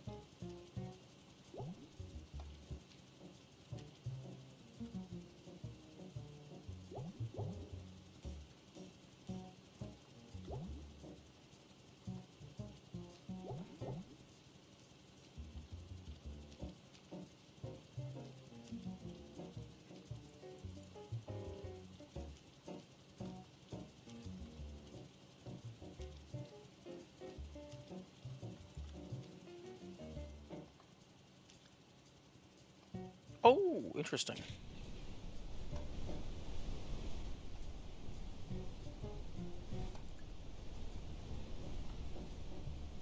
Do I get to keep them? No.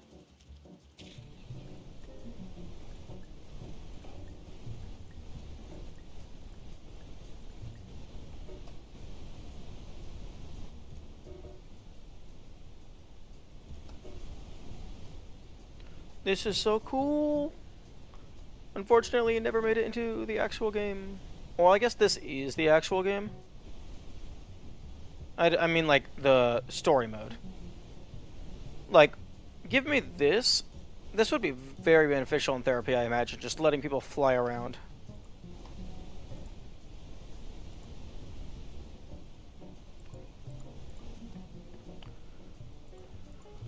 Although it is technically possible to prevent the other players from clearing this room. If you were to... Like, it would be very annoying.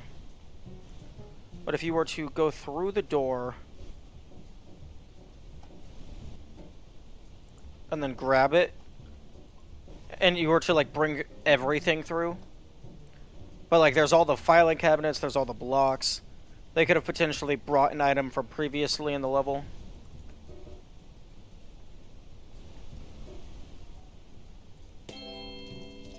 Physics malfunction alert. Please wait while corrections are applied.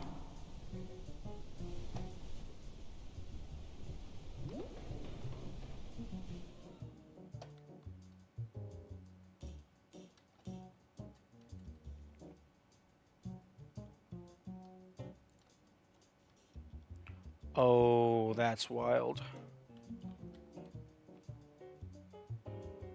You think I'm not gonna go back here? Oh, you think I'm not going back there?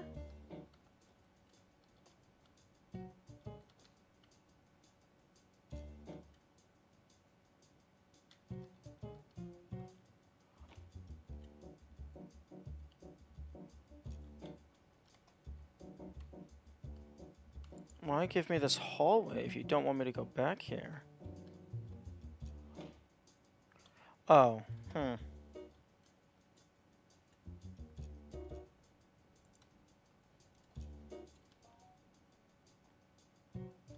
No, but seriously, why give me this hallway?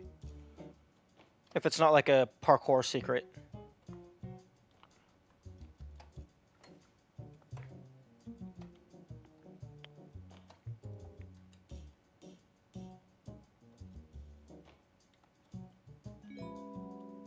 Please charge forward as quickly as possible if this experience is providing you with delusions of real-life athleticism.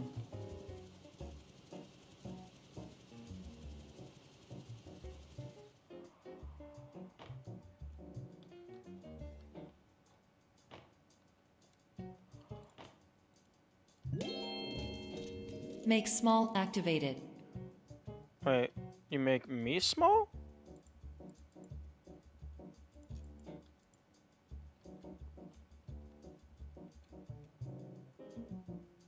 Oh, stairs are falling.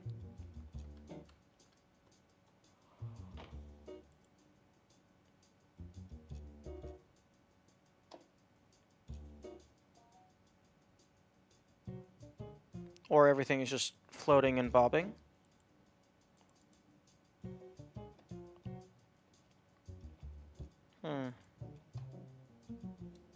Boom.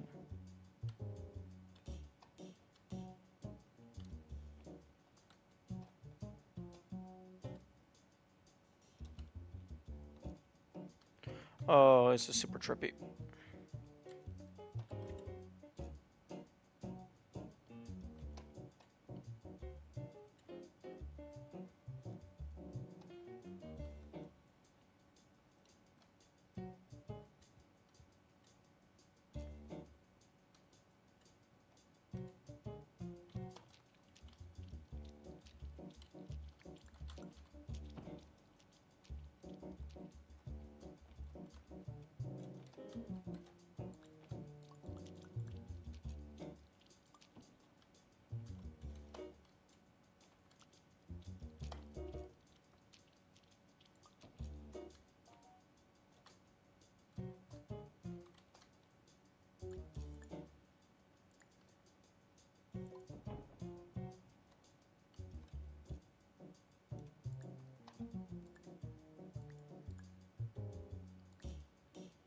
Although I suppose at any point you could also block people from going forward. You don't even need the doors. Because if you can just get every item in the local vicinity to a point to where the other players cannot access them, then they would be stuck.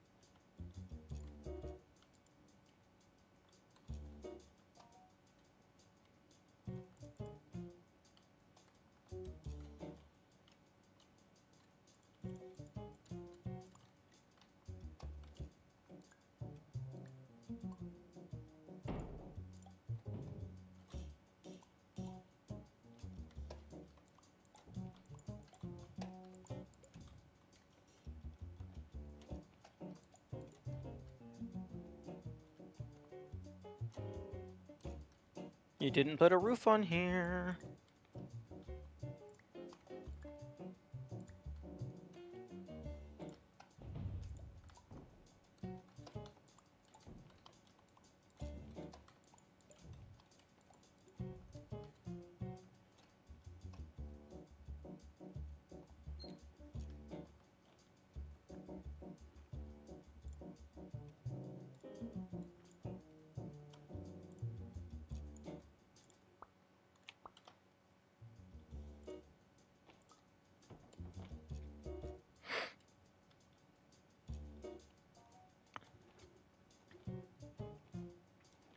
Ooh, that looks like it would be tough to get to.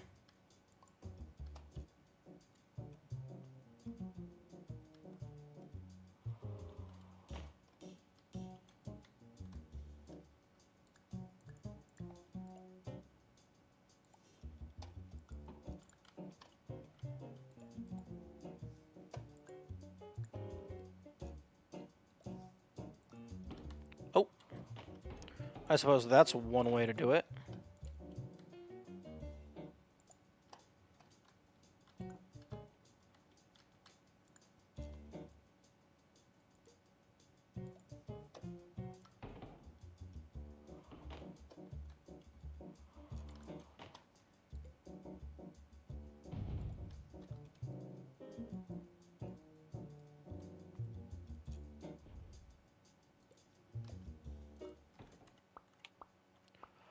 Oh, this is technically multiplayer, so pausing does not stop physics.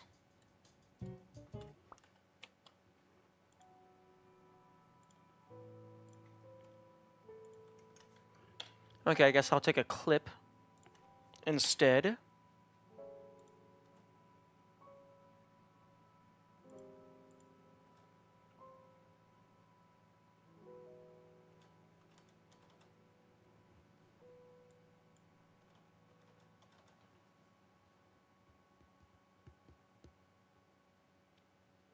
That works.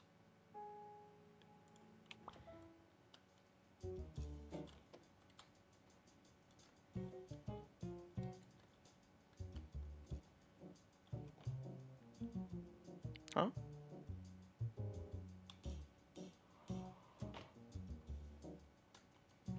Interesting.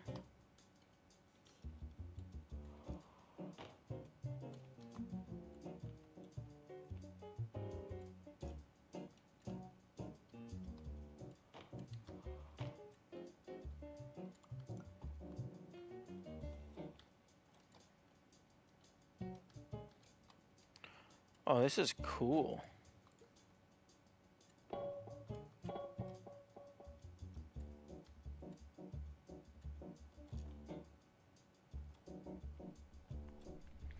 I'm curious as to how many points I'm gonna get. First patient, complete. Oh, I guess the first time I got 100. Session complete. The tribulations of an anonymous patient from this session have made an important contribution to software development. Like, I got 100 the first time, 150 this time. Multi-patient mode initiated. Good news. Although this exercise damages 10% of the brain, it is only a myth that the other 90% is not useful.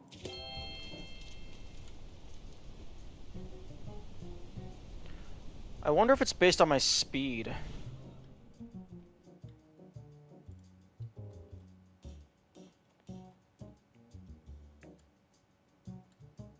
Made in Germany?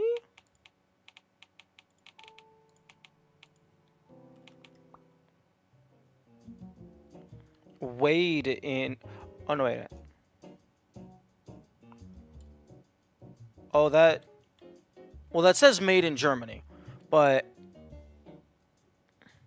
It's not reflected.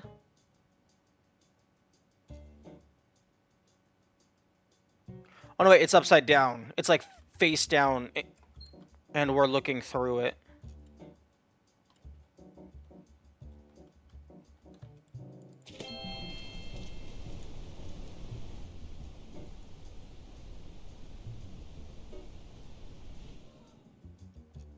.45-degree angle.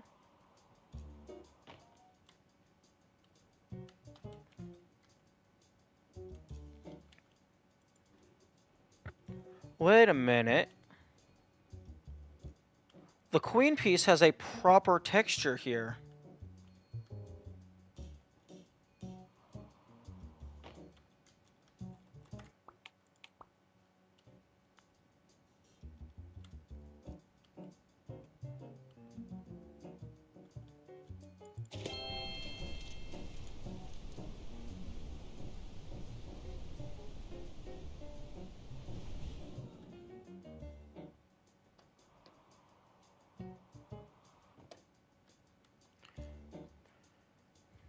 I wonder if...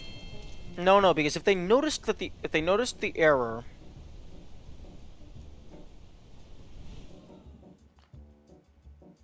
If they noticed the error to fix it for this game mode...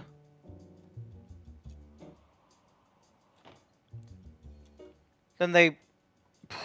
I don't see why they wouldn't have fixed it for the main map as well.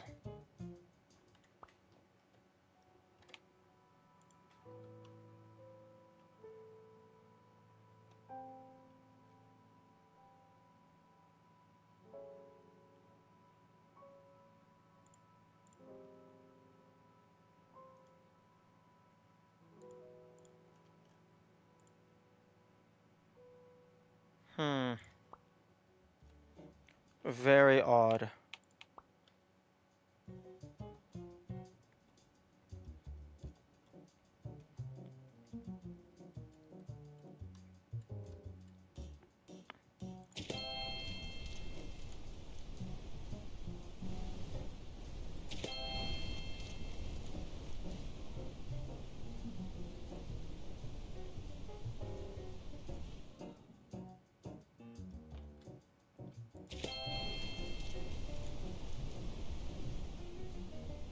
I don't know if holding forward helps any.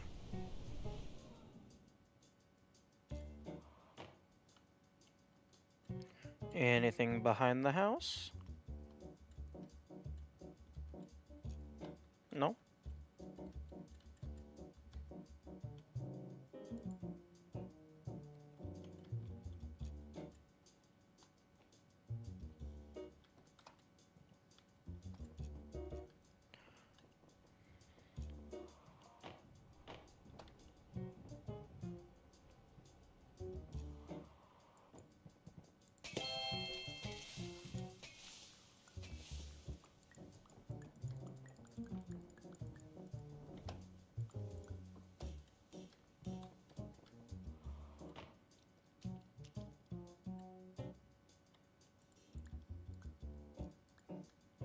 Oh, that's cool.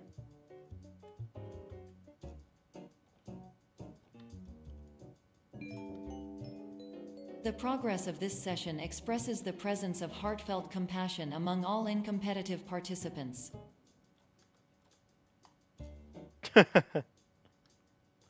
Yes, please don't try.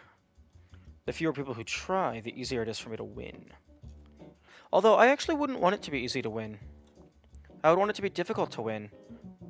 That way my winning actually meant something.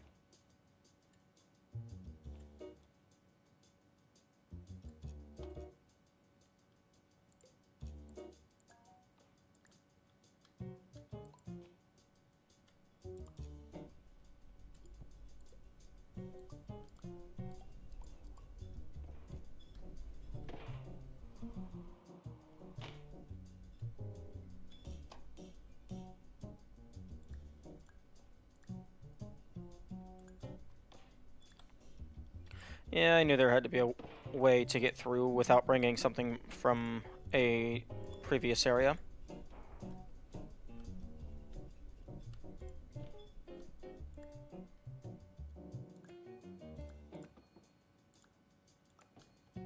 Oh, it's pick a path.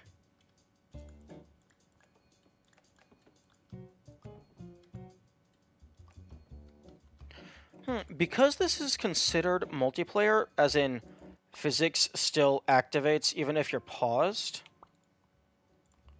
I wonder if this is technically online. Also, wow, absolutely worst case scenario. So, like, if I were to disconnect my internet, I wonder if I could still do the single player versus mode.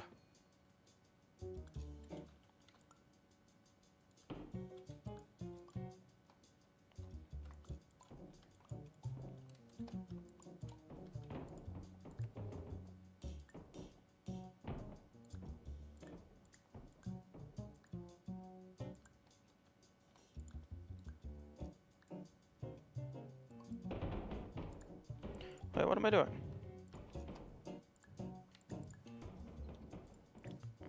We've already verified that there is stable physics pop. Just go over the wall, you dummy.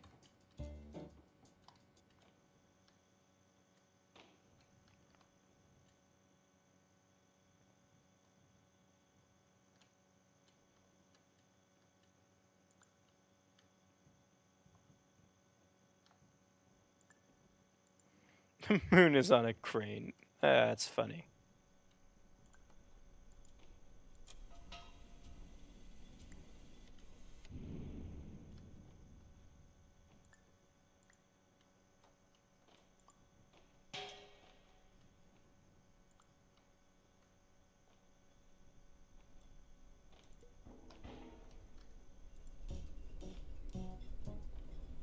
First patient. 200. Complete. Okay, so it might just be the round determines it, and it's always 3 rounds, so 450 points. Oh no, that's my score. Session complete. Thank you for assisting us in improving this dangerous and unregulated process for the benefit of other patients.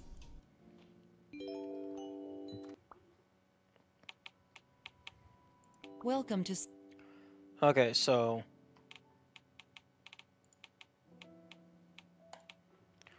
100 dream coins for every 3 for every set.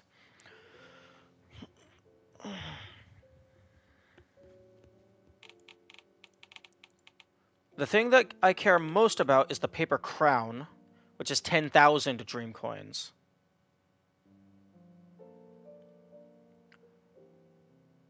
Fuck.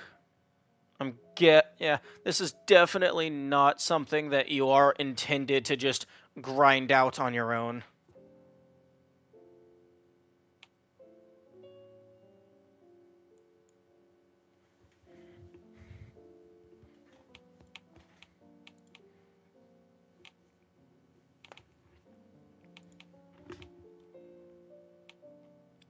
Progression, achievements, and unlockables are not saved in co-op mode. Okay. That means that achievements are not bound to co-op mode. So co-op mode is completely irrelevant. Outside of maybe, like, buying things. Because it does not say that in Battle Royale mode.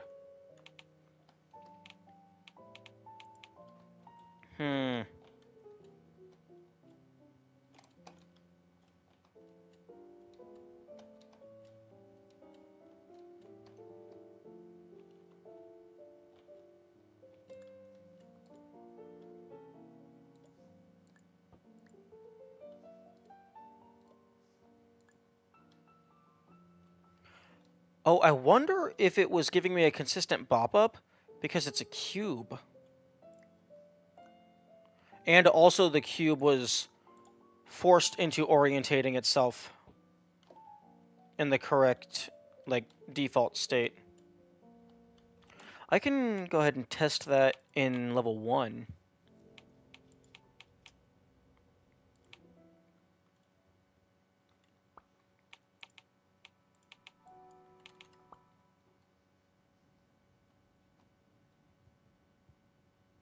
Because these cubes in level 1 default to their up state.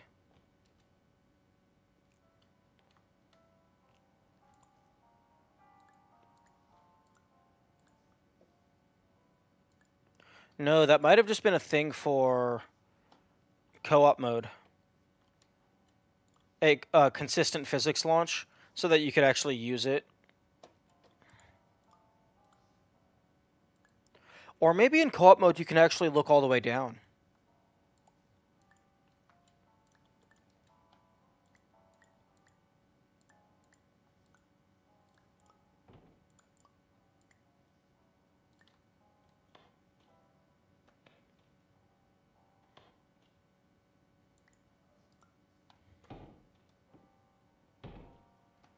Hmm.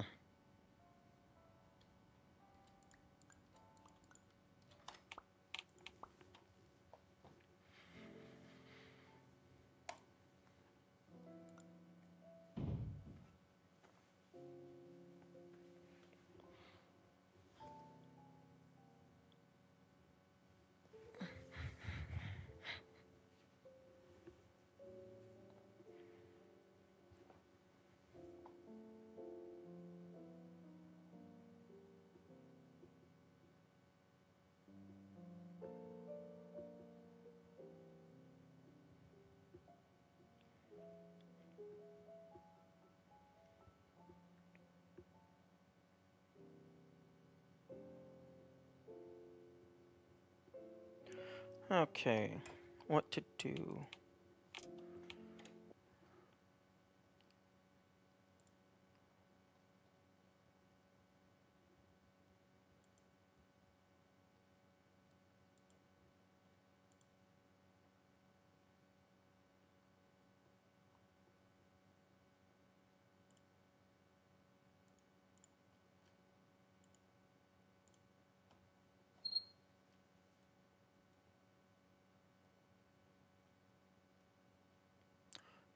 Okay, I think well, it's only 10:16.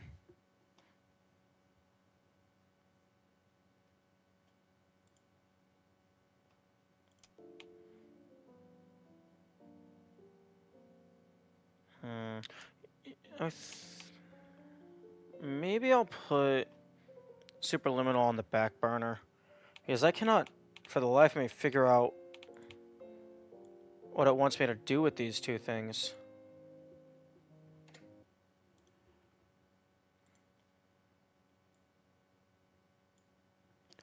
Like in my like, there's the eggs,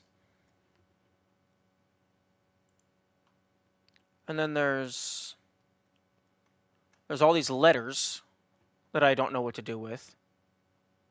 There's the avocado, like stuff like the chess piece and the banana. That could just be just random things added into the level. The avocado is explicitly referenced in developer mode as you unlock a secret after you get all of the blueprints. And this is the reward. And it makes a special sound effect when you open it. So this is almost certainly something. Like, I don't see any way it's not something. These letters are explicitly, like, you are very blatantly handed them to you. Or rather, the D letter is, like, very obviously presented to the player after you get all of the chess pieces. Because that seems like the intended way to get roof access. So getting all the fire extinguishers doesn't really do anything. All the fire alarms doesn't really do anything. All the Getting all of the constellations gives you access to the title screen and trophy. All of the chess pieces gives you roof access. And all of the blueprints gives you avocado access. Although, this was given to you when you get all the fire alarms.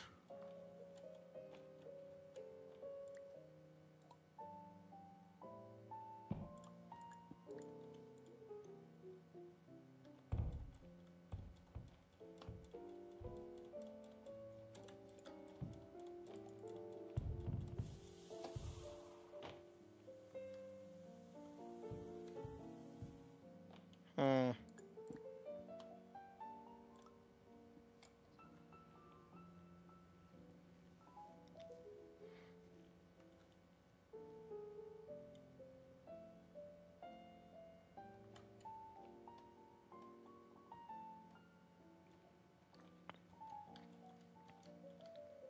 The fire extinguishers just kind of set on fire. They start burning and stuff. Or rather, instead of shooting out the foam, they shoot out fire as an indicator that you got them all. The sprinklers gives you this.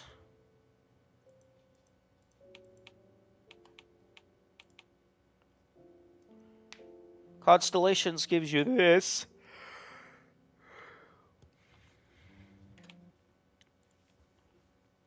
All the chess pieces gives you access to the roof and the letters.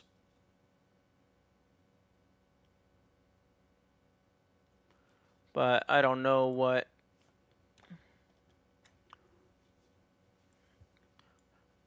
This isn't in order. These letters aren't in order. This is just all the letters that I have. They're in alphabetical order, I think. No, they're not in alphabetical order. Now they're in alphabetical order.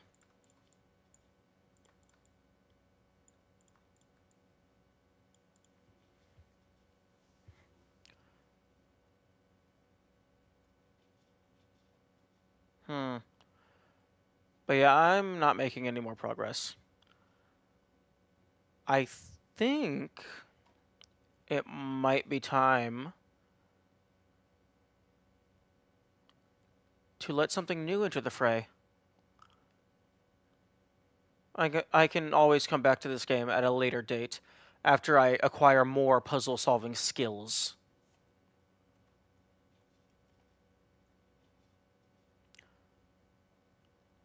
Okay, so, yep. That's what I'm gonna do. The only... Aside from trying to figure out, like, the letters and find more eggs, the only other thing that I can... well, I guess avocados. Like, there's a few miscellaneous obvious secrets, but other than that, the only quote-unquote, like, game part of the game left is multiplayer mode. Grinding out dream coins in order to buy all the outfits. But that sounds incredibly tedious. And other than, like, exploring the multiplayer mode hub areas, there wouldn't really be anything there. But, yeah, I think it's time to put Superliminal back on the shelf.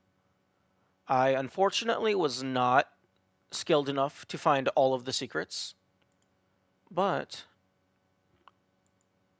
maybe we can come back at some other point, or perhaps it's just a learning experience, and we take this for the future. Farewell, have a good day.